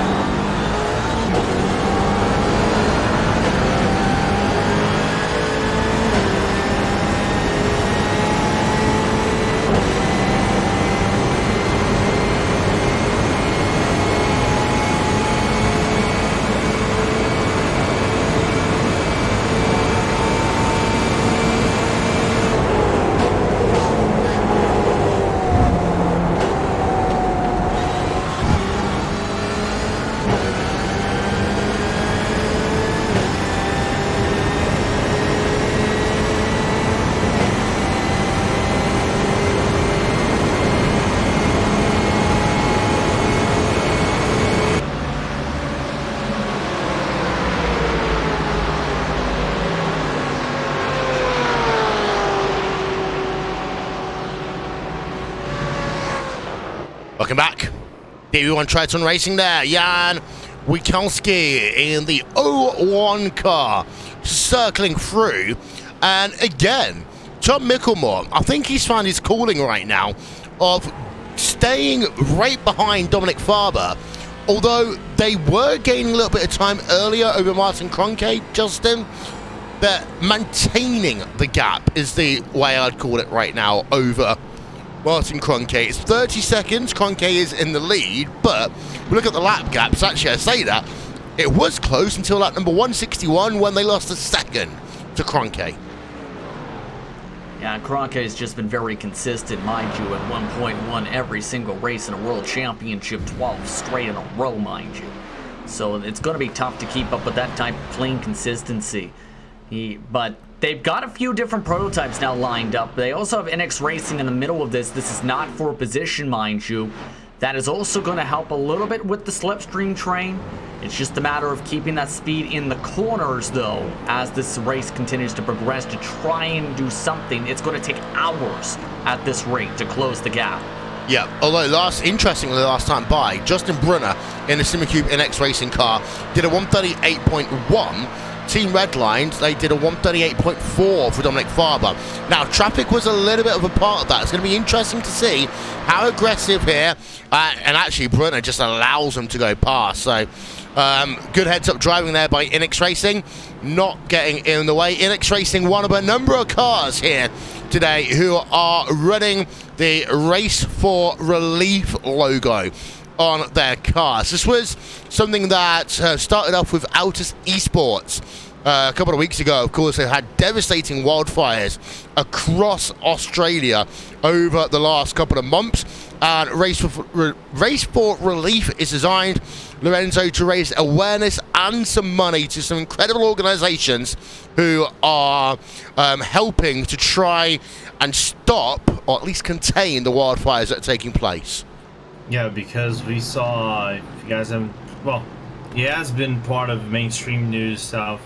The devastation that the fires on the wildlife has affected, I think there is more than 30 million or the possibility of 3 billion wildlife lost. And I'm talking about not just small, big animals. I'm talking about overall the loss of wildlife and just the environment itself changing, just because we live in different times. It isn't like in the 1940s, 1950s, where we didn't have this industrial, advance that we had in the last 60 years, where we use a lot of, electronics and things like that, and effects are, climate change quite a lot. Unfortunately, this had to happen in Australia, and a lot of people affected, and it's good to see the drivers, the community itself gathering as a whole to raise awareness for things like that, and hopefully get some money to the good charities that are involved in this process. Yeah, indeed. So, and of course, we need to show you the same thing, of course, in the Logitech G Altus Esports car. As you notice the red banner in towards turn number 1, they come again. A wonderful shot, by the way, up above here at Daytona, as the car is just heading himself down into the International Horseshoe right now, as this is still being piloted by Thomas Tattler. He's been behind the wheel of the car for a couple of hours now. We will be posting a link in literally a couple of seconds, by the way, as to some more information about this. You can go to go.racespot.tv/race for relief to find out more information. That's go.racespot.tv/race for relief. Talking of battles, we've still got this one going on. Prologue React Esports versus Williams Gym Esports, and this is a close little battle going on. 8th place in GTE, Justin. Yeah, and these cars have been constantly trying to save a little bit of fuel in this mix of cars, not trying to push too hard, but he's still applying the pressure. That's one of the main things. Force the driver in front of you to make a mistake. Think of the big picture with the strategy, and just keep your car towards his back bumper. Keep within range. Know that you're faster, and know that it's a 24-hour event with still over 19 hours to go on the clock. So at this point, I think he's just trying to go and pace themselves. By the way, there's been a driver swap for the Red Line's prototype in the pit stops. Yeah, and that's Patrick Schneider, the third driver now in behind that Team Redline DP1 car. So we expected 4 drivers, of course, in this car today, and we are still to see Atzi Kirchhoff. And I've got a feeling that it will be now almost 4 years, Justin, since I've had the chance to commentate on Atzi Kirchhoff, because our stint ends in 90 minutes time, and Patrick Schneider is likely to be spending the next 90 minutes in that Team Redline car. Yeah, but Patrick Schneider is a heck of a driver, I have to say, though. Really talented, someone that can be very consistent with the race car and help get your car into a consistent pace. Good choice in terms of this stint, in my opinion, to put Patrick Schneider behind the car. Sacrifices the time now, but it's still going to be interesting to see what he can do to try and close up this gap as much as he can. Yeah, so we're going to go on board with Schneider for a couple of corners, actually. In that number 33 car, it does mean they have fallen back into third place. Tom Mickelmore back up into second. Actually, that pit stop, if anything, Justin, hurts Tom Mickelmore more than it does Patrick Schneider, because now Mickelmore has got no one to draft from. Great point, actually, because now the speed difference is going to be different. But the Team Red, well, so it's going to be curious, will they be able to stagger themselves close enough to get themselves back into the draft? Have to wait and see, because the second DP for Team Redline is in the pits now. The pit stop time with the driver swap was 49.5 seconds in the lane for Team Redline DP1. Yeah, as Patrick Schneider on the exit of the bus stop chicane, and just focusing on other battles. Ricardo Castro-Lado is towards the end of a stint, but he's only about a second behind Supersport Racing right now. As also, we have got another battle going on. This is Parker Klingerman Lorenzo. What's going on here? So Klingerman, when they were on the infield part of the track, he was holding around a 0.7 second gap to Team Hoistingveld right behind him on Marcel Hottenberg. Actually, I butchered the name. Mind me. Now, but the gap from the 35 to the 44 actually increased, and now is around 1.7 seconds because of lap traffic that he had to be overlapped. Yep, and Klingerman currently 15th place, the highest placed Porsche in the field here today, although they are behind the highest placed Ferrari in the field. We haven't done a lap on board with the highest placed Ferrari. He is the only Ferrari in the field.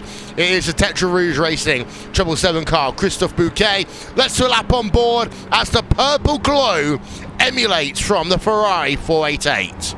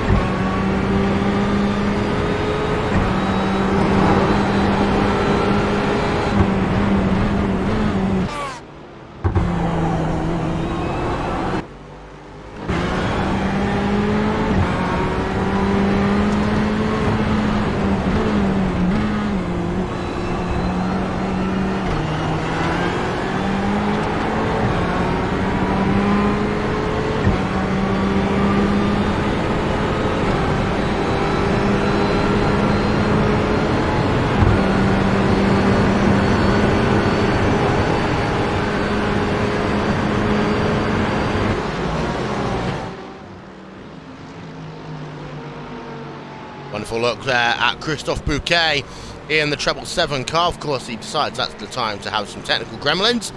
Max Benecke getting past the Evolution Racing Team number 26 car of Jared Phil-Sell. Of course, it's worth noting Benecke is on an out lap. Jared Phil-Sell is 28 laps into a stint right now, so those tyres are, well, I'm going to say old. The reason why is because ERT did not take tyres that last time around. It's worth noting, however, that Team Redline didn't take tyres that last time around, Justin. So they're going to be off sequence to everyone else this stint if these teams will take tyres this time around. I'm still interested. Are we going to see our first treble stint? Some of the teams I'm hearing have already been doing triple stints. That's the main thing. So teams are already trying it on the racetrack. Some of the teams floated around Logic GL2C Sports amongst some of those. So it has been tried. As you look at the fight for fifth, that got a little bit close for comfort. Yeah, here's the replay. And this is Bruno Astore in the number 15 Viva El Papo Racing Team car. Well, it was closer. He easily threw down the inside and then breaking his own down into turn number 1. And Bruno just seemed to break a little bit early into the corner. I think he was worried there, Justin, about the overspeed that you get from that toe. And I've seen so many people in the past get the pass done, they completely fluff up the first corner because of the fact that they're carrying an extra 5-6 miles an hour. Yeah, I think just at that point, just going to give up the spot instead of side drafting it or risking incident, though it's the same thing. So at this point, we'll see if they get the draft on back. Plus, you also have the banking, plus the cars and how they are offset in the positioning in the first place. Yeah, indeed. So as we just come through the back straightaway and towards the bus stop chicane, that's the Simsa Esports GT3 car. Tyler Herbius, by the way, they got past. That was your overall leader, Martin Kroenke, who's just gotten past a lot of them. That was all the way into the bus stop chicane. Martin Kroenke is probably due on pit road this time by. So we're going to go on board with Martin Kroenke because everyone else around him has been on pit road as recently. And no, he's going to go and stay out and do another lap then. Here's Martin Kroenke. And this is where Commander are really starting to get their advantage. Because that 30 seconds that I've talked about, Justin, is one thing. And that 30 seconds, you know, it kind of ebbs and flows a little bit. But where Commander are making their kahuna right now is the fact that they have been great, even though they did just mess up the International Horseshoe. They've been great in terms of fuel management so far. And one of the best teams, probably only alongside Jan Sweeter in the Universidad Isabella 1 Positive Sim Racing car. Yeah, and the strategies just worked out perfectly for them. They still got another 2 to 3 laps on their stint estimated alone, so it's just worked perfectly for them to have such a longer fuel mileage to where if they save for another couple hours or so to get those extra lap or two each and every stint, that'll make things much easier for the rest of the race to be able to hit their fuel marks and get themselves such a potentially dominant win at this point. There's still a long ways to go, though. That's the key, because they still want to keep the car running on the racetrack. It's not just going to place itself immediately in victory lane like a teleporter. Yeah, indeed so. And Martin Kroenke on the exit of the bus stop chicane again. You can just see, and this is the mark of a multi-time world champion, how smooth he was through there. He's going to get a nice little toe. However, if he is due on pit road this time, this could get a little bit close because he's got to get past the lap traffic, then dive on towards pit road and slowing it down to pit road speed. 55 miles an hour, actually. As I just want to show you that one again, because this is sometimes when some drivers do panic. They're due on pit road, they've got slower traffic to come, and he swipes and just gets about a car length clear before slowing it down. I mean, that some drivers there, what they might have done, Lorenzo, was just stay behind, but every 10th, if you're a Commander driver, maximize every 10th where you can. Yeah, and that was a really risky entry because obviously you got, if you're Kroenke, you have time to shred, right? You have a sizable gap to the guys right behind you, even though it's a red line, you know, you have around I think when Coenda stopped, it is more than a minute on both red line cars. So you could have taken your time, stay behind your Mercedes, just go into the pit lane safely, try to avoid a crash. But you know, it's Kroenke. We know how Kroenke is in terms of open wheelers and fast cars. So it's natural for Kroenke to be able to do this kind of entry safely and break it with the DP car that is not very easy on braking, rather safely. Yeah. Out and away, 24.8 seconds then for Kroenke in that Koana Sim Sports car. A reminder, the only other driver in that car so far today has been Joshua Rogers. In terms of who they've got lined up for their cars here today, and let's not forget they've got 3 cars running in your Daytona prototype field. Just trying to ad-lib as we try and find out, because normally they do post this. However, I do think, there we are, Martin Kroenke, Mitchell de Jong, Tommy Erskar we're expecting to see in this number 8 car. Number 18 machine, we're going to see Pash Gergis, Rench Brokeman, Ricardo Kestrelado and Sage Karam. Number 88, Bobby Zelensky, who of course you'll know well, Justin, from your time with the eNASCAR iRacing World Championship Series. Jenny Tankenham, Yuan Yens, who we've seen already, and another NASCAR driver in Keegan Leahy. Curious to see how Leahy does in the road course car, because one of the main drivers you have to keep an eye on when it comes to these, despite the performance, Bobby Zelensky, because he's a multiple world championship competitor and is so good on the road courses. It is always the man to beat when it comes to eNASCAR at Sonoma, Watkins Glen, or the Charlotte Roval. So, of course, he's someone you can depend upon in this type of situation, in this type of a race here, in what is about half of an oval car, essentially, in terms of speed. It's just been a rough day for that car overall. They're 14th. Yeah, indeed. As in terms of the kind of cars, they've got one running in P number 14. That is the number 88 car with Bobby Zelensky behind the wheel right now. So we're just having a look at them right here. Johan Jens has been in the car for the first part of the race. Bobby Zelensky has recently taken it over. And then here's the number 18 car.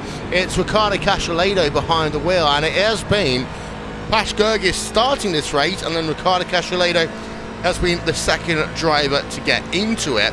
It is worth noting, of course, in terms of Koana Sim Sports on the number 18 car, Sage Karam has got real life experience of running this event, taking part in the 2014 and 2015 Rolex 24 Hours, finishing 6th place in 2016. So another driver, Lorenzo, who's had experience of the high banks of Daytona at night in the Rolex 24, now also running in the simulated iRacing version.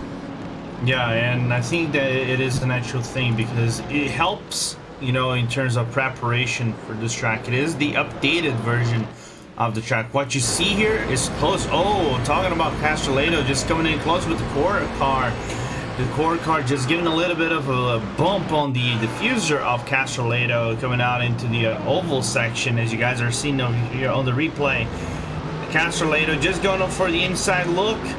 He just brakes a little bit later than usual. Couldn't carry as much speed than Corey Jensen, just touching slightly that diffuser. Didn't do a lot of damage, but causing a little bit of a scare for the number 23 car. But it is something, like, back to the point, well, it is something natural. I think that's the natural order. People more involved with sim racing, the real drivers. I've seen like Juan Pablo Montoya doing laps in this track. I know Augusto Farfus, which is racing next week, doing laps on the iRacing for this track. So it's more of a natural flow, and it gets you some good practice training with top drivers. Yeah, and you talk about the iRacing latest guy, and of course, we don't want to be accused of just bigging up iRacing, but I think one of my best stories I've read of 2020 has already happened, Justin, in terms of the iRacing Chili Bowl, and the fact that the Chili Bowl organizers literally went to iRacing to try and figure out what was going on with the Chili Bowl track for 2020, and the fact that iRacing laser scanned all of their tracks, the data was able to be provided to the Chili Bowl in less than 24 hours, and they was able to reprofile what is essentially a temporary circuit indoors thanks to iRacing's data. Yeah, they had all the reference points for the track and how they set up that circuit from when they scanned the circuit just about a couple years ago. And in turn, that allowed them to figure out that the racing line was a couple feet off. They had to basically trim it off a little bit and set it up properly to be able to fix the issue, and I think it absolutely did. It's a massive story, yes, in terms of iRacing, in terms of how much these scans can help in terms of real life, not just with racing lines, but with the facilities themselves to figure things out. Yeah, incredible story, and you can check that out on NASCAR.com, actually. They've got a great video on that one. Having a look at battle for second place in class. Now, I say second place in class, it's because they haven't yet, either of them, come on towards pit road. And these are two of the teams who are trying their hardest to maximize their fuel and their strategy. I say this because they are already 6 laps better on fuel than Team Redline's GT car leading the way in class. We've got the Prologue React Esport Pink car 32 laps into a stint. However, they have not yet made what will essentially be their 4th pit stop. And then you've got the Williams Sim Esports Solari car. They're only 30 laps into a stint right now. And so there's some interesting things at play. And Prologue React are not going to come on towards pit road this time by. So another lap in the books for them. And Williams Sim Esports Solari also staying out. Although MSI Esports behind, they do just make that journey on towards pit road. Alejandro Sanchez down the lane here, Lorenzo. Here comes Alejandro Sanchez down the line, and let's see if there will be a driver swap. But knowing MSI, they're basically double stinting the pilots. I know Salva did a double stint, and then Alejandro did a double stint when they started. So it's natural for the Spaniard driver, for the Iberian driver, to stay for one more stint in the car. It is a full Iberian team, this MSR Esports GTE. So they're gonna be probably coming in. They came down to pit lane and just gonna put fuel in the car. And the things we talked about earlier on in terms of the all-German lineup that's in the Team Redline GT car, Lorenzo, the same thing applies here to the Iberians, because again they're going to have to deal with the situation that you're going to have 2 drivers having to run through the night, and that, by the way, is a treble stint that they're on right now for MSI Esports, because they didn't take tyres last time around. They're not taking tyres now. This is a treble stint for MSI Esports. Yeah, that will be a triple stint for MSI Esports, but I see people saying that the triple stint is actually okay. It doesn't waste a lot of the rubber and you lose a lot of pace. So let's see if the third stint will be actually okay for Alejandro Sanchez, because the track conditions actually favor right now. It decreased 1 degree Celsius on the track, and also on ambient as well. It is 21 Celsius, you guys can see on screen. 21 Celsius on ambient, 23 on the track. If I'm not mistaken, you can correct me on this, Will. I think the humidity has dwindled down a little bit, and wind speed has pretty much remained the same. Actually, the humidity's gone up 2%, according to my scribbled down notes. But as we have got Prologue React onto pit road. So this is the interesting one. Of course, they were 33 laps into a stint. We did expect them to be on towards pit road. They are on pit road right now. And here's another interesting thing, Justin. The more teams that double stint, interestingly enough, makes it more viable to treble stint, because the issue is, if you treble stint, it's about the time that you'd be losing to people who were taking tyres every time around, and that gap would eke out. But if every team starts double stinting, the risk of treble stinting becomes less and less, because the drop-off from a double stint to a treble stint isn't actually that much per lap. It's only about 0.4 of a second. If you were doing it from a drivers, most teams are doing 1 stint on a set of tyres, and then you've got a team doing 3 stints. That gap will then eke out to about 1.2 seconds a lap, and that's where the crossover point is. Yeah, that's around that, yes indeed. So again, this is something the strategists have been calculating and testing upon and trying to see if it exactly is going to work. So all of that preparation comes into mind again, because if you don't know this all ahead of time, you're not in a great situation. All of these teams know if they do X, Y, and Z, that they might be able to get the results they are looking for in terms of the triple stint, especially as this nighttime continues. Yeah, there is a SimRC.de Titan car just heading into the bus stop chicane. It's the one and only time that I'm not going to complain about the fact that they haven't got our big RaceBot R on the rear of the car, because you can see they've got the Martin Solari sticker that we talked about earlier on, and they've got the Race Relief sticker on their car. They have still got RaceBot on the rear banner and on the front clip, so we're not going to judge them at all, as that was the Tetra Rouge racing car coming on towards pit road there. Getting close, and we've said this the last time we did a fan immersion, we're almost at the end of hour number 5, and Justin, I must say, this feels really quick compared to normally. Of course, I do the breakfast side of things in the UK time, so it's normally 7 a.m. to about 2:30ish by the time we do interviews. During the first part of this race, it seems really quick in comparison. Yeah, I think it's partly because this is one of the cleaner ones we've seen in a while, where it's just been nice and calm. No one's been over aggressive. There's only been a few major incidents all race. It's just been a rhythm event all day today. So it's just been one of the calmest 24-hour races I think we've ever seen. Yep. Sorry, every time I hear someone say the word rhythm, I start thinking swing to the rhythm. I'm not going to sing the rest of the song because I'm going to get a copyright strike. You know what? You can think about your own songs. Thank you. Carter Jansen, by the way, he's been gaining very quickly over Evolution Simsports Raptor, and Karl Madoff is behind the wheel of the 37 car. Carter Jansen doing a very good drive, although, Lorenzo, he is on fresh rubber, so that's half the reason why he's starting to gain. And compare that to the Evolution, that's a bit of a lock up there, and then going onto the dirty stuff on the exit of turn 6, that's going to hurt him all the way down through the bus stop chicane.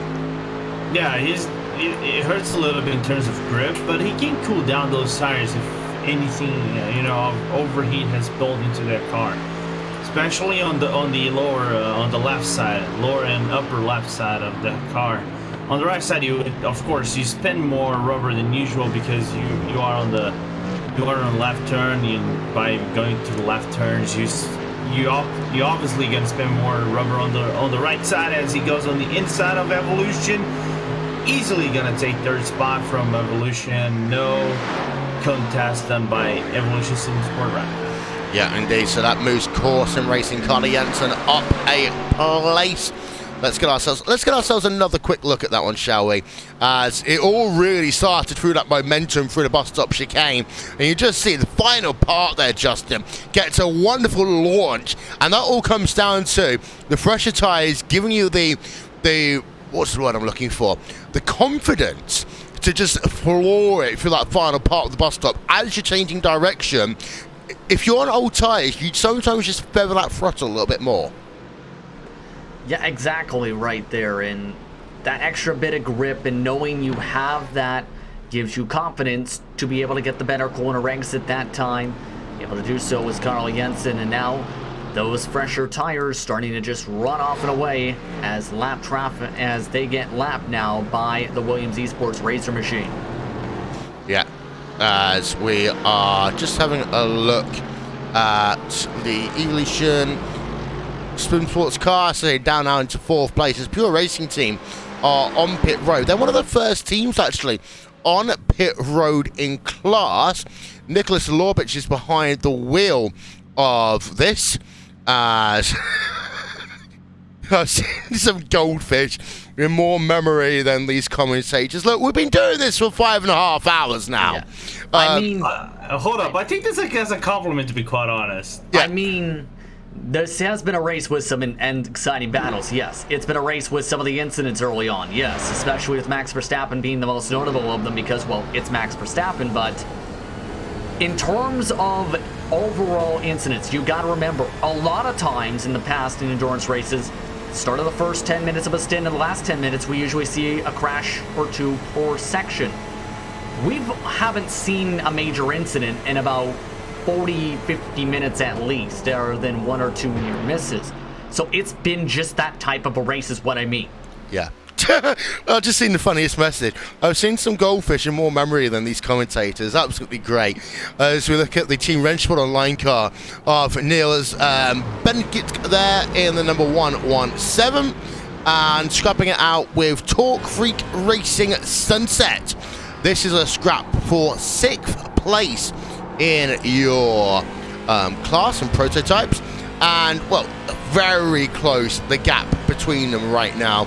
4 attempts for a second, but it seems to be that Wrenchford Online are now in that dirty air and they can't do anything here, Justin, over that Torque Creek Racing car. They're going to hope that traffic goes their way, although I don't think it is going to be here, because that Movano car is going to take that apex through turn 6.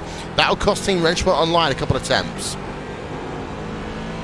Yeah, that's going to slow them up indeed, yes, but they are still in the slipstream. That's the main key. If they drop back, say, another 5 car lengths, that's where I'd be panicking and it'd take multiple laps. They're also going to, however, have the CTC Racing Black Machine just behind them. That is not for position, also starting to reel them in. So it's getting a bit interesting as scratch that CTC Racing Black Machine reference to Steve Bycroft nearly overran the bus stop. Yeah, and wonderful paint on these CTC racing cars. We just zoom in on Steve Bycroft. The chrome-coloured effect on this car, the gold, really does show up well when you get into the nighttime. There's a black car, and there is the red car of Dirk Roveld in the number 78. Coming in towards the bus stop chicane. I just saw this amazing thing on social media, by the way, Lorenzo. I've seen some goldfish and more memory than these commentators. Like I mentioned, I think this is a compliment, you know? Oh, okay. C2C Racing. What do you want me to do? Well, if people, I said, people think it's easy for you to have a memory, you know, in these kind of long races for you to memorize everything that he's doing, especially in a race like this where we're seeing action up and down, left and right, under and upper. So if we had memory to every single little thing that it would actually happen, I'll be surprised. I wouldn't be over here. I probably would try to go for a Noble Priest or something. Yeah, I will say one thing. Having to direct and commentate at the same time means I do lose the ability to take notes alongside that. So when we have to do these race recaps part of the way through, it actually does become slightly complicated. Connery Maddock, who you'll see in the morning, who will be leading the breakfast side of things, the final 6 hours of the Daytona 24 Hours, he remembers me at Sim Racing Expo, and it's we work often together. We commentate together on location, but we've never actually done it where I don't have to do 14 things at once. And he ended up walking out the commentary room, Justin, with about 10 sheets of paper with just random things scribbled down, circles and circles and lines, trying to draw dots together. I was just like, I had no idea what you're writing, but it seems to make sense. I mean, I've been drawing buildings. Well, that's a habit I have where it's like I listen upon and might scribble on as the race goes on to help think. That's just some people's ways of keeping the brain moving and keeping on forward. So I don't know where I'm going with this, but it's just a habit some drivers may pick up, or some commentators even. Yep. As just keeping an eye out on this Williams Esports versus Logitech G Autos Esports battle, and this is a real battle here, Justin, because they are both on new tyres. They are both about the same in terms of fuel. And, of course, this is the Laurin Heinrich car who had some issues early on, who actually at one point also led the race. Let's not forget, he was pole position in class, well behind Team Redline, had a couple of issues, now behind Simon Fiegel in the Logitech G Autos Esports car. Simon Fiegel, of course, for those of you who don't know, is pretty much the team principal for Autos Esports. But for Laurin Heinrich, he's back behind the wheel, and I think he's determined to get P2 back. I think he's very determined since these drivers are on similar stints now with that driver swap from before. So, especially since the nearest driver in front, it's like a carrot on the stick, as I like to describe it. You see someone in front of you, you want to make the pass. It's just, again, about being smart with it. If you rush it, it's not good. If you save fuel like he's doing now, it can help you a bit in the long run. That time, a little bit too early on the gas, maybe for Heinrich to back off. Yeah, as we just keep that look through the bus stop chicane down towards turn number 1. They'll come again. By the way, RS competition, let's say back, which is pretty much from the race lead in class, doing his pit stop. We got a wreck in the International Horseshoe. Pardon me, guys, here. We got cars stopped in the International Horseshoe. Trying to check which cars, but there's at least a couple that went around in the midst of the corner, it looks like. You jinxed it, Justin. Or someone jinxed it, saying that we haven't had an incident for a while. Team RSO, the 7th place car. Yeah, so Team Wrench put online. That is the number 117 in Daytona prototypes. Let's get ourselves a look back at this. And the back end was already stepping out through turn 1 and turn 2 on him there. So we just cut into the replay. Now into my word, he doesn't even get to the apex of the corner. So the car, the grass. Yeah. As he has to wait, reverses it, tries to cut the corner. Does he get onto the power in time? Was that the Sim RC car? No, that was the Movano car there that ends up trying to go around with him. I want to get another look then. Let's go from up above, and this is into the International Horseshoe. I'm just going to pause it there, and you are right on the money, Lorenzo, because we can just zoom in, and 2 wheels on the grass. Boom. Yeah, if you were just 1 wheel, then maybe it's kind of like, you throw RNG in it, and just pray for the little racing Jesus to save you, and of course your own skills to avoid having a spin at turn 3. But no, if you got 2, well done. You're gonna be a passenger for the Ride of Doom. Yep. Ladies and gentlemen, it's time for a public service announcement.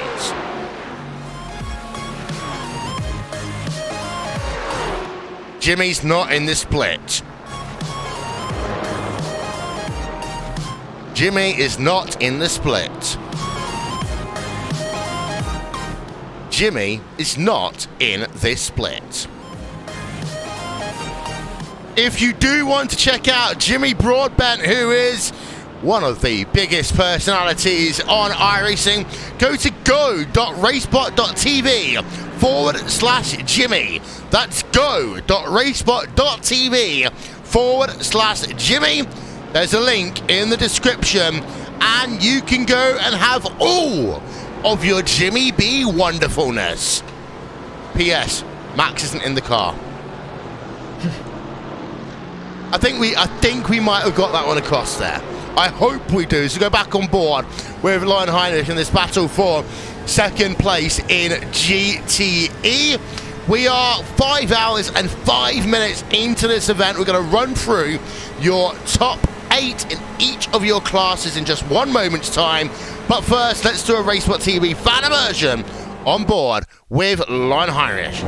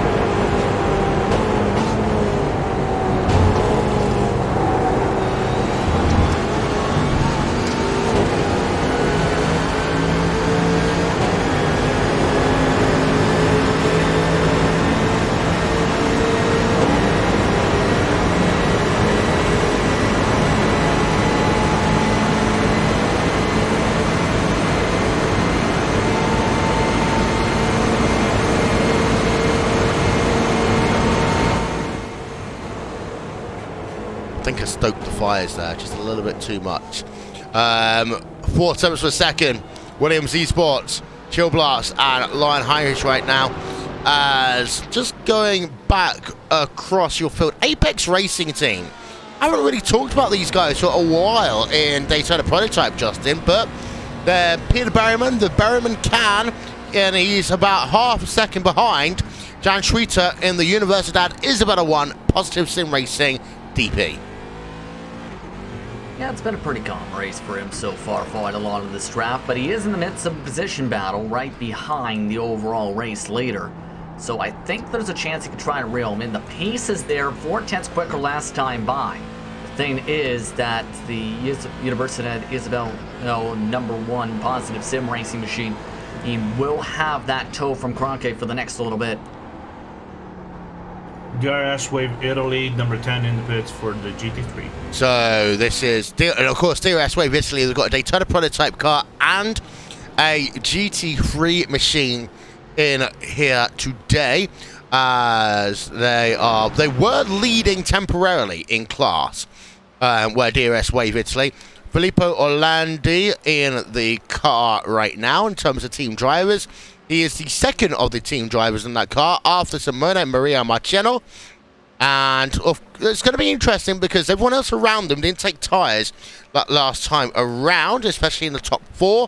The first team who did take tyres was Evolution Simsports Raptor, P number 6 in class. And actually, no, I say that, Simsa Esports also took tyres that last time around, Tyler Herviers. So out of the pits they come, 41 seconds, back out onto the track. And part of this as well, Justin, we've got to remember the fact that this is the top split, because if we was doing this in one of the other splits, when drivers might not have had as much experience of running on older tyres, and I was a team boss, I would normally say take tyres every time. But we are talking about some very elite drivers in this event, and that's no disrespect to other drivers in other splits. I'm going to talk more about that in a moment's time.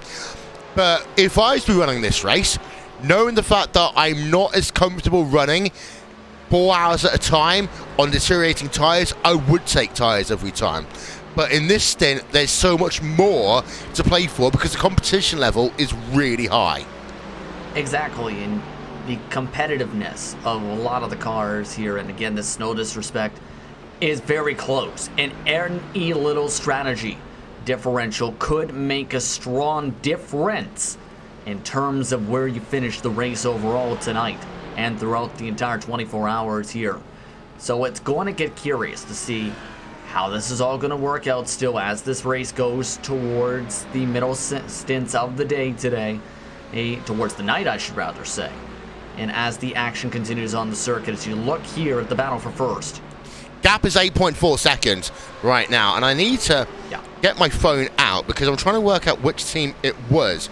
But I saw someone complaining, I say complaining, were dumbfounded by the strength of field in the GTE field because of the fact that it was an 8,000 iRating to get into this split, which is, even in a World Championship race, almost unheard of, Justin. Yeah, that is a massive one. The overall SOF estimated is at 7,727. That's how competitive this field is today. To make this split, you essentially had to have multiple drivers in a high range or have a situation where you have a strong team throughout it. So in other words, the talent level had to be there. Yep. By the way, in case you care, Prince Harry and Meghan Markle will not use their HRH titles. Basically, they're divorcing from Her Majesty the Queen. Canada? Yeah, Canada, they're all yours now, apparently. What Canada possibly could do is just adopt them as a new head of state as a potential opportunity, I'm just saying. But yeah, all of Canada now, I know Canada was actually complaining about how much taxpayer money they were going to have to pay, but some breaking news here. Back to the racing before I step into something I really shouldn't do. We're back on board at Williams Esports, Chill Blast, and Lion Heinrich. As the gap is back down to a second. The thing I'm noting here, though, Justin, I've got a feeling that Lauren Heinrich is just saving a bit of fuel. He definitely is saving a bit of fuel. He's saving a lot of fuel, in fact, at this point. Ain't thinking the big picture and now sees the picture open up.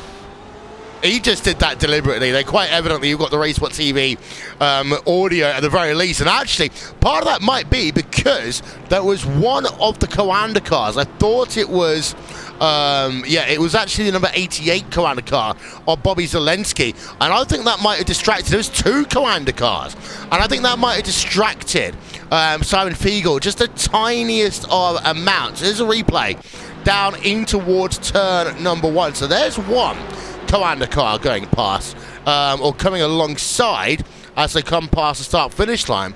And then there's a second Coanda car just a little bit further back that will start flashing its lights. Simon Fiegel takes the corner normally and then just pushes wide, actually. So a little bit of a brain miscue, maybe, Lorenzo, for Simon Fiegel, trying to work out who's coming up behind him.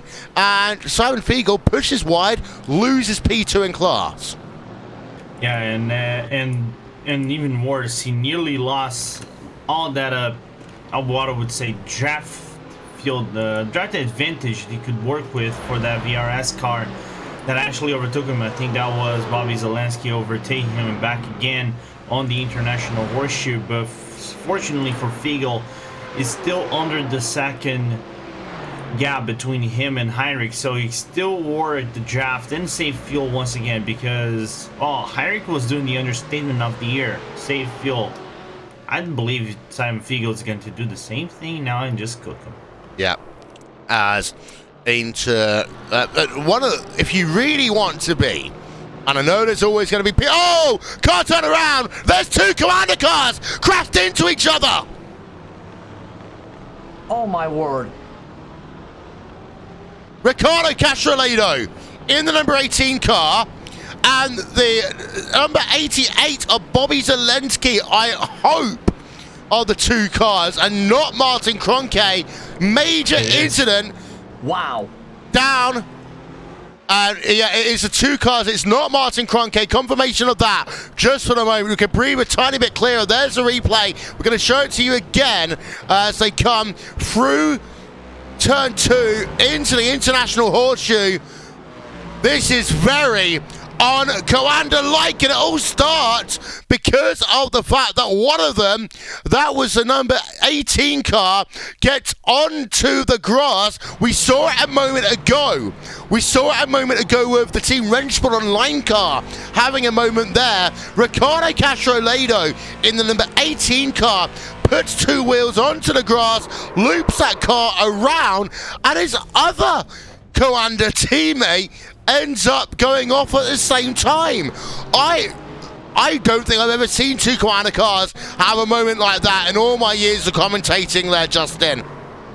That is a huge time for that type of a moment. Unfortunate situation and just bad timing, really, in terms of the positioning there. That loses a bunch of time for those two Coanda cars.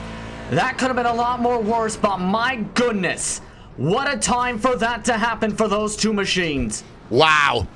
Bobby Zelensky. Are we talking about Code Brown moment? I think in the Coanda control room, because of course I know Coanda are either in the process of have actually got themselves a house together. Somewhere in Coanda's control room, there wasn't just one Code Brown moment, there was a big Code Brown moment. And at the first point I saw that, I was thinking, was that Martin Kroenke? He was on the opposite part of the racetrack. Oof, deep breath time. Ladies and gentlemen, I want to finish off the point I was going to say about Simon Fiegel. And sometimes, Justin, and this is where the conspiracy theories come in, sometimes if you want to stop someone fuel saving behind you, what you do is you outbrake yourself into the corner and force them to go past you. Note the fact that Simon Fiegel hasn't tried to find a way back past yet as they work through the bus stop chicane. Yeah, well, let's take a look at this right now, and you can see, just again, a nice and patient and calm and sturdy in terms of the racing line. And this is to be expected once more. Just stay in the line, just keep it calm, don't push over aggressively. Take a look at this. is that you're referring to? You see the run, and in that opportunity, normally you would take the pass. Instead, you just lift off the gas and then go for that braking mark you just talked about to keep yourself within the draft. It's a smart move, and it's a smart thing to save fuel. Best thing I've seen in the last couple of seconds on social media. Maybe they were searching for Max Verstappen in the wild grass there. So there is Martin Kroenke, your overall leader, getting past that battle, splitting the two for the moment. As we're on board of Martin Kroenke. Oof. Sorry, deep breath moment there.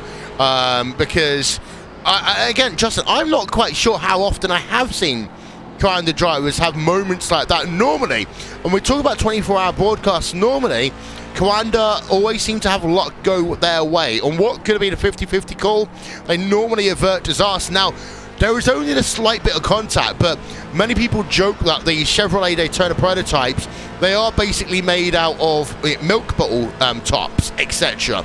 So a small bit of damage to them is actually a bit of damage that affects a lot of the aeroflow and does affect some things like top line speed. But thankfully for them, Martin Kroenke not involved. He continues to power along, and his gap up to Team Redline and Tom Micklemore is now up at about 35 seconds. Worth noting that Patrick Schneider has recently come back out onto track after doing a pit stop, and his pit stop time is up on your screen at 24.6 seconds. Yeah, so the pit window again opening up for some of the different teams, and remember it was staggered out for Redline before, expecting the type of situation again. So it's just been an interesting race in terms of strategy once more in terms of this.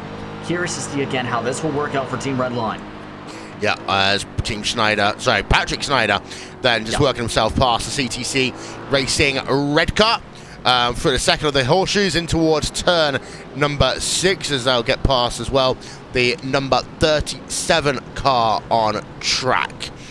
So, let's say 40 minutes before we hand ourselves over to Paul Smith, Nolan Rempel and company. Let's run through your top 8, shall we, in each of your classes as things stand. And to start off in Daytona prototypes, what we have is BOS Kind of Sim Sports leading the way by 41 seconds over Team Redline. We say that, but Team Redline are currently on pit road, so that gap looks bigger than it actually is. Team Redline and the number 33 car, Patrick Schneider, they will probably take over second place in a moment's time, and that is because of the fact that Micklemore is just coming out of pit road. It's actually going to be a little bit closer than what I thought it was going to be.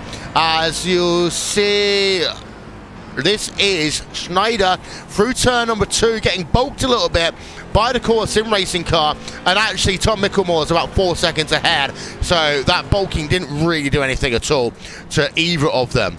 It is Supersport Racing and Gresham Wegner running in 4th place for Supersport Racing. 5th place is Simmercube InX Racing, with DriveX Esports in 6th place. Torque Freak Racing Sunset in 7th, and Team Wrenchpot Online rounding out your top 8. In terms of Daytona prototypes, 1 team are out, and that is Sabina Racing Team Euronics car. And Justin, take us through your GTE field. Right now, it's Maximilian Vinecke in Team Redline GT at the head of the field at the moment, and looking to still pull away the gap over Williams Esports Chill Blast.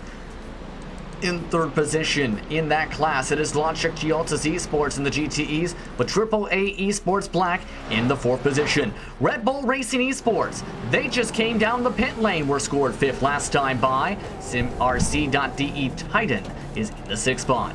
MSI Esports GTE is currently cycling up the board, up to that P6, along with ERT's 26 car, Prolog React Esport Pink rounds out the drivers on the board. And Lorenzo, take us through your GT3 field.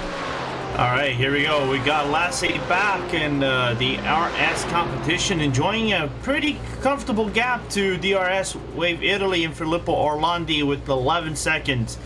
In 3rd place is Corsim Racing GT3 with Carl E. Jensen at the helm, followed by Simsa Esports driven by Tali Hervias. P5 is Corsim Racing, the 24 car, and in P6 is Evolution Team Sport Raptor Number 7 is Vilva El Papo Racing Team. I love the racing name.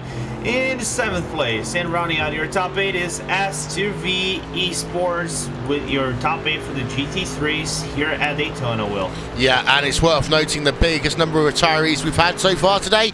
They are in your GT3 field. Burst Esports are out as things stand, as are Astro Gaming Altus Esports, Team Redline GT3, and that's going to be a huge disappointment for them because I know they were looking for victories in all 3 classes. And Red Velvet Racing Pink also out of this event. So unfortunately for you Team Redline fans, because of the fact that the number 5 car is out of this event, what it does mean is that you're not going to see all of the drivers here today, and in particular you're not going to see Dracula, Alexi Yusi Yakola, and you're also not going to see Alexander Phoebe and Patrick Moser and Chris Dambeat by the looks of it, unfortunately. So that's going to be a shame because Dracula, I remember when he actually first joined Team Redline about 4 or 5 years ago, Justin. He set the iRacing World Championship Grand Prix Series alight. Himself and Ollie Pakula when they joined that team a couple of years ago. But we haven't seen that much of Yakola in the last couple of years. Yeah, that's a name that goes back to the start of my career when thinking about it in terms of one of the drivers to keep an eye on. But again, shows the depth that Team Redline has in terms of their core, in terms of the organizations in multiple different platforms, and at some points running racing organizations and series as well on top of it. So it again shows how much depth is on the team and how much talent they have. Yeah, as on board with Christophe Bouquet in the 777 car. He's got the Beta Racing Team Euronics GTE car just ahead of him of Lewis Glania. And the gap between them is 4 tenths per second. This is a battle in some respects here, Lorenzo, because it's still a couple of laps until Beta Racing Team Euronic come on towards pit road, although Tetra Rouge Racing, they are about 7 laps better in terms of their fuel. Yeah, and I don't think Luis Glania is going to be able to break away from Christophe Bouquet and his Ferrari, because again, Ferrari has a little bit of an upper advantage in terms of draft to close down on the BMW. They kind of equal in top acceleration one another. The advantage just goes to the BMW under the cornering against the Ferrari. But Tata Rouge has been doing a quiet race, has been involved, in some battles.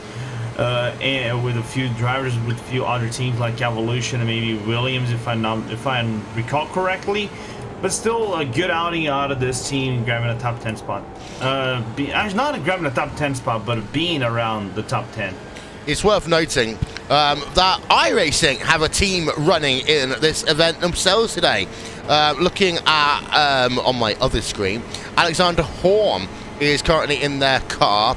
They are running in, let's have a look, they're running 13th place in class right now, so they are doing okay in their split. They are, however, about at least a lap down from their leaders. What that does mean, of course, Justin, is that there are going to be some races here today. Oh, stack up.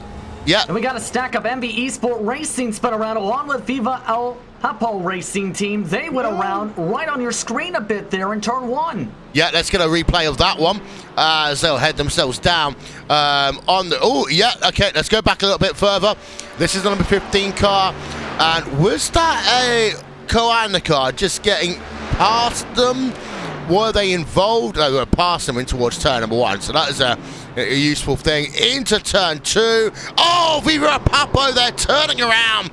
The number 9, that's the MB Esports racing car. That was down into turn number 1. And we had the track almost blocked for a moment there. And the number 9 car will not be best pleased with that. Replay on board from them. It's coming up, and we are on board with Frederick Kierkegaard Jorgensen. As Jorgensen there, you can just see, turned around in that MB Esports racing car. One more replay coming up. This is on board of Viva El Papo Racing Team in towards turn number 1. I mean, he came from about 14,000 miles back there, Justin. Yeah, no idea that was coming, it looked like, for Jorgensen, to say the very least. But I think at that point, again, the MB Esport Racing had the compromised line with the cars underneath and was just trying to arc it back down for the exit of the corner. No idea. I don't think he had that someone was going to try something to send it in terms of speed. I don't think they were expecting that either, the car who sent it. Yeah. To finish off the point I was going to say, Justin, of course, with iRacing taking part with a team in this race, what it does mean is that there will be some people here today that win one of the most coveted awards in iRacing, and that was the I Let You Win award. I'm not sure. Oh, yeah, I forgot about that award, actually, part of the iRacing. In terms of iRacing, there's a set of awards you have in terms of membership, and that's one of them where if you beat an iRacing employee, you end up getting that specific award in terms of your driver profile when you look at that page. So yeah, absolutely having the chance to do so right now with that 13th place run. A lot of people, in fact, having the chance. Yeah, and one of the things that is worth noting, and that I hope that they're not watching our stream, because otherwise they probably will cut us off. But the iRacing staff, Lorenzo, they're not the fastest drivers out there. So when they do come out onto track, it does mean that there is a good chance that you get the chance to win the I Let You Win award. Yeah, your percentage, if we have to make a historic percentage, is over 80% of beating an iRacing staff. The only one I actually driven against was Nim. I think everybody knows Nim Cross Jr. as one of the moderators of iRacing. He usually races. He races often in so many categories, and we know he's not the fastest. He's one of the cleanest and one of the most polite drivers, though. But still, you always got a chance to beat one of the employees, so the chance of you winning that award is high. And I was wondering, did you get any benefits for winning that award? No. It's not like the RaceSpot TV banner that you can put on your car on the iRacing paint shop, which we guarantee will make you at least 0.2 of a second faster.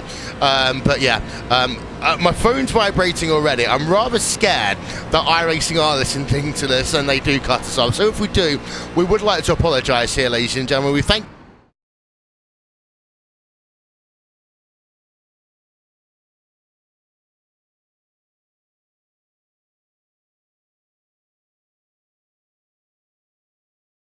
themselves through the international horseshoe. And Peter Berryman, he's kind of been behind that Universidad Isabel 1 positive sim racing car now for quite some time, Justin. So I don't know, they don't look like they're fuel saving because they're too far back in the middle stage of this race, because they don't seem to be able to keep up through the infield. Yes, they might be gaining a little bit through the outfield section, but I almost expected Peter Berryman to be just a little bit faster. And the lap gaps, well, they're all over the place because, of course, Universidad Isabel 1 has just come out of pit road, but this battle has been going on for a while. Yeah, I think at this point, yeah, fuel strategy might be a bit out the window, just trying to get track position. Because many of the teams, they've already put themselves in a window to make it to the mark they want to go to. So if you're, say, one of these teams towards the rear end of the field, you're just thinking, please get me in the top 10 at least. And Berryman, I think, might be able to try. The Berryman can, if he keeps up the pace. He's just outside the slipstream range, if not barely in it. Right now, he does have Kroenke, who was already taking a pit stop for his 7th time. Right behind him, he might be able to latch on to and potentially follow through if he can get close enough. Yeah, going back to GT3 for a moment, we're going on board with Movado Sim Racing Yellow.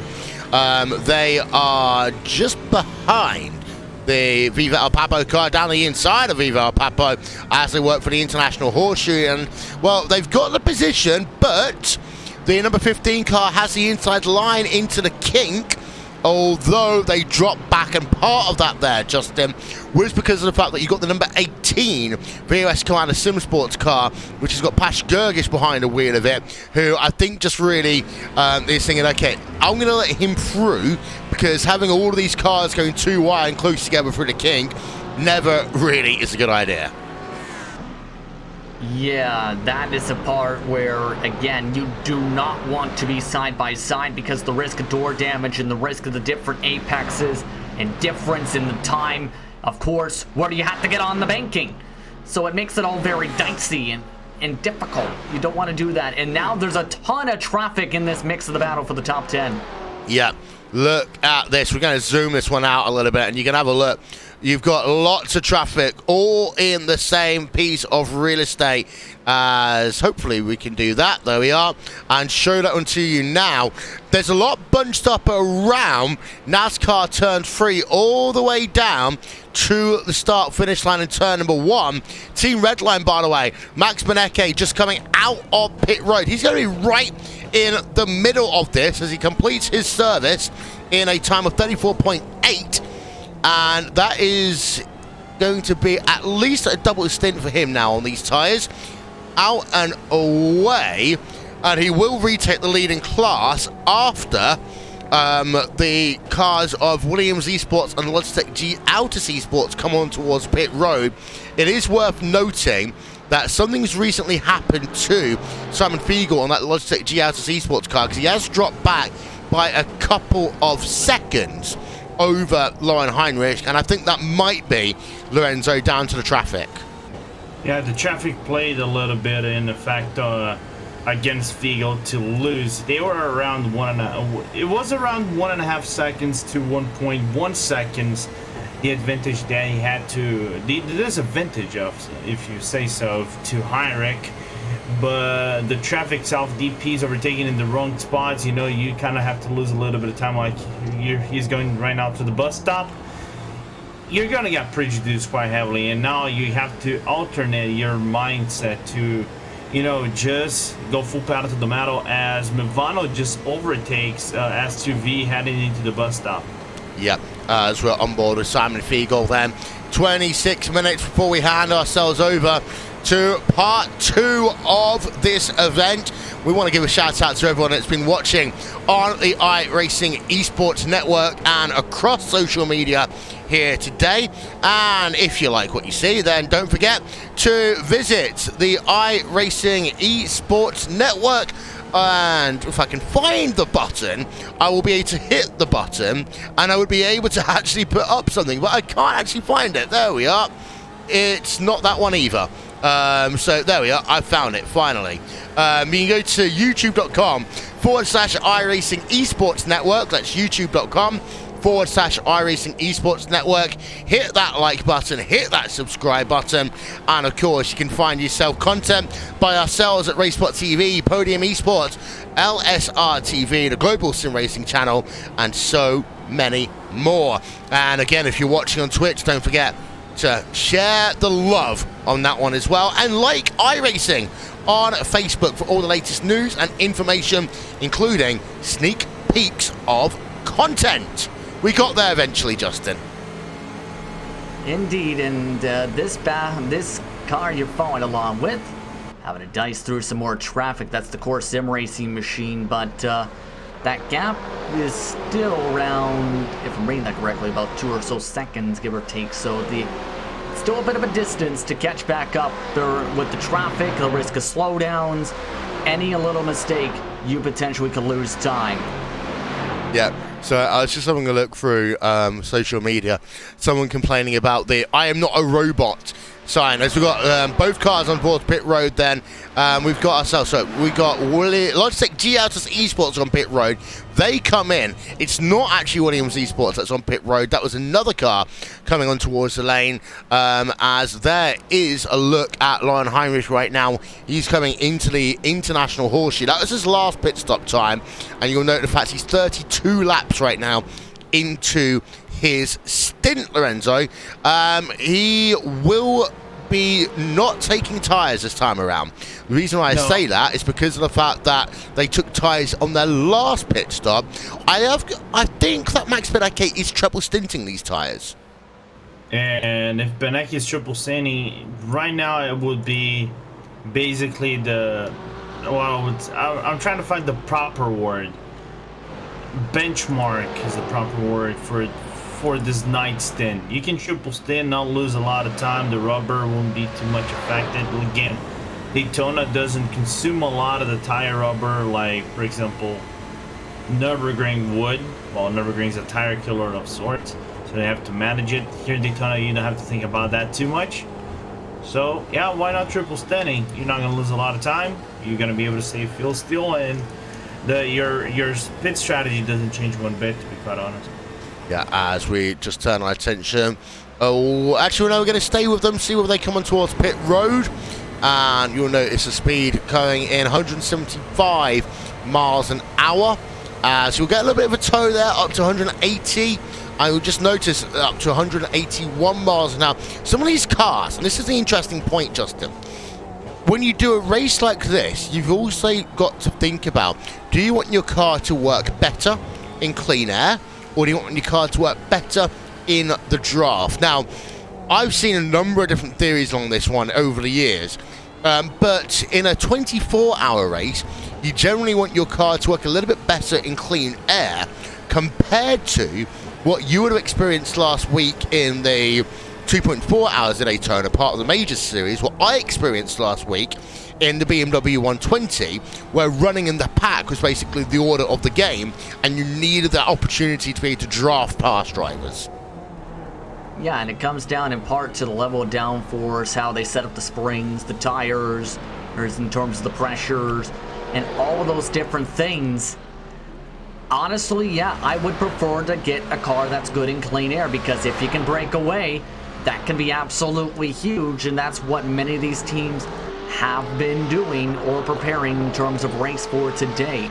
So it all comes down again to partly how you set up that race car with the cambers, the casters, as well as in terms of the aerodynamics to try and get what you need, and how that preparation comes in hand to set the car up for that specific part. Yeah, as we just saw there, Simon Fiegel is now behind the Prologue React Esports pink car, who is at the end of a stint. This can be actually something that is really frustrating, Lorenzo, because you just now got out of pit road. Now, granted, Simon Fiegel hasn't got a fresh set of boots on his car, but he's wanting to try and maximize his advantage over the next couple of laps to try and get himself back ahead of the Williams Esports Chill Blast car, being stuck behind a slower car by virtue of the fact that, you know, they were towards the end of a stint. They're not had the same lap times. From having a look, for example, Prologue React's fastest lap time of the day, well, it's actually not that much slower than Logitech GLTC Sports, but their overall stint length has been a little bit slower.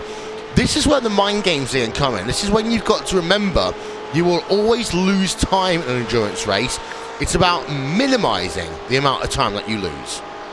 Yeah, and minimize the errors, basically, Will. And for now, Simon has to be thinking, how much effort will I want to put before I overlap these cars as fast as possible? Because, overlap, I mean overlap the Bila, because you want to overtake Prologue as soon as you can possibly overtake, because you really don't want to lose time to Williams. Your competition is not Prologue, it's Williams directly. They gonna pit stop. If they haven't pit stopped, and I haven't taken a look at it, but the one you really don't want to lose focus is Williams, because if you do lose time because of traffic like this, that is, even though due to pit soon, it's going to be quite problematic for you in this mid stage of the race.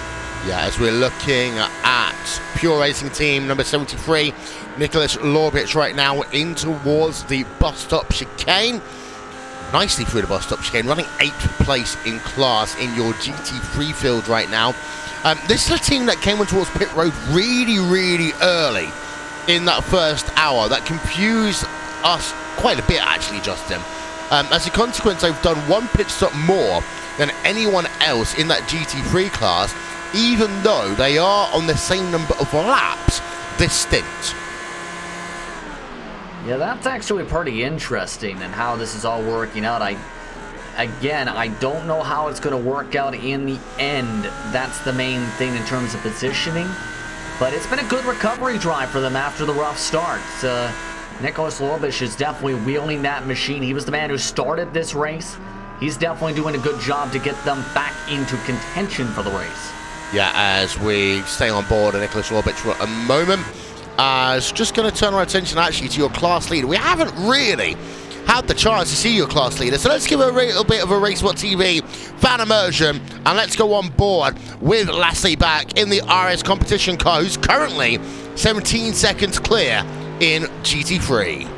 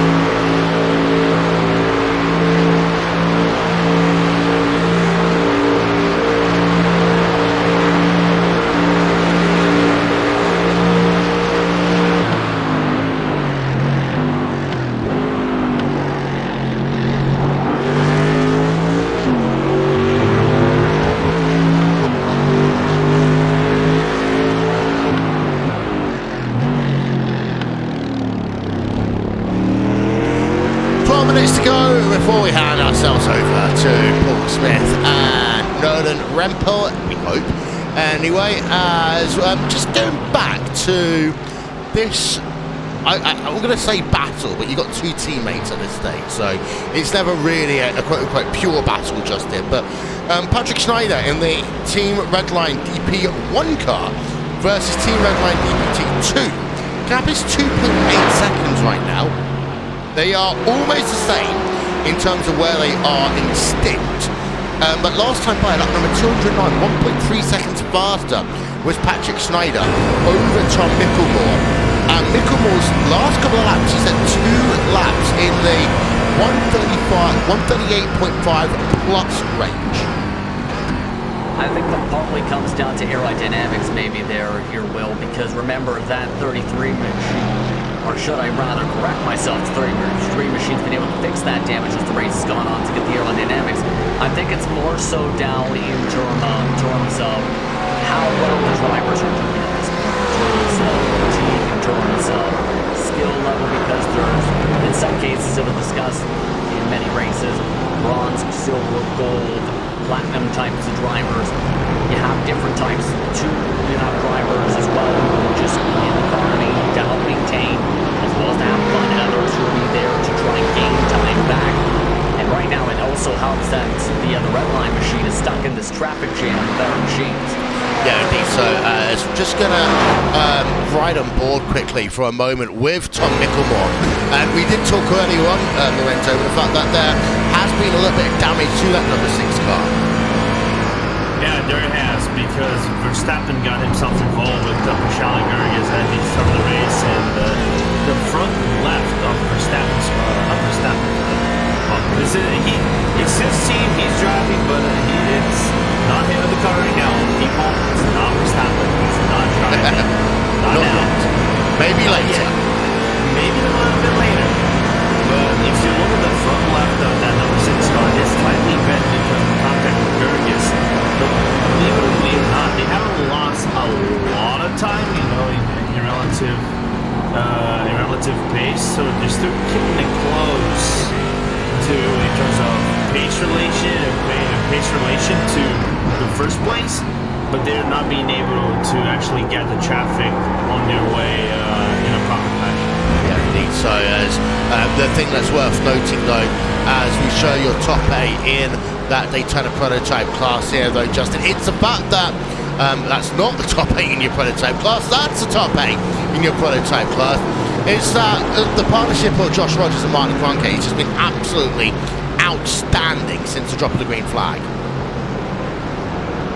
Yeah, it has just been that pace. They were able to pull away in the clean air quickly, kept the car clean, didn't have to fight, and in turn just ran away from everybody. It's been essentially gaining a couple seconds per stint every single time so far for the 8 machine over the Team Redline machines.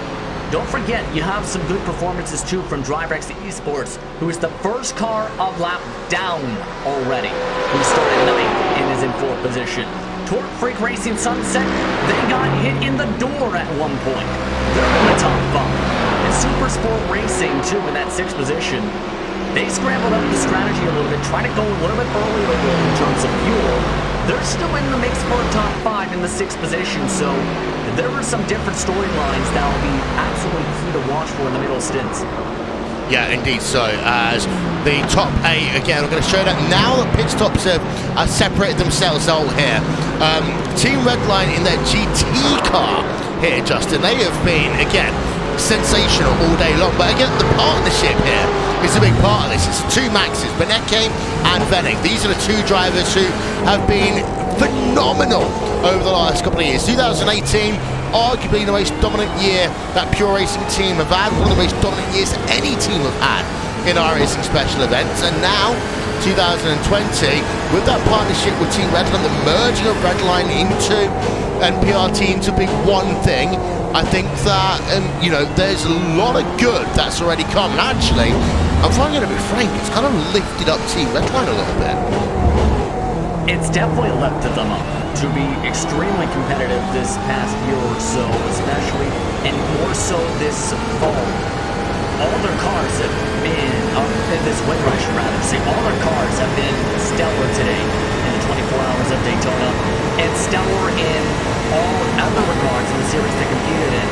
Take Marcus Jensen, for example. Well, he drives a red line car for the DERC, as we talked about a little bit. In terms of that series, he's somebody that's always a contender in that round. So all the red line drivers have seen their performance go up, regardless of the series, it seems, this year. Yeah, indeed so, as they have got themselves a gap here, Lorenzo, of 35.4 seconds over the number 2 car in class. That is the Williams Esports Chill Blast car, who, of course, we've got to remember, they took over second place in class again in the last hour, getting themselves past the Logitech Altus Esports car of Simon Fiegel. But as we get into the middle 12 hours of this race, it is worth noting that we get ourselves more and more into a situation where the quote-unquote the non-Alan Nish drivers, the drivers who are consistent but might be a tenth of a second slower than the fastest driver in the team, it's their time to shine. This is where there are certain drivers, the consistent drivers, that you want whilst the track is dark. Yeah, because right now we are starting to see a pattern of, if you're a consistent hot lapper, you're really going to be able to produce some good results down the line. That's what you want. You really want to be consistent and fast. You don't want constant and fast for you to be closing down that gap and make sure the lead that you have doesn't run away or doesn't close the box in.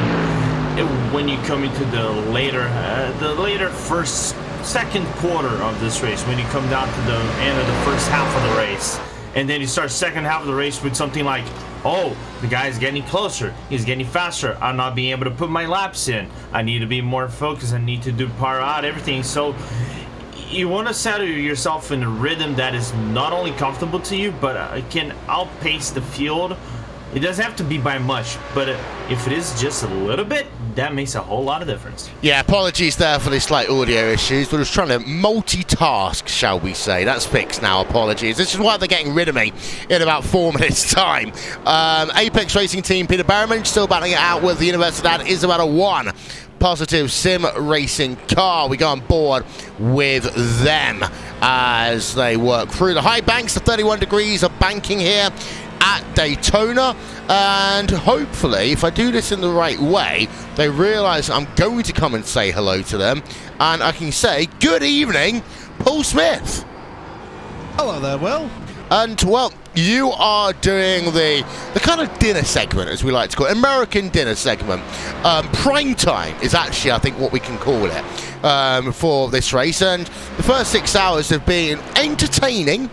A couple of moments early on, at least one of them involving a certain MV, but since then it's calmed down nicely, and I think we've got ourselves into a good rhythm now. Yeah, we certainly have. I'm looking forward to this part of the broadcast, and although I'm not looking forward to it being into the UK graveyard shift for myself, because I'm going to be on till about 2 AM here at this rate, so yeah, this is going to be a case study in what effect sleep deprivation has on myself. Yes, I will be doing the research on that. Why don't we publish by the end of the month? We've got Nolan Rempel and Gary Weaver here as well.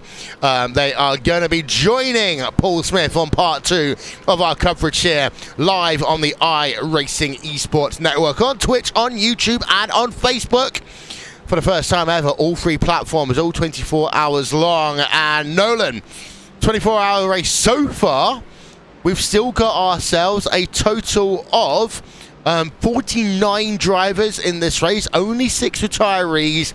But the next 6 hours is, I can always sum it up in 2 words: unforced errors.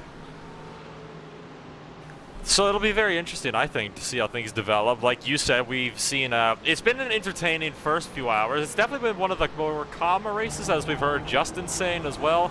This is one of the more calmer 24-hour races we've seen. It'll be very interesting. We've had a few shunts, had a few good battles, had a few interesting discussions as well, from what I've heard. So things should be interesting, and I'm looking forward to it.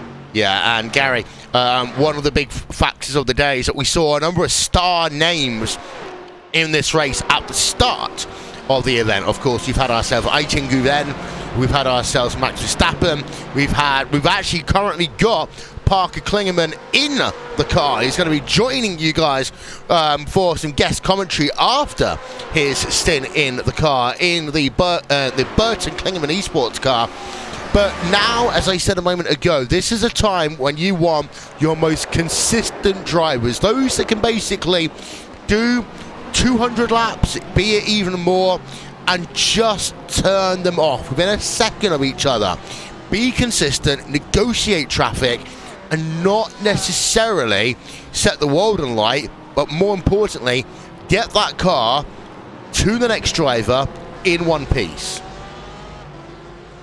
Yeah, that's the most important thing here, especially with some of these stints where most drivers could be possibly going for even longer depending on where everyone is located. So that's going to be another key thing. But like you mentioned, just the most important thing, keep that car in one piece or as much in a single piece as possible. And especially for drivers in the next stint where it's going to be possibly really hard to describe how maybe sometimes the steering could be a little bit messed up and they'd have to adapt their driving style from the last time that the previous driver had driven the car. So it's definitely a lot to work with overall. Now, we've been talking about double stints and treble stints for the last, 6 hours of the race almost, Justin. That, I think, is going to be one of the key things as we're in the night time. And the reason why I say that, look at the track conditions. It's 23 degrees Celsius, 73 degrees track temperature. I'm doing the maths. We're hitting about 7:30 local time right now. So, for this race, as we go through and the track temperature continues to get cooler, I think we are now clearly in treble stint territory. There will be some that might even look at quad stinting. It will come down in GT, I think, down to how much life there is in the tyres, because that will be the difference maker now. How much life there is in the tyres more than anything else. And that's where some of the driver ability comes into play, especially once it comes into fruition, because you need a driver that's going to be able to execute that properly and be able to manage those old tires as the race progresses and as the stint progresses, so you don't lose too much time. Absolutely going to be something to watch for, as well as seeing who is able to keep the cars and those four tires on the racetrack and keep it consistent to make sure you're in position to keep on rolling. Yep. So that is it for us in this part of the 24 Hours of Daytona. For those of you who want to carry on watching on Twitch and on Facebook, on Twitch, then we will hopefully keep the disruption to a minimum, down to a minute or so. In terms of Facebook, you just need to go to facebook.com/iRacing. If you want to watch on YouTube, go to go.racebot.tv/part 2. Link is in the YouTube chat right now. Alternatively, just visit the iRacing Esports Network on YouTube. 6 hours of the race is now in the books from Daytona. Coverage will continue all night long. All we can say is thank you for being a part of the first 6 hours of the 2020 Daytona 24 Hours on Racebot TV and on the iRacing Esports Network. I've been joined for these first 6 hours by the incomparable talents of Justin Print and Lorenzo Bonza. Thank you to the drivers for making it a fun start of the event. Thank you to the fans for making it entertaining. But now we'll leave you in the good hands of Paul Smith, Nolan Rempel, and Gary Weaver to take you through on US Primetime into the darkness and the depths of night here at Daytona. Mind the Ferris wheel, mind the bus stop chicane, and mind turn one. But this race is far from over. Goodbye, and we'll see you in just a couple of moments' time.